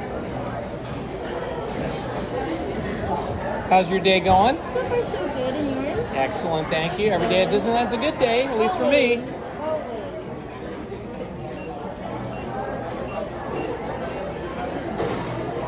What do you stream on? YouTube. Oh, nice.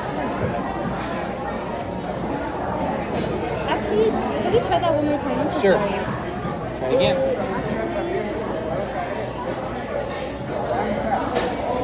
Ready? Yes, whenever you are.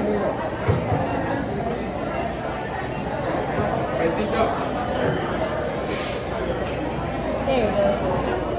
And would you like a receipt too? Sure. Plastic lids too.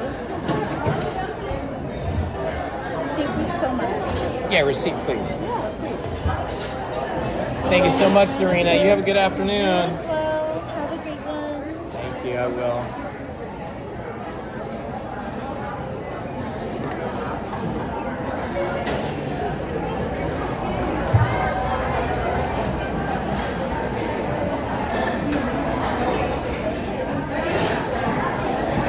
Where to go?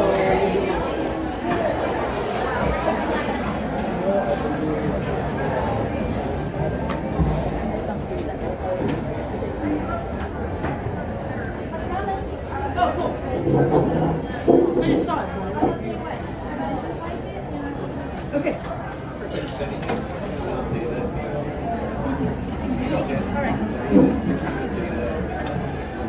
Hi, how are you?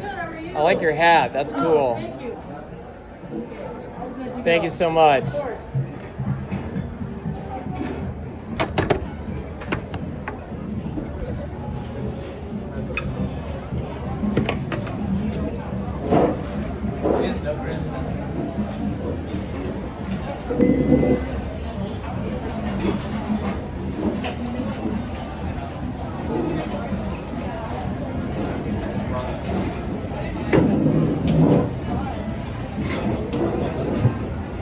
All right, we got a nice spot here on the patio, on the veranda.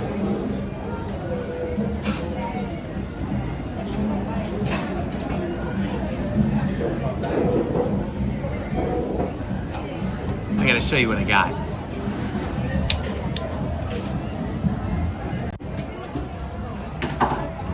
Oh, look at this.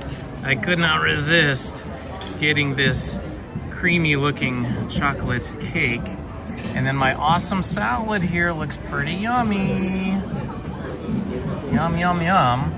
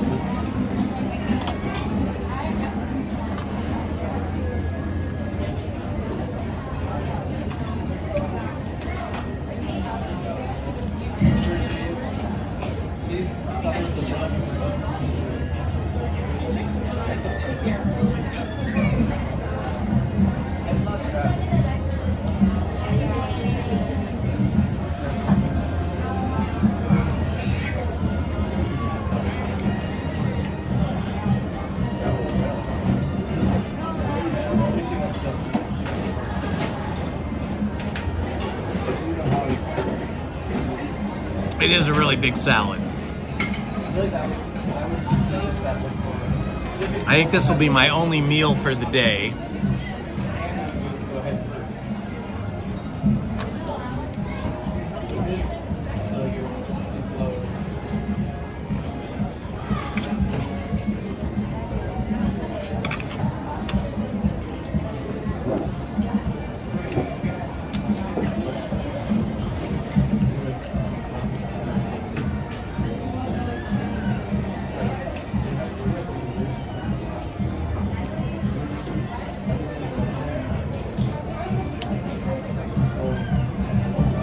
I think so, Stephen.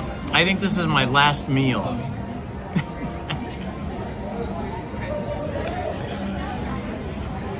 That's why I decided to stop here. I thought, if I'm gonna have one last meal, I think I would like it to be a Cobb salad at the Plaza Inn at Disneyland.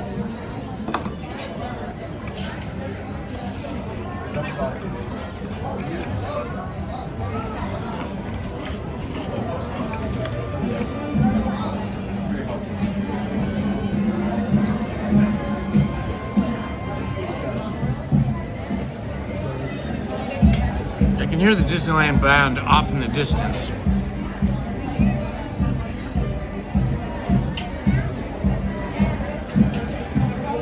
Yeah, I was starting to get a little bit hungry and I thought, can I wait? Right, exactly, Stephen.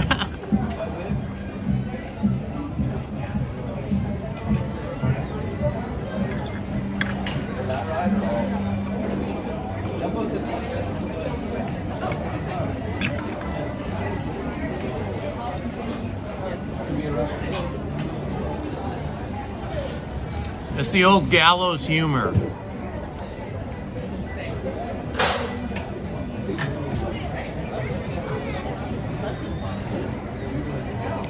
You know something, Steve Reno?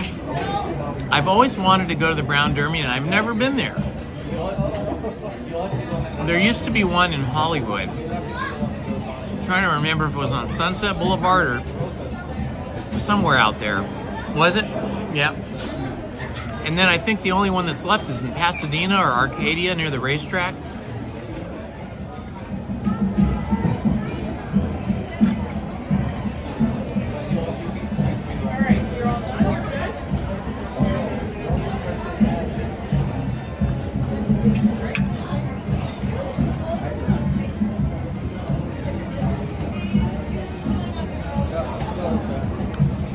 I know, right? Considering it's like a freshly made, very, very tasty, big salad. It's a good deal.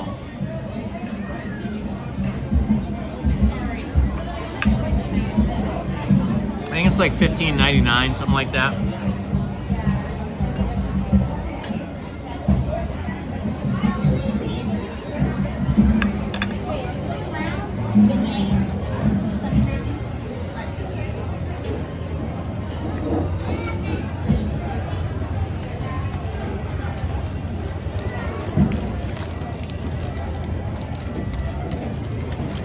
Yeah, the Cobb salad, I'm looking at the receipt. Cobb salad was $15.49, but there was a, because I get a 15% off food with my Inspire Magic Key, it was $15.49 minus $2.33. The Cake Stump Fest was kind of pricey. That was pricey. I didn't realize it was $7.99, but it was $1.20 off. And the Dasani water, $4.99. That's always like crazy expensive, but it is nice and cold. So altogether, it was $24.02 with $1.86 tax for a total of $25.88. Yeah, not bad. But yeah, you're right. You could share this with somebody. It's enough salad for 2 people.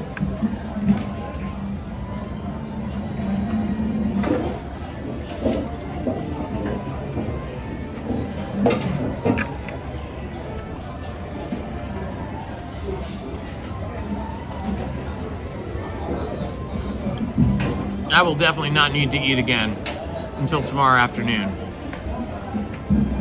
It is very yummy.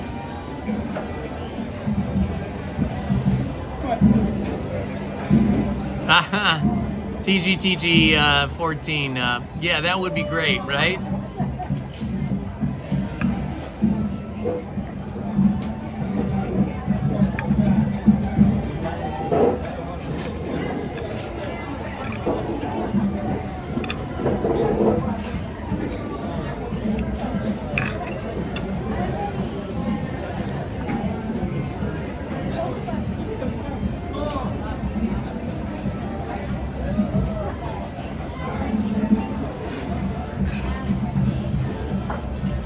Well, hey, Monarch Loans, it's great that you know how to do that. I unfortunately never had auto shop, and I never learned how to do any of that mechanical stuff, and I regretted it my whole life because I have friends that can do all that stuff. Some of them have helped me out, done stuff, but you know, you don't want to lean into your friends too often. But it's awesome that you could do it yourself.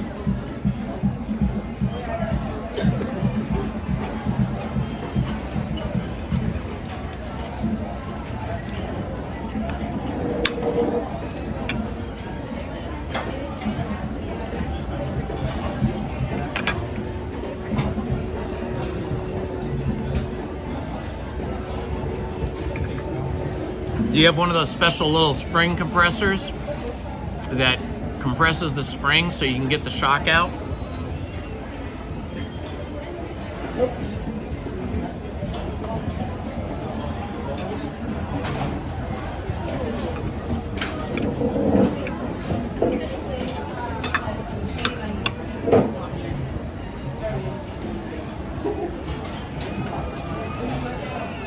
Yes, Plaza Inn.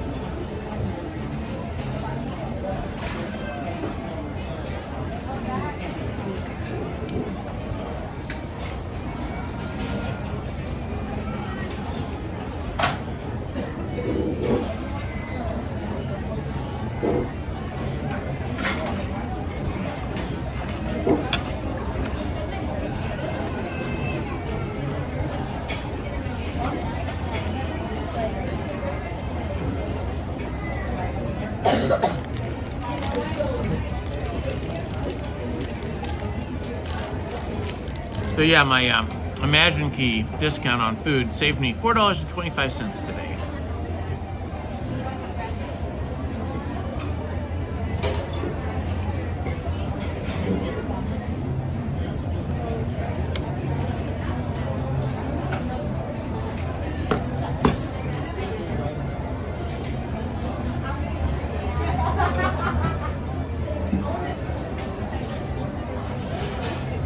Can't believe it's already going to be Memorial Day.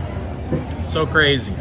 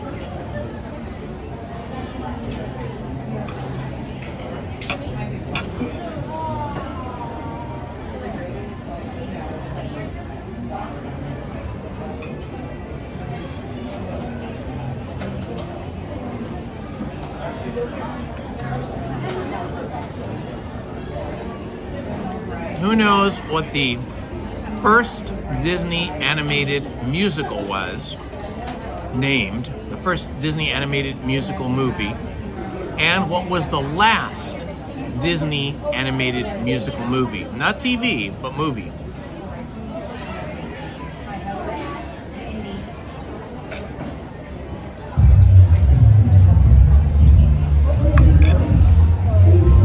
Uh-oh.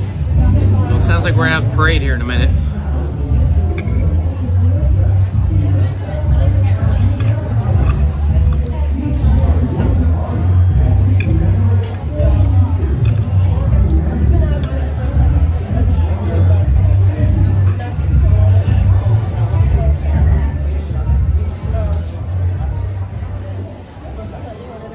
I agree. It is gonna be hot.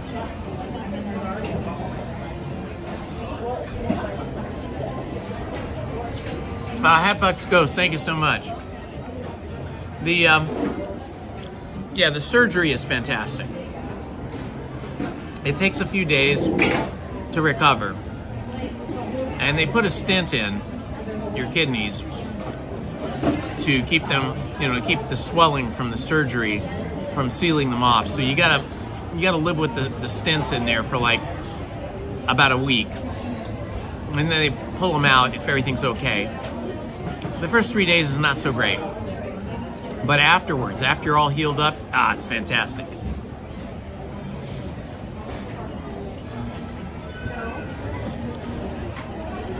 No, musical, right? Monarch Loans has it right. It's Snow White, and we know that because they had the hit song in that movie, Someday My Prince Will Come. Snow White and the Seven Dwarfs was the first one. I should have said feature animation, right? Because Steamboat Willie was a short. And do you know what the last, most recent Disney feature animated musical movie was?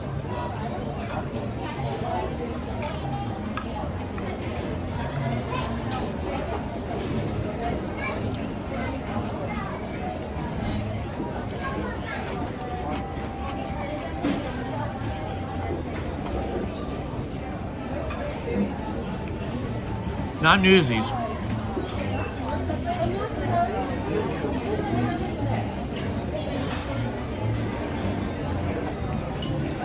We're talking about feature animated movie.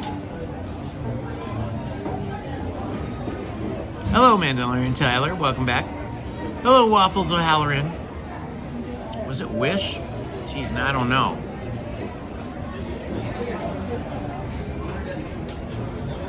When did Wish come out?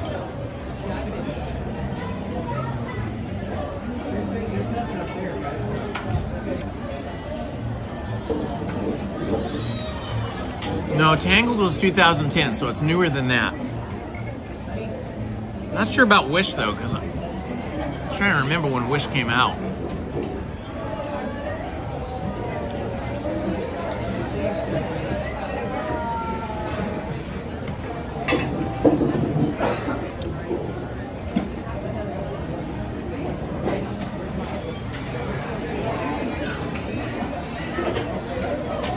Omnipotent, you got it. It is Encanto.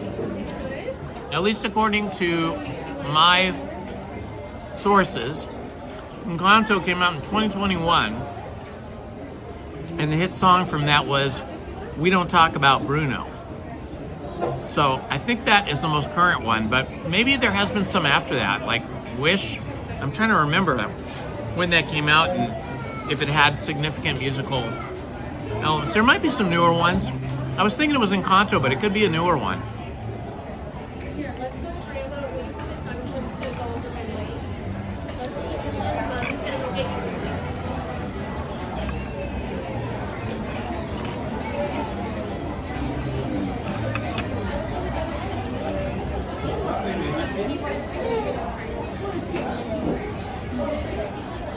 something. No, Moana was 2016.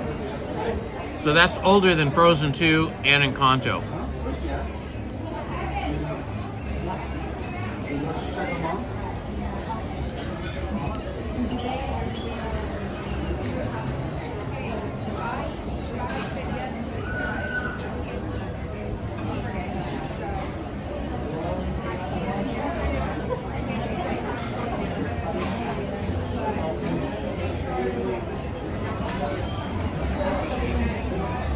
You know, there are different eras of Disney animation. The original era of Disney animation that some of us grew up with is called the Golden and Silver Ages. And that's from the 1930s to the 1970s, beginning with Snow White, and then that includes Pinocchio, Cinderella, Peter Pan, Sleeping Beauty, The Jungle Book, The Aristocrats, and then that's where it ends with The Aristocrats in 1970. So that's the first era, the Golden and Silver Age. Then there was the Disney Renaissance era, and this is where my wife Lizzie worked during the Disney Renaissance era. That was 1989 to 1999, and that began with The Little Mermaid, and then it continued with Beauty and the Beast, Aladdin, and then Lizzie's first movie, which was The Lion King, and then Pocahontas, The Hunchback of Notre Dame, Hercules, Mulan, and Tarzan. And then we had the modern era of Disney animation, and the very first movie of that was The Princess and the Frog. That was the last movie that my wife Lizzie worked on. The Princess and the Frog, which is the inspiration for Tiana's Bayou Adventure. And that followed with Tangled, Frozen, Moana, Frozen 2, Encanto, and continues. All the movies that they're releasing now are still in the modern age.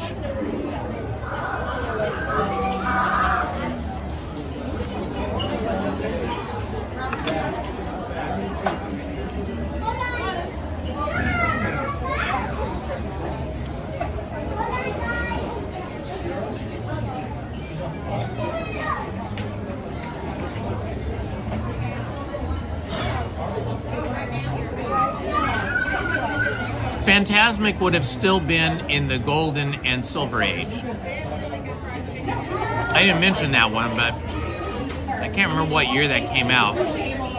But that would have been in the first era, and then Fantasmic 2000 would have been in the Disney Renaissance. Lizzie worked on that one too. Good afternoon, Christopher Laugh. Lizzie transitioned after they stopped doing hand-drawn animation. She tried the computer animation. She didn't like it, and she just couldn't hang with it. Even though she learned how to do it, she learned how to do the programs. It wasn't the same. It wasn't really drawing. So after that, we started a company together, where we co-designed graphic t-shirts for the racing industry, mostly motorcycle racing, some car racing, some IndyCar racing, and a little bit of NASCAR, but mostly a lot of motorcycle racing.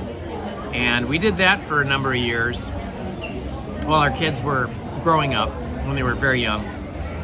And then that 2007-2008 financial crash came, and it just kind of wiped out our customer base. So we shut that down, and then Lizzie went to become a graphic designer. And that's still what she does today. She does graphic design for t-shirt companies and screen printers, and does graphics for like car wraps, like commercial car wraps, you know, and truck wraps and building wraps and stuff like that.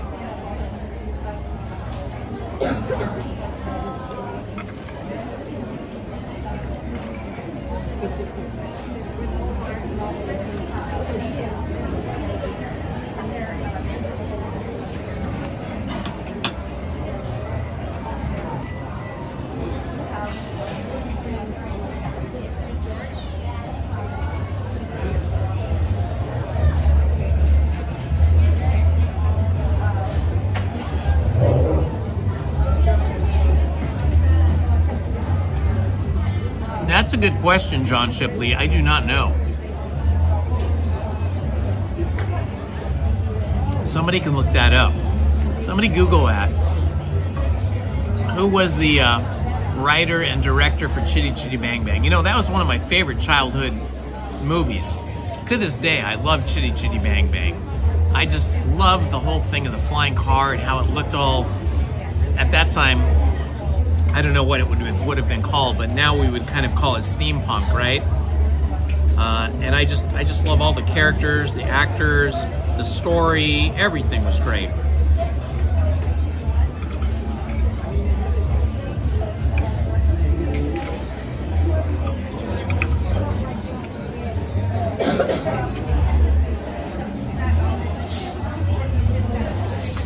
Ian Fleming, thank you, John Shipley.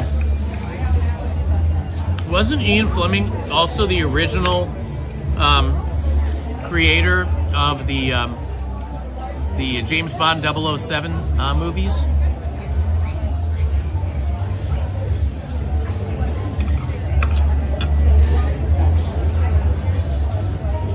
Oh, there you go. You just posted it.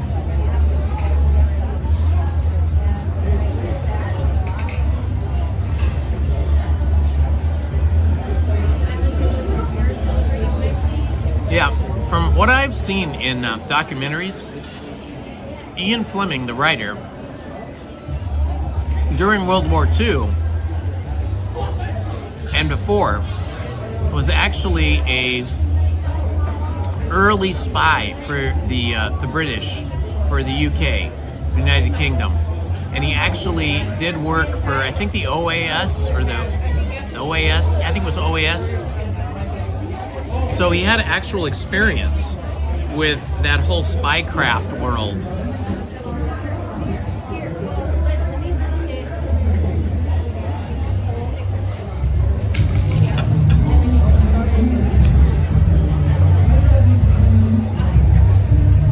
Okay, Paul, take care, my friend. Thank you for helping out, Paul. I appreciate it.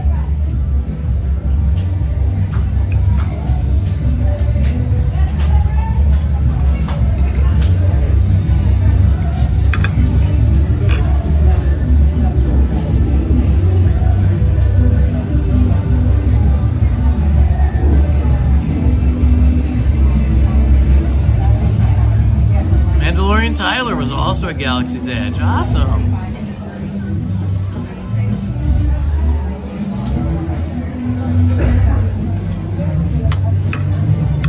Man, I'm getting pretty full on this salad. This was the right thing to have today because I won't need to eat again. And it's healthy. And it's nice on a hot day. It's really nice sitting out here on this porch.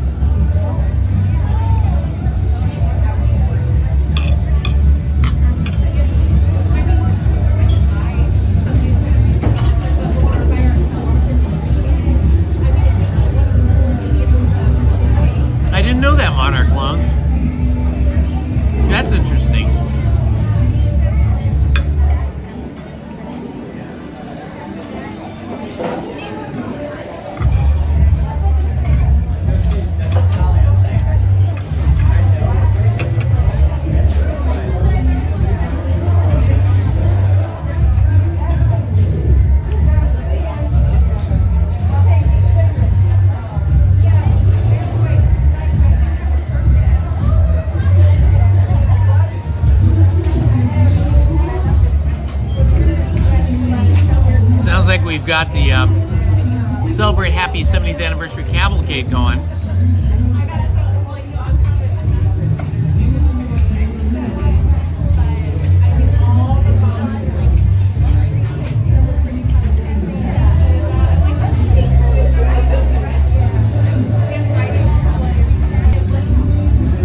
We got frozen there for a minute.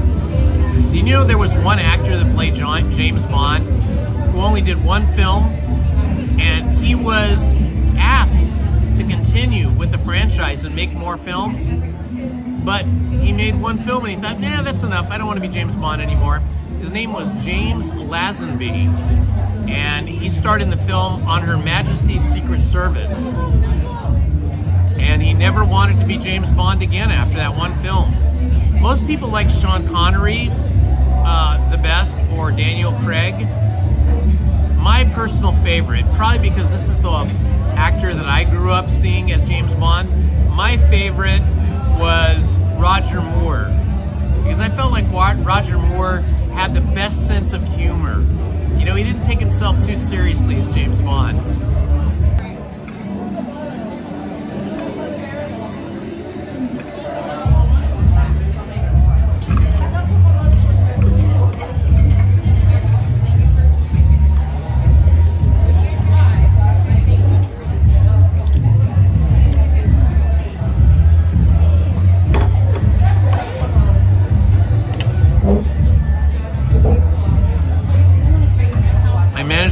Salad.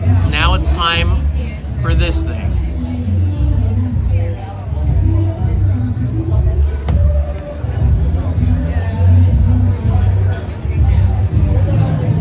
I love James Bond, but most especially I love the Roger Moore character, the Roger Moore portrayal.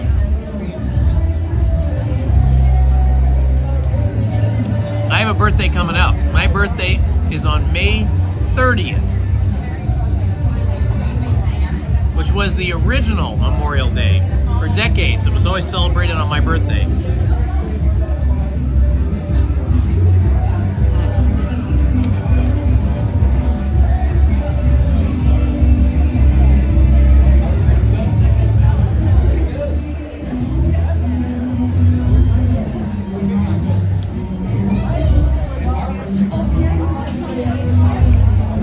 One thing I read about Roger Moore that was kind of cool is he said that he stopped being James Bond. He didn't want to be James Bond anymore because they kept pairing him in the movies with these 20-something-year-old girls. And he said at a certain point, he just felt it was creepy that as he aged, they kept having the same girls of the same age, instead of giving him co-stars that were closer to his age. So at a certain point, he didn't want to do it anymore because he just thought it was too creepy for him, growing older as an older man, to be paired with a co-star that was so young. Props to him.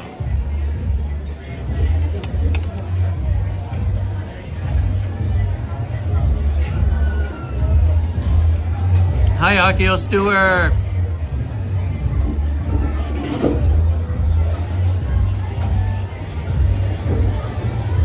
Coaster Crazy Nick.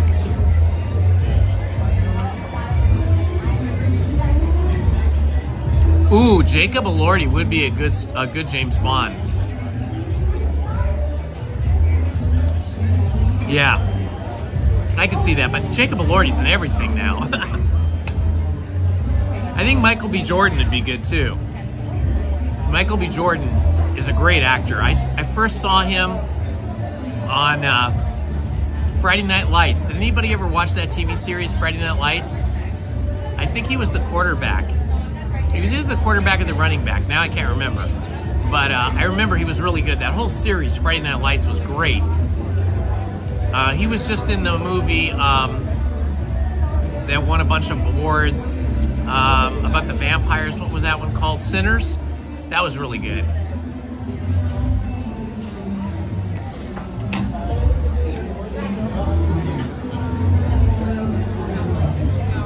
I know there always seemed to be like some kind of attraction between James Bond and Moneypenny.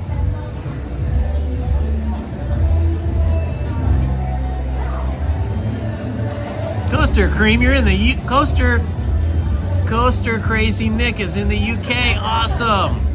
Where are you in the UK?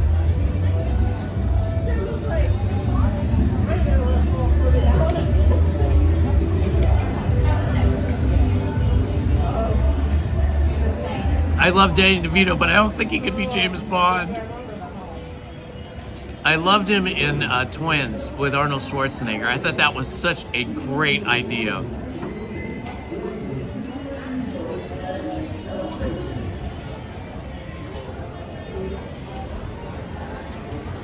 Well, Sean Connery was the most suave, I think, but he didn't really have the same kind of command of comedy and humor as Roger Moore.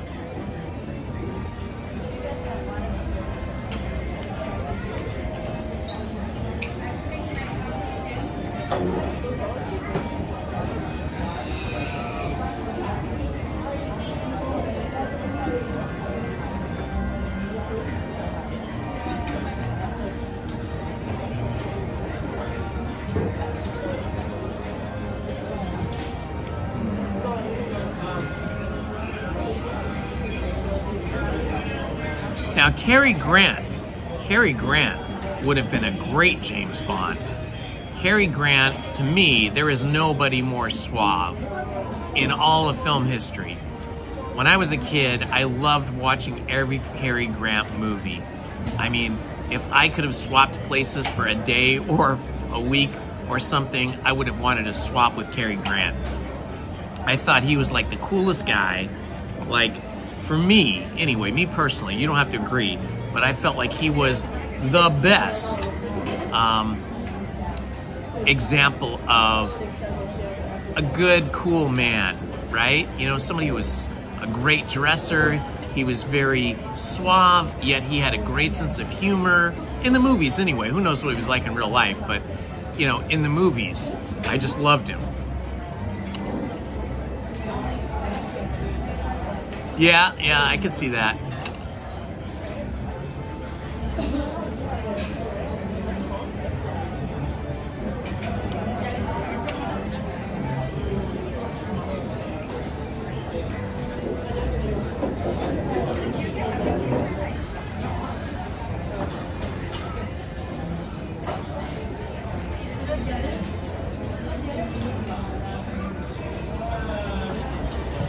Hello, Elizabeth from Sweden. Gary Cooper was another good one. But I kind of always saw Gary Cooper as more of a serious actor. I felt like he was better in dramatic roles. He did a lot of cowboy roles, too.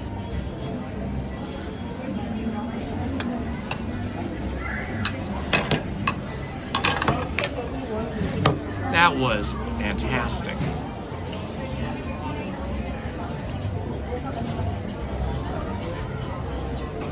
Yeah, I'm having lunch now, Jessica. I just finished it.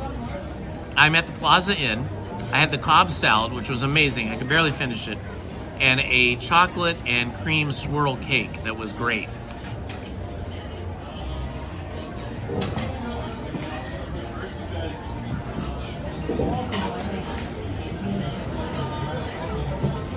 Idris Elba is also excellent. I've been watching his career since he was only making films in England. But yeah, he's exceptional. But he might be a little bit too old to be James Bond. I don't know what his age is, but you know, Michael B. Jordan is young. So if he was to become James Bond, he could continue out for several movies.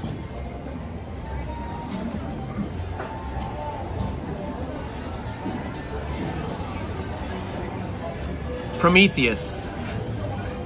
I did see the movie Prometheus. I love that. I'm not sure what you're referencing here. Oh, well, Jimmy Stewart was he was, how would I describe Jimmy Stewart? He had a lot of the physicality and facial expressions that made him very likable, and he could play lots of different kinds of roles. I loved him in, what's the movie we always see around Christmas? My wife loves it, and I do too, but what is it called? Help me out, my brain. You know, the one where he has to save the bank and trust. You know, what's it called?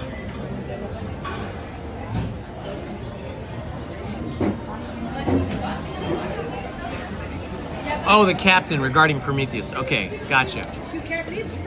It's a Wonderful Life. Thank you, Stephen Kenyon. Thank you, Tracy Miller. Yes, I thought Jimmy Stewart was just amazing in It's a Wonderful Life. Miracle on 34th Street, another great one. These are all the movies I grew up seeing as a kid. Of course, they were much older than me. They were made before I was born. But I got to see them in reruns, like on local TV, like Channel 9, Channel 11, Channel 13. And we still get to see them every year in reruns on TV.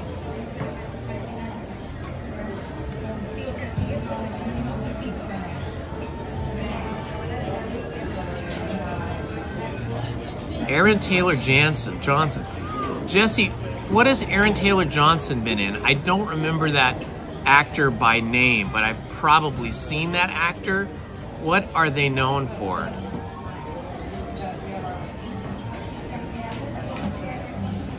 Let's see, I could probably look it up.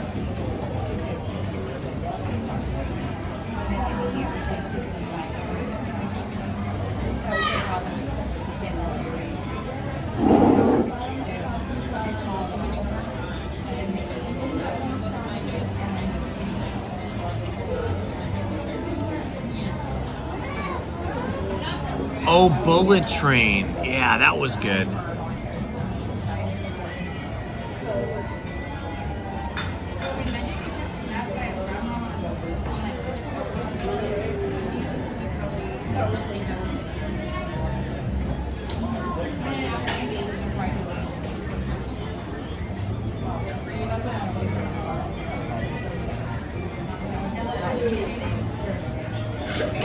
Okay, so Aaron Taylor Johnson was in Nocturnal Animals, Kick-Ass, Nowhere Boy, Kick-Ass 2, Fuse, 28 Years Later, Kraven the Hunter, Nosferatu, which I just saw, that was good, The Fall Guy, Bullet Train, Kingsman.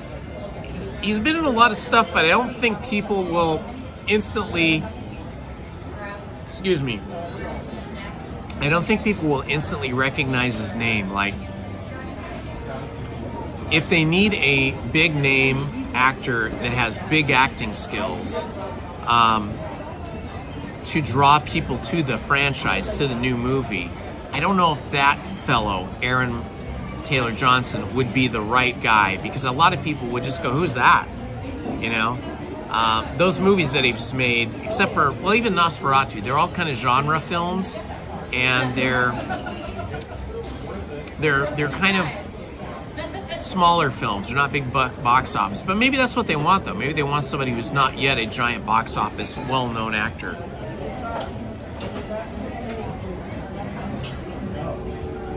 Gregory Peck was an excellent actor, loved him, but again, that's a guy who I always felt was a very serious kind of actor.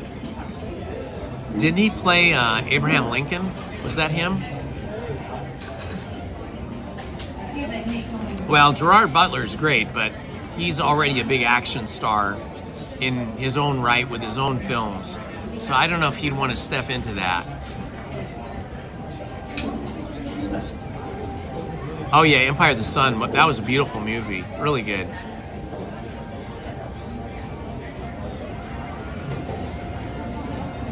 Oh, live radio. That sounds cool.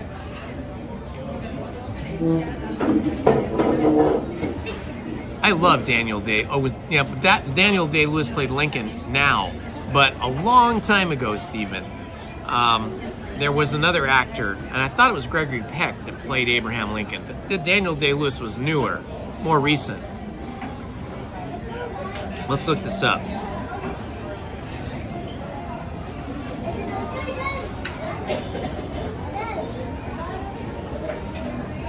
Let's see.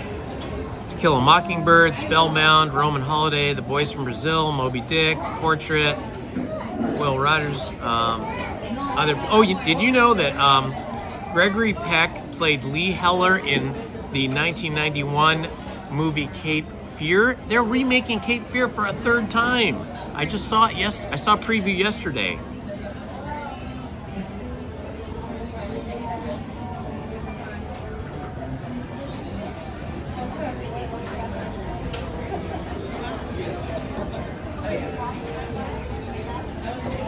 Did Gregory Peck play Abraham Lincoln?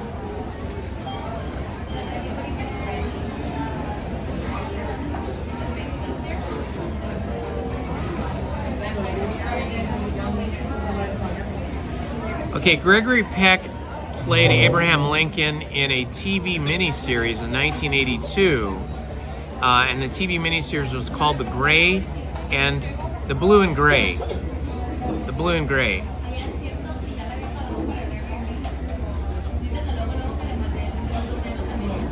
So maybe that's where I thought he played it in a movie, but it was a TV series. Oh yeah, Last of the Mohicans, to this day, is one of my favorite films. I've seen it probably over a dozen times, maybe more than that. I own the movie. I love the soundtrack from Last of the Mohicans. It is so beautiful. The whole movie is beautiful. And that final scene chokes me up every time. Every time I see the final scene.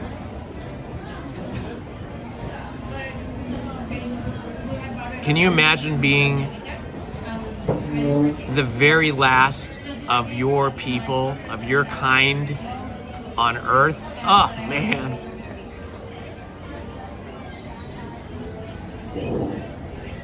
To Kill a Mockingbird, yeah, that's what Gregory Peck is probably most known for.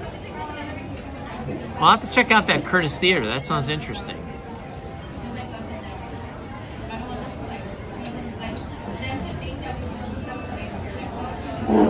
All right, let's see if we're gonna do any more rides here today. What time is it? It's almost 2 o'clock.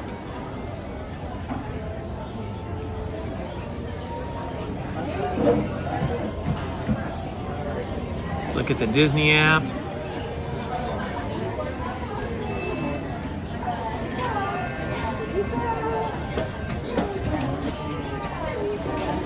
I don't really remember the film Gringo. Gregory Peck and Jane Fonda. I probably have seen it because I've seen like thousands of films literally, but that makes me want to see it. The fact that I don't remember it, but those two fantastic actors are in it.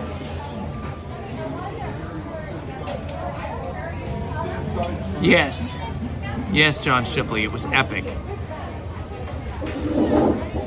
Greta, okay. I didn't know that about his wife. Okay, let's see here.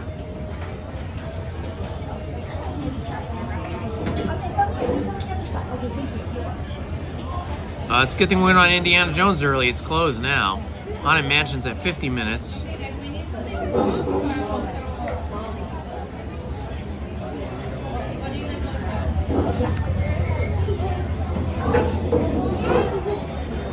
Well, we could try Mickey and Minnie's Runaway Railroad if you guys want to do that. That's a 35-minute wait.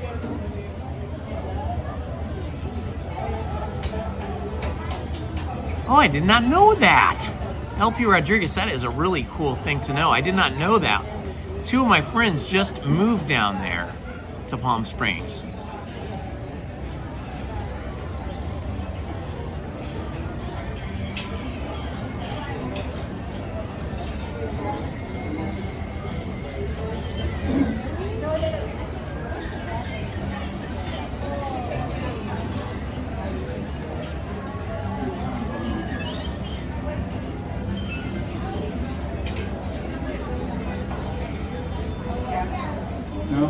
Copley's on Palm Canyon.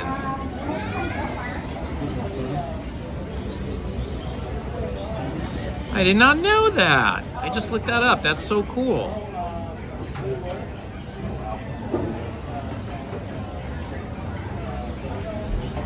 I'm gonna text this to my buddy who just moved down there.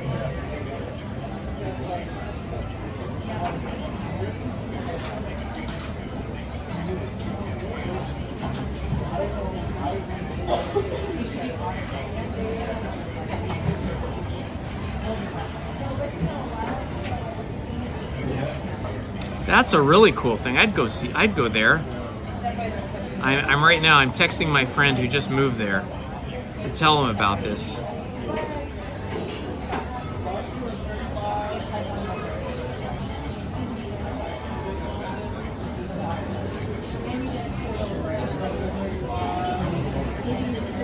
Oh wow, Jimmy Smith's too.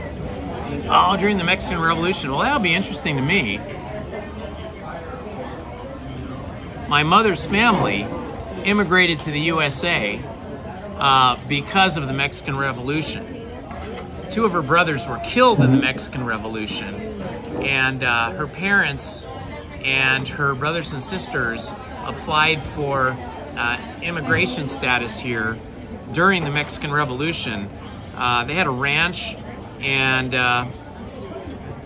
anybody who had any kind of property and business, money, they had a ranch with horses and stuff, were being attacked, and the women, bad things were happening to them, and the men were getting killed, and their property was being stolen, so they immigrated here. My mom was the only one in her family that was actually born here in America, in the USA. All her brothers and sisters and her parents were born in Mexico.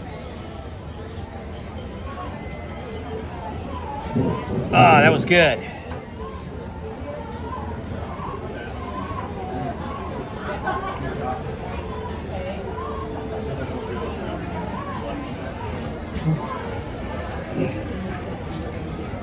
Yeah, so that film would be interesting to me. For sure. All right, I feel revived. I was starting to feel a little weary there. I could go a long time without eating and be a little hungry, or maybe not even hungry, but I will start to feel weary. And then I know, geez, even if me to eat. So that's what we did. We got some nutritious food in me. And now I feel like I can do maybe one more ride here. Let's see if we can get into Mickey and Minnie's Runaway Railroad, if the line is not too long. Yeah, it's definitely less crowded here today than it was yesterday. Yesterday it was far more people-y because we had so many school groups here. Just dozens and dozens of those giant buses with everything from elementary, middle school, and high schools here.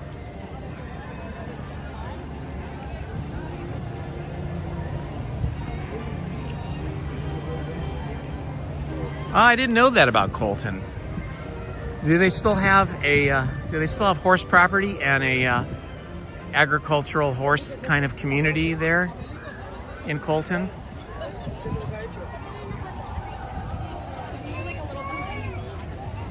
I still have cousins who raise horses and break horses here in California, up in Santa Maria,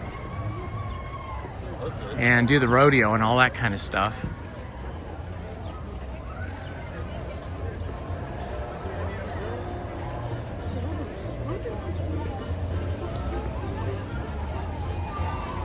We made it out. We got your land there.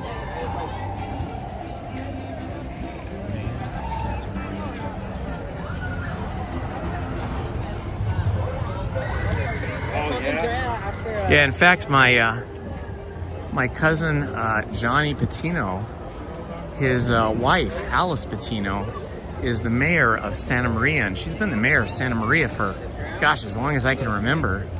But yeah, Johnny, my cousin, who's much older than me, all my cousins are much older than me. My cousin Daryl and myself are the youngest in the family, and we were like the happy accidents, I guess. So all of our sisters and all of our cousins and all of our, his brothers and my cousins, they're all much older. So my cousin Johnny, he must be 80 years old now or something. Maybe older than that, maybe like 84, I don't know. And his wife, they've lived in Santa Maria, I guess, their whole lives. And he still raises and breaks horses and I guess sells horses to the rodeo and stuff, and they run the rodeo up there. And even as old as he is one fit guy. He is super fit, probably because of all his work with horses his whole life. We had a family reunion a few years ago, and boy, he could still dance up a storm, and such a fit guy. I felt kind of out of shape compared to him.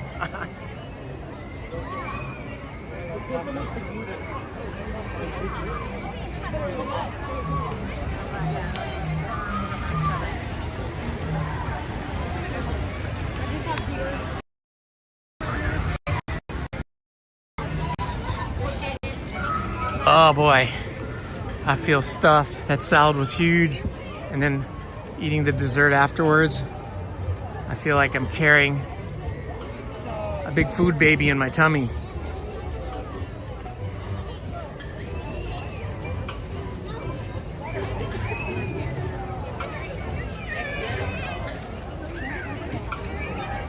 Johnny, Utah, you graduated from Allen Hancock College. Is that the community college up there? It sounds familiar because I was a community college professor down here in Cyprus, and I wrote a lot of grants and a lot of curriculum. And when you write curriculum, you have to reference other colleges' curriculum that has similar curriculum to yours. And I think I remember Hancock College being one of the colleges that I would see when I was researching curriculum. Very good, very good. Yeah, they had a very good reputation, or they still have a very good reputation.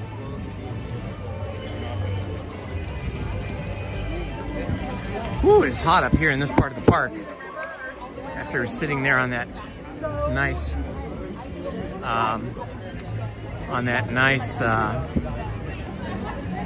not veranda. Well, it sort of was a veranda, but a porch.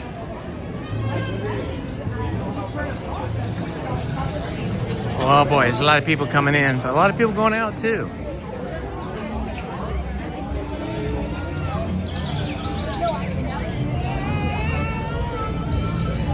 Oh, fine. So you did the fire academy there. Okay, very good.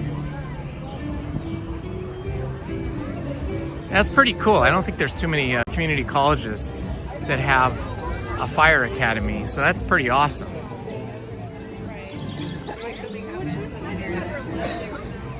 Oh boy. Well, I guess we're not going to Mickey and Minnie's Runaway Railroad. It is packed. There is a line out the door here.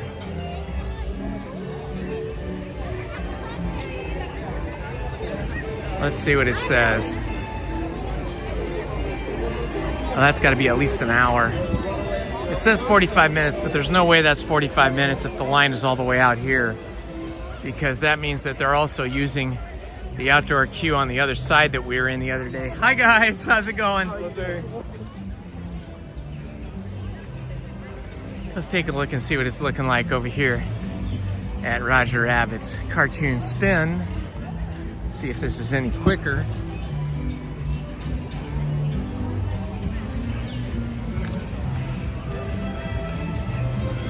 "35 minutes, it's quicker. We'll give it a shot. We'll give it a try here.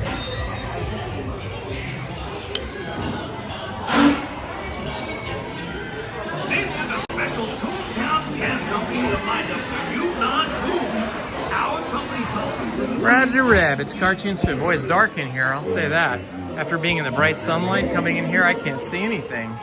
Oh my gosh. All I can see is the lights. Kind of blinded.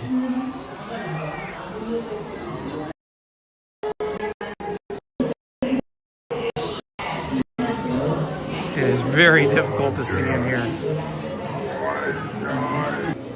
The dip, which dissolves the tunes. Have you ever seen the movie Roger Rabbit? If you haven't, you got to see it. It's fantastic. It's a combination. Whoops. It's a combination of live action and animation. And it's a great story.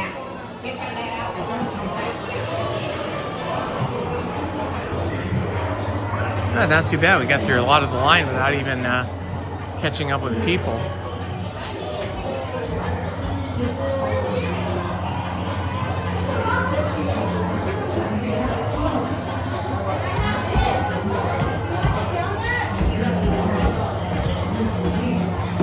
I'm not sure I know what you mean by the green building. I guess you would be seeing the building from like behind or from outside the park or above the park.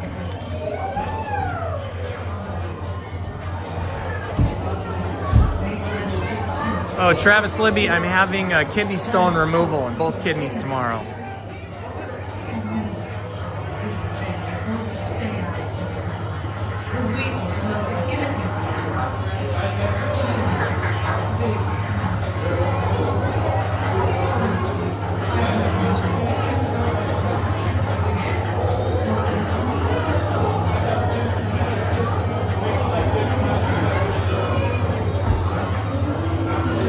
Wow, it's really taken my eyes a bit of time to adjust here.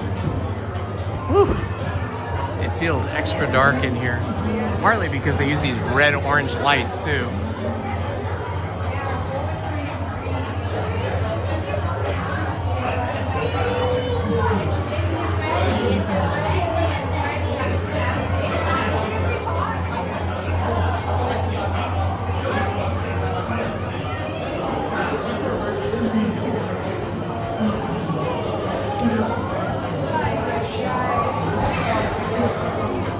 Oh yeah, Cool World. Cool World is another fun movie with Kim Basinger.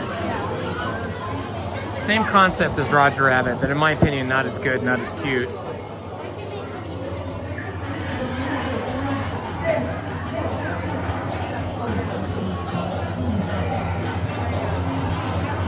Crick Style, I don't know. It depends on how my recovery goes. I mean, I'll probably be feeling fine by Monday or Tuesday, but they leave 2 stents. They leave a stent, which is like I think it's like a stainless steel tube in each kidney, so that, you know, the swelling from the surgery doesn't cause your kidneys to like get stopped up. So they leave a stent in there so they'll still function. And they don't take those out for like a week. So I don't know if I can actually come to the park with the stents in. Might be uncomfortable.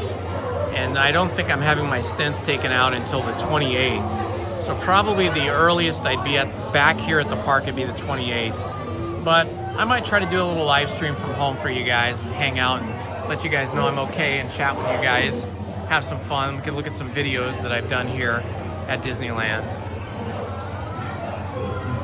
Oh, maybe they're plastic. Yeah, I don't really know if they're plastic or steel. I wasn't looking when they pulled them out, or pulled it. Last time it was just one kidney. So I didn't look when they pulled it out because I didn't want to get queasy and pass out.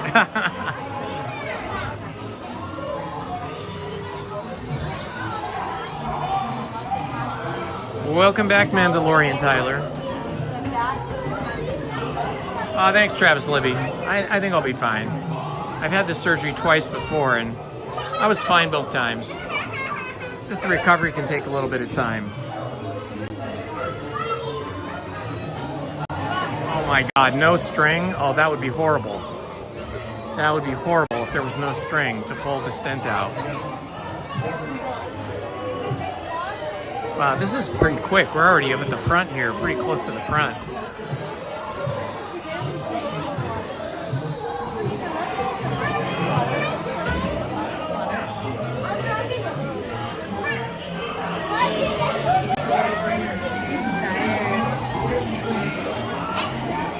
Yeah, I'm hoping I don't have to have this surgery again in the future.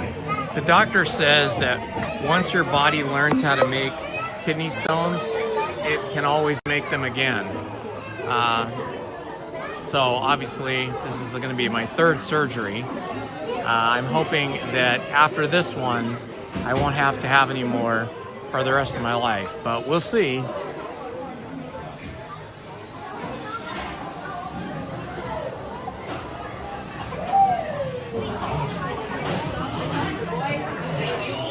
Thank you, Chris and Tara. I appreciate that.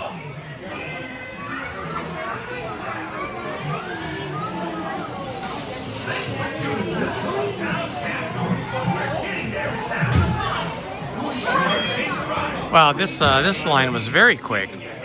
I don't think we've been in line 10 minutes yet.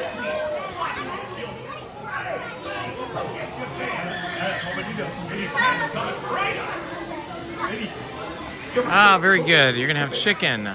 Just like my Cobb salad had chicken and bacon in it. It was so yummy. And egg.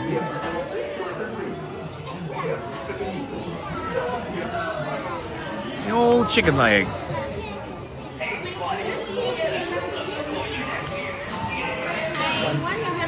Thank you. Yeah, of course.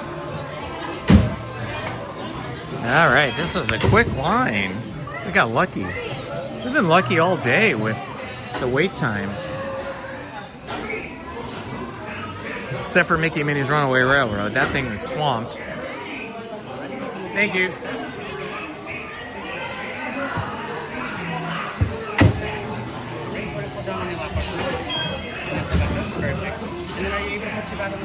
Okay, great. Thank you so much. Thank you.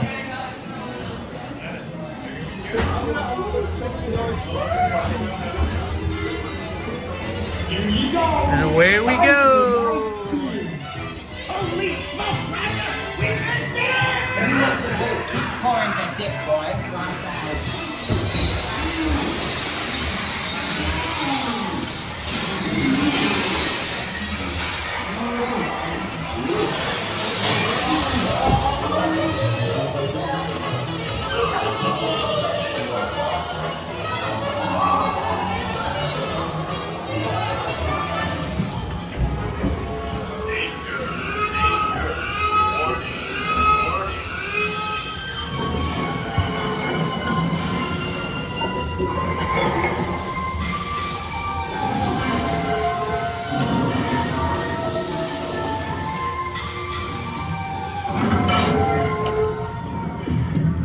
Ooh, it's dark in here. Hey! Let go of me, will ya?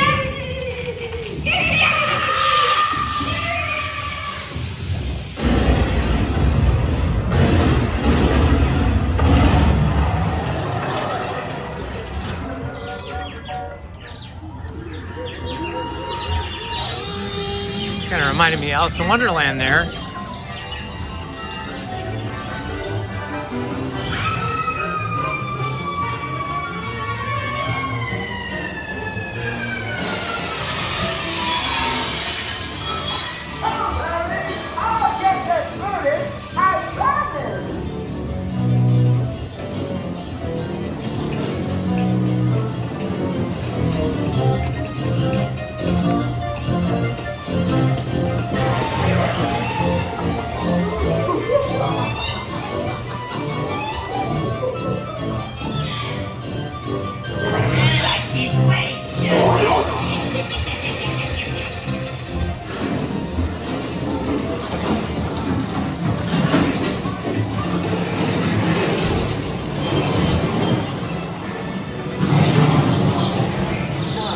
This is gonna hurt you a lot more than it's gonna hurt me.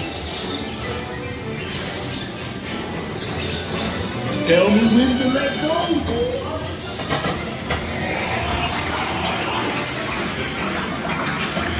Not the dip. That's about a little dip to end your trip. I got a portable hole. Out, Jack.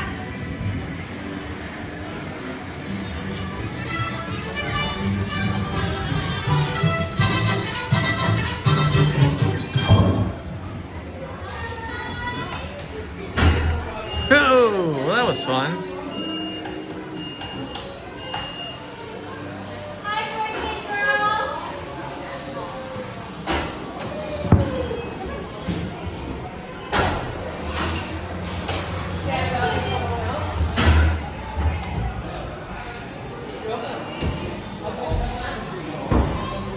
That was fun but short. But hey, the line was short, so win-win.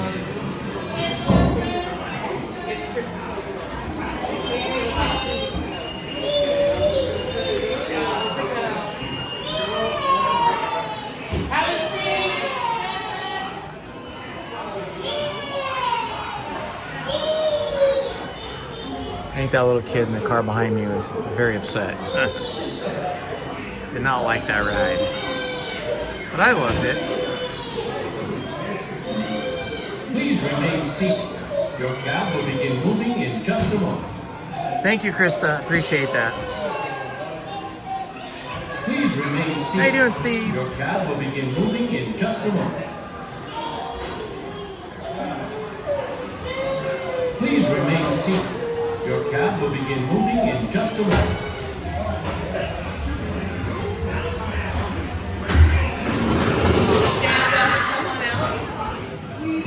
Thank you.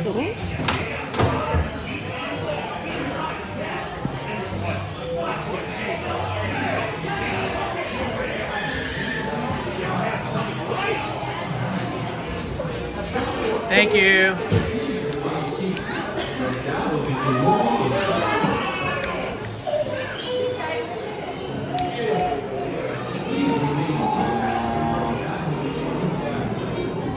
I think really little kids don't really love rides that are too dark and spin around and can be scary for them. That little girl was really scared. She was crying. She was about 2 or 3 cars back behind me. Hello, Andy Radu. Good to see you, my friend.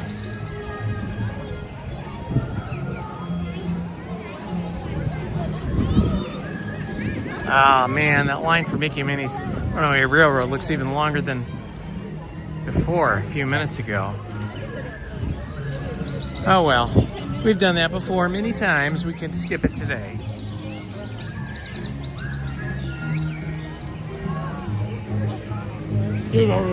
Let's see. We started off the day with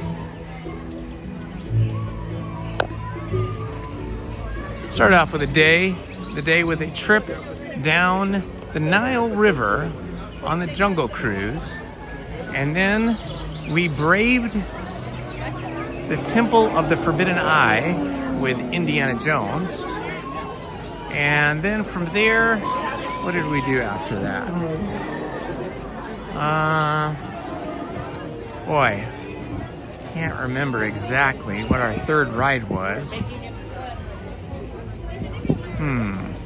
What did we do for our third ride? I don't even remember. We did so many rides. Ha! But we did Casey Jr.'s circus train.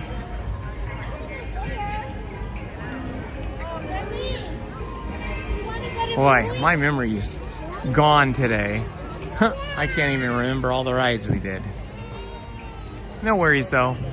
If you want to see any of the rides that we previously did, just feel free to rewind to the live stream and you too can see what we did.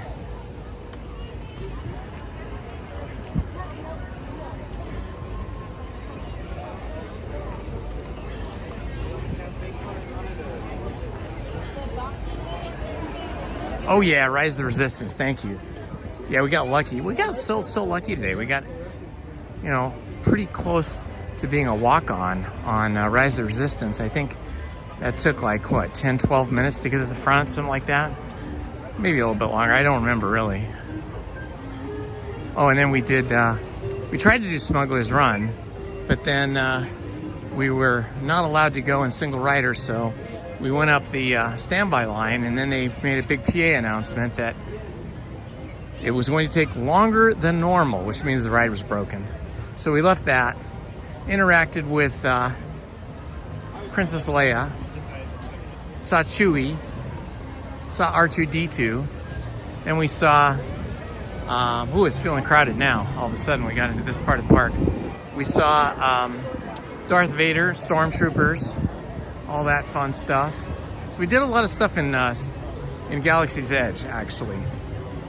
We did some merch shopping over there.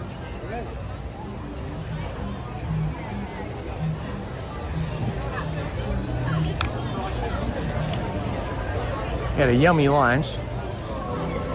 Tried to go on Mickey and Minnie's Runaway Railroad, but it was too busy. Line was too long, so we did Roger Rabbit's Cartoon Spin.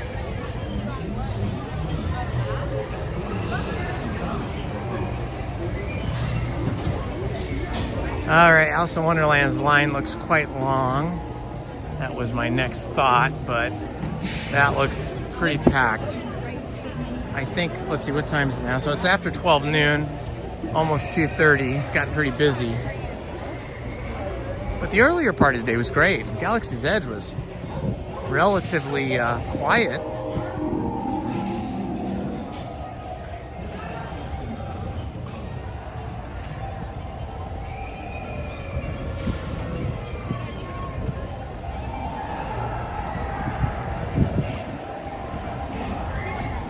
Oh yeah, hydroponic gardening. I remember that became first I ever heard of that.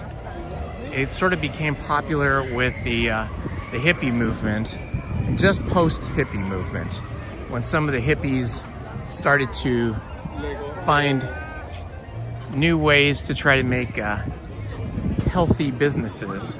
They started growing their own food hydroponically, and then that became a big thing. And it has continued. Maybe not as popular as it once was in the media, but I think there's lots of people that still do the hydroponic gardening.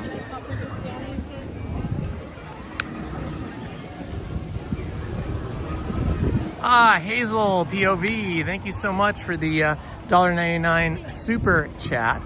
Thank you so much, very kind of you. Andy got more 45s. Andy is the collector in our group here. Andy collects so much cool stuff. Classic antique toys from our childhoods, and records, 45s and 33s, sipper cups.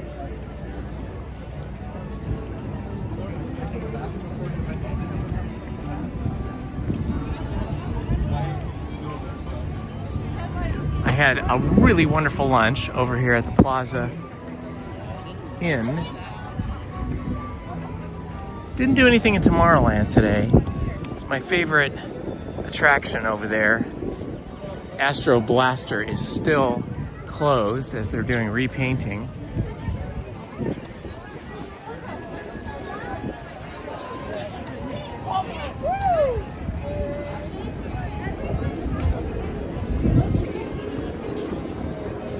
Nature Picks Boutique. Thank you so much. That's so kind of you. All that helps. I'm sure I will be fine. Just have to spend time at home healing up and recovering. Ooh, it's gotten hot. Let's see, what is it now? It's 85. Okay, so I don't think it's going to hit the 87. I think they were forecasting 87 degrees, but maybe not for Anaheim. Maybe it was 87 degrees somewhere else in Southern California. But 85 is still pretty warm. Happily, there is a nice breeze going through the park right now. It is a warm breeze, but hey, I'll take it. A breeze is a breeze. No breeze is much tougher.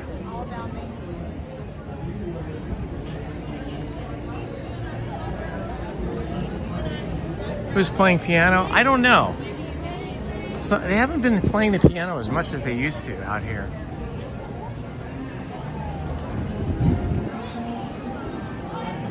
Oh, thank you, Sydney. That's nice of you. I always got to stop at Castle Brothers and walk through here because I'm always on the hunt for any new button-down collared shirt that has lots of graphics on it, but those are the same ones we saw yesterday. We saw these yesterday. I love this one still. But again, I don't love that it says Disneyland Resort. I wish it just said Disneyland and the 55. I like the Mickeys on it though. Whenever I see something that says like Disneyland Resort or Walt Disney World Resort, it makes me look at them and think that that looks like something a person who works for the company in hospitality would be wearing. Excuse me, guys. Okay, nothing new in there, but yeah, they did get new stuff in on Monday. That's why I saw a lot of cool new stuff yesterday, but I guess nothing new today. Oh, it's toasty down here. It's that nice breeze I was talking about is not continuing on down here.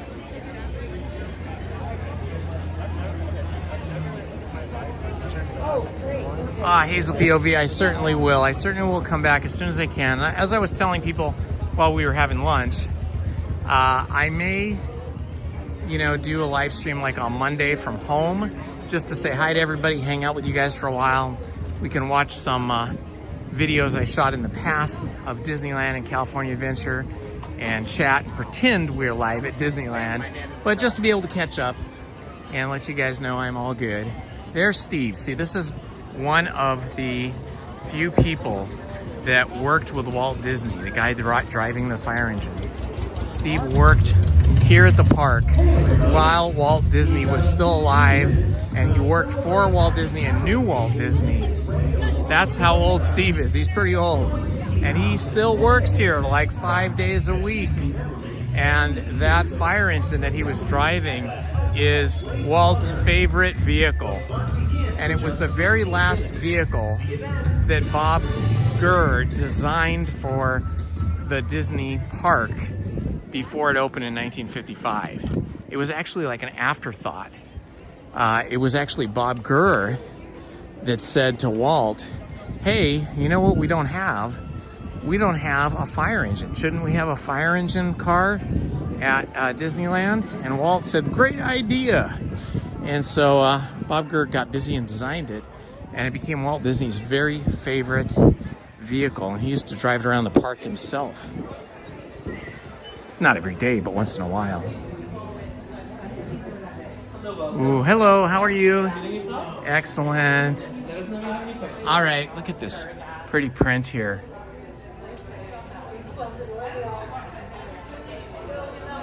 This is a cute one. That's an awesome one there.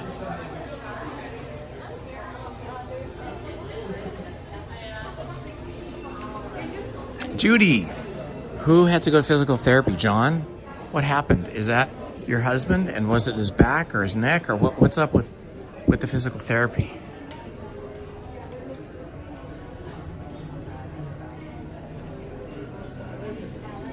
Ooh, this is a good one.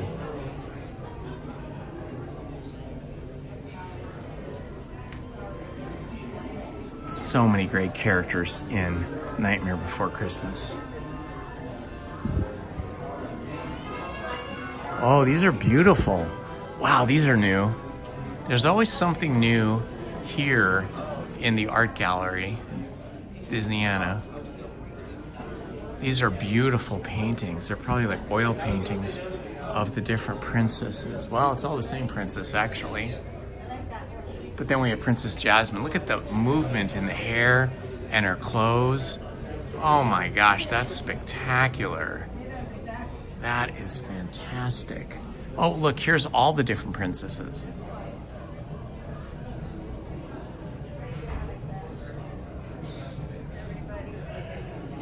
Really gorgeous.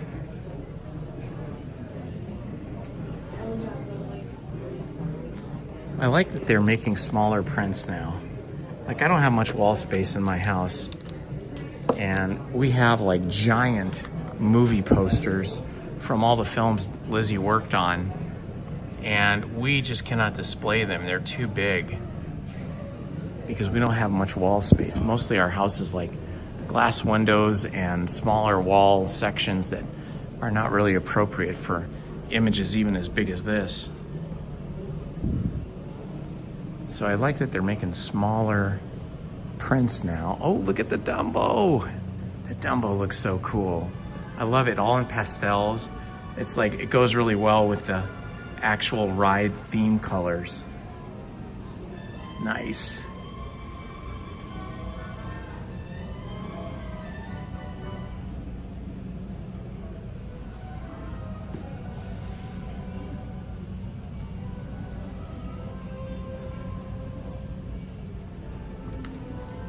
This is a fun one.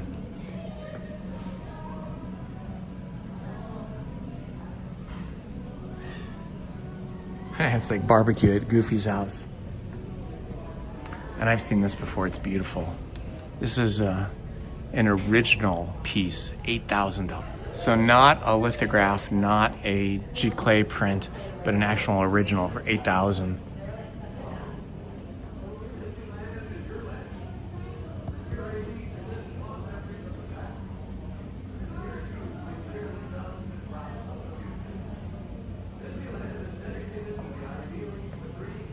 So great. I love all of these artworks by all these different artists representing the Disney characters and the Disney movies. Look at the light on this one.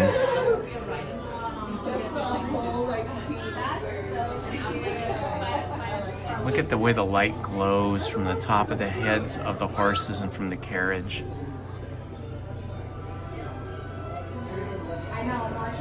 Yeah, mail it to her. That was so cute.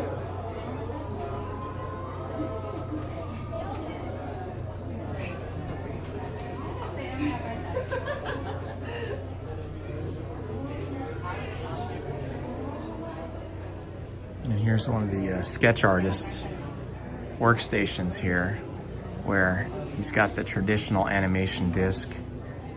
Let's see, I wonder who's here today. Frank. I talked to Frank many times. He's such a nice guy, but he's on break right now.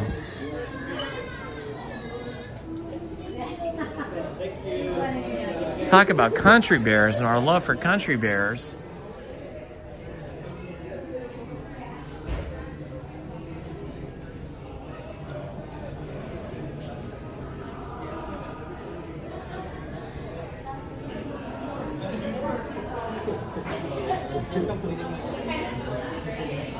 No, Travis, I did not go to Matterhorn. I don't do Matterhorn too often because it's pretty rough on my body, and I don't want to, I don't want to cause any kind of issue with my kidney stones while they're still in me before my surgery tomorrow. I think I'll feel better and more safe about going on really rough rides like that once I get these kidney stones out and once I heal up.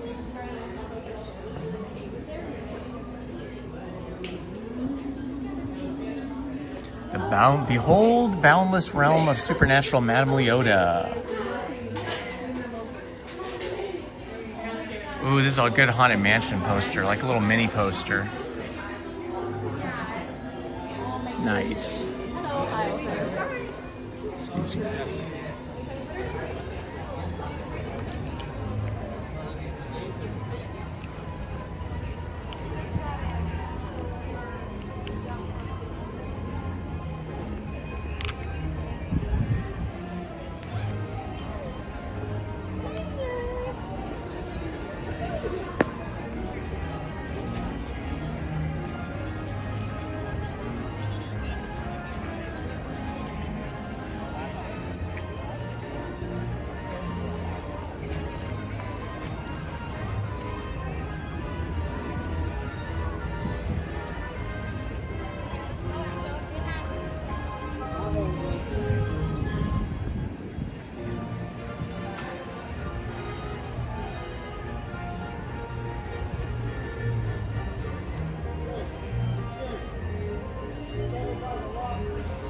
I want to take this time right now. To thank all of our wonderful moderators that help us every time we live stream. I want to thank Manny Uncanny, Heather D. Smith, Paul's Epic Adventure, Krista Hackley, Tiffany Johnson, Rachel Castro, Beach Bandits Metal Detecting, Stephen Kenyon, oh my gosh, it's Judy, Disney Cast crew member Monique, Omar Octavio Altamirano Loza, Jacob Herring, and Checkers, and Ace Snoopy. Thank you all for helping out on our live streams. Your help is so much appreciated and really is great to work with you guys on these live streams. You keep it safe and you keep it cheery for all of us.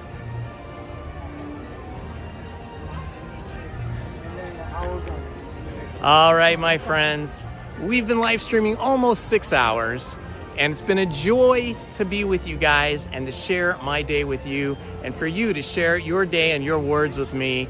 Thank you so much for being here and spending part of your day with me. I appreciate all of you, and I want to thank all of you for all the well wishes you gave me. I know my surgery will be easy peasy tomorrow. It's just a recovery time that'll take a little bit of time. So I'll probably check in with you guys to maybe do a live stream from home on Monday just to say hi and spend a little time with y'all. Anyway, This has been Indiana Holmes here at Disneyland. Love to you all. Bye-bye, my friends. See you next time. Bye-bye.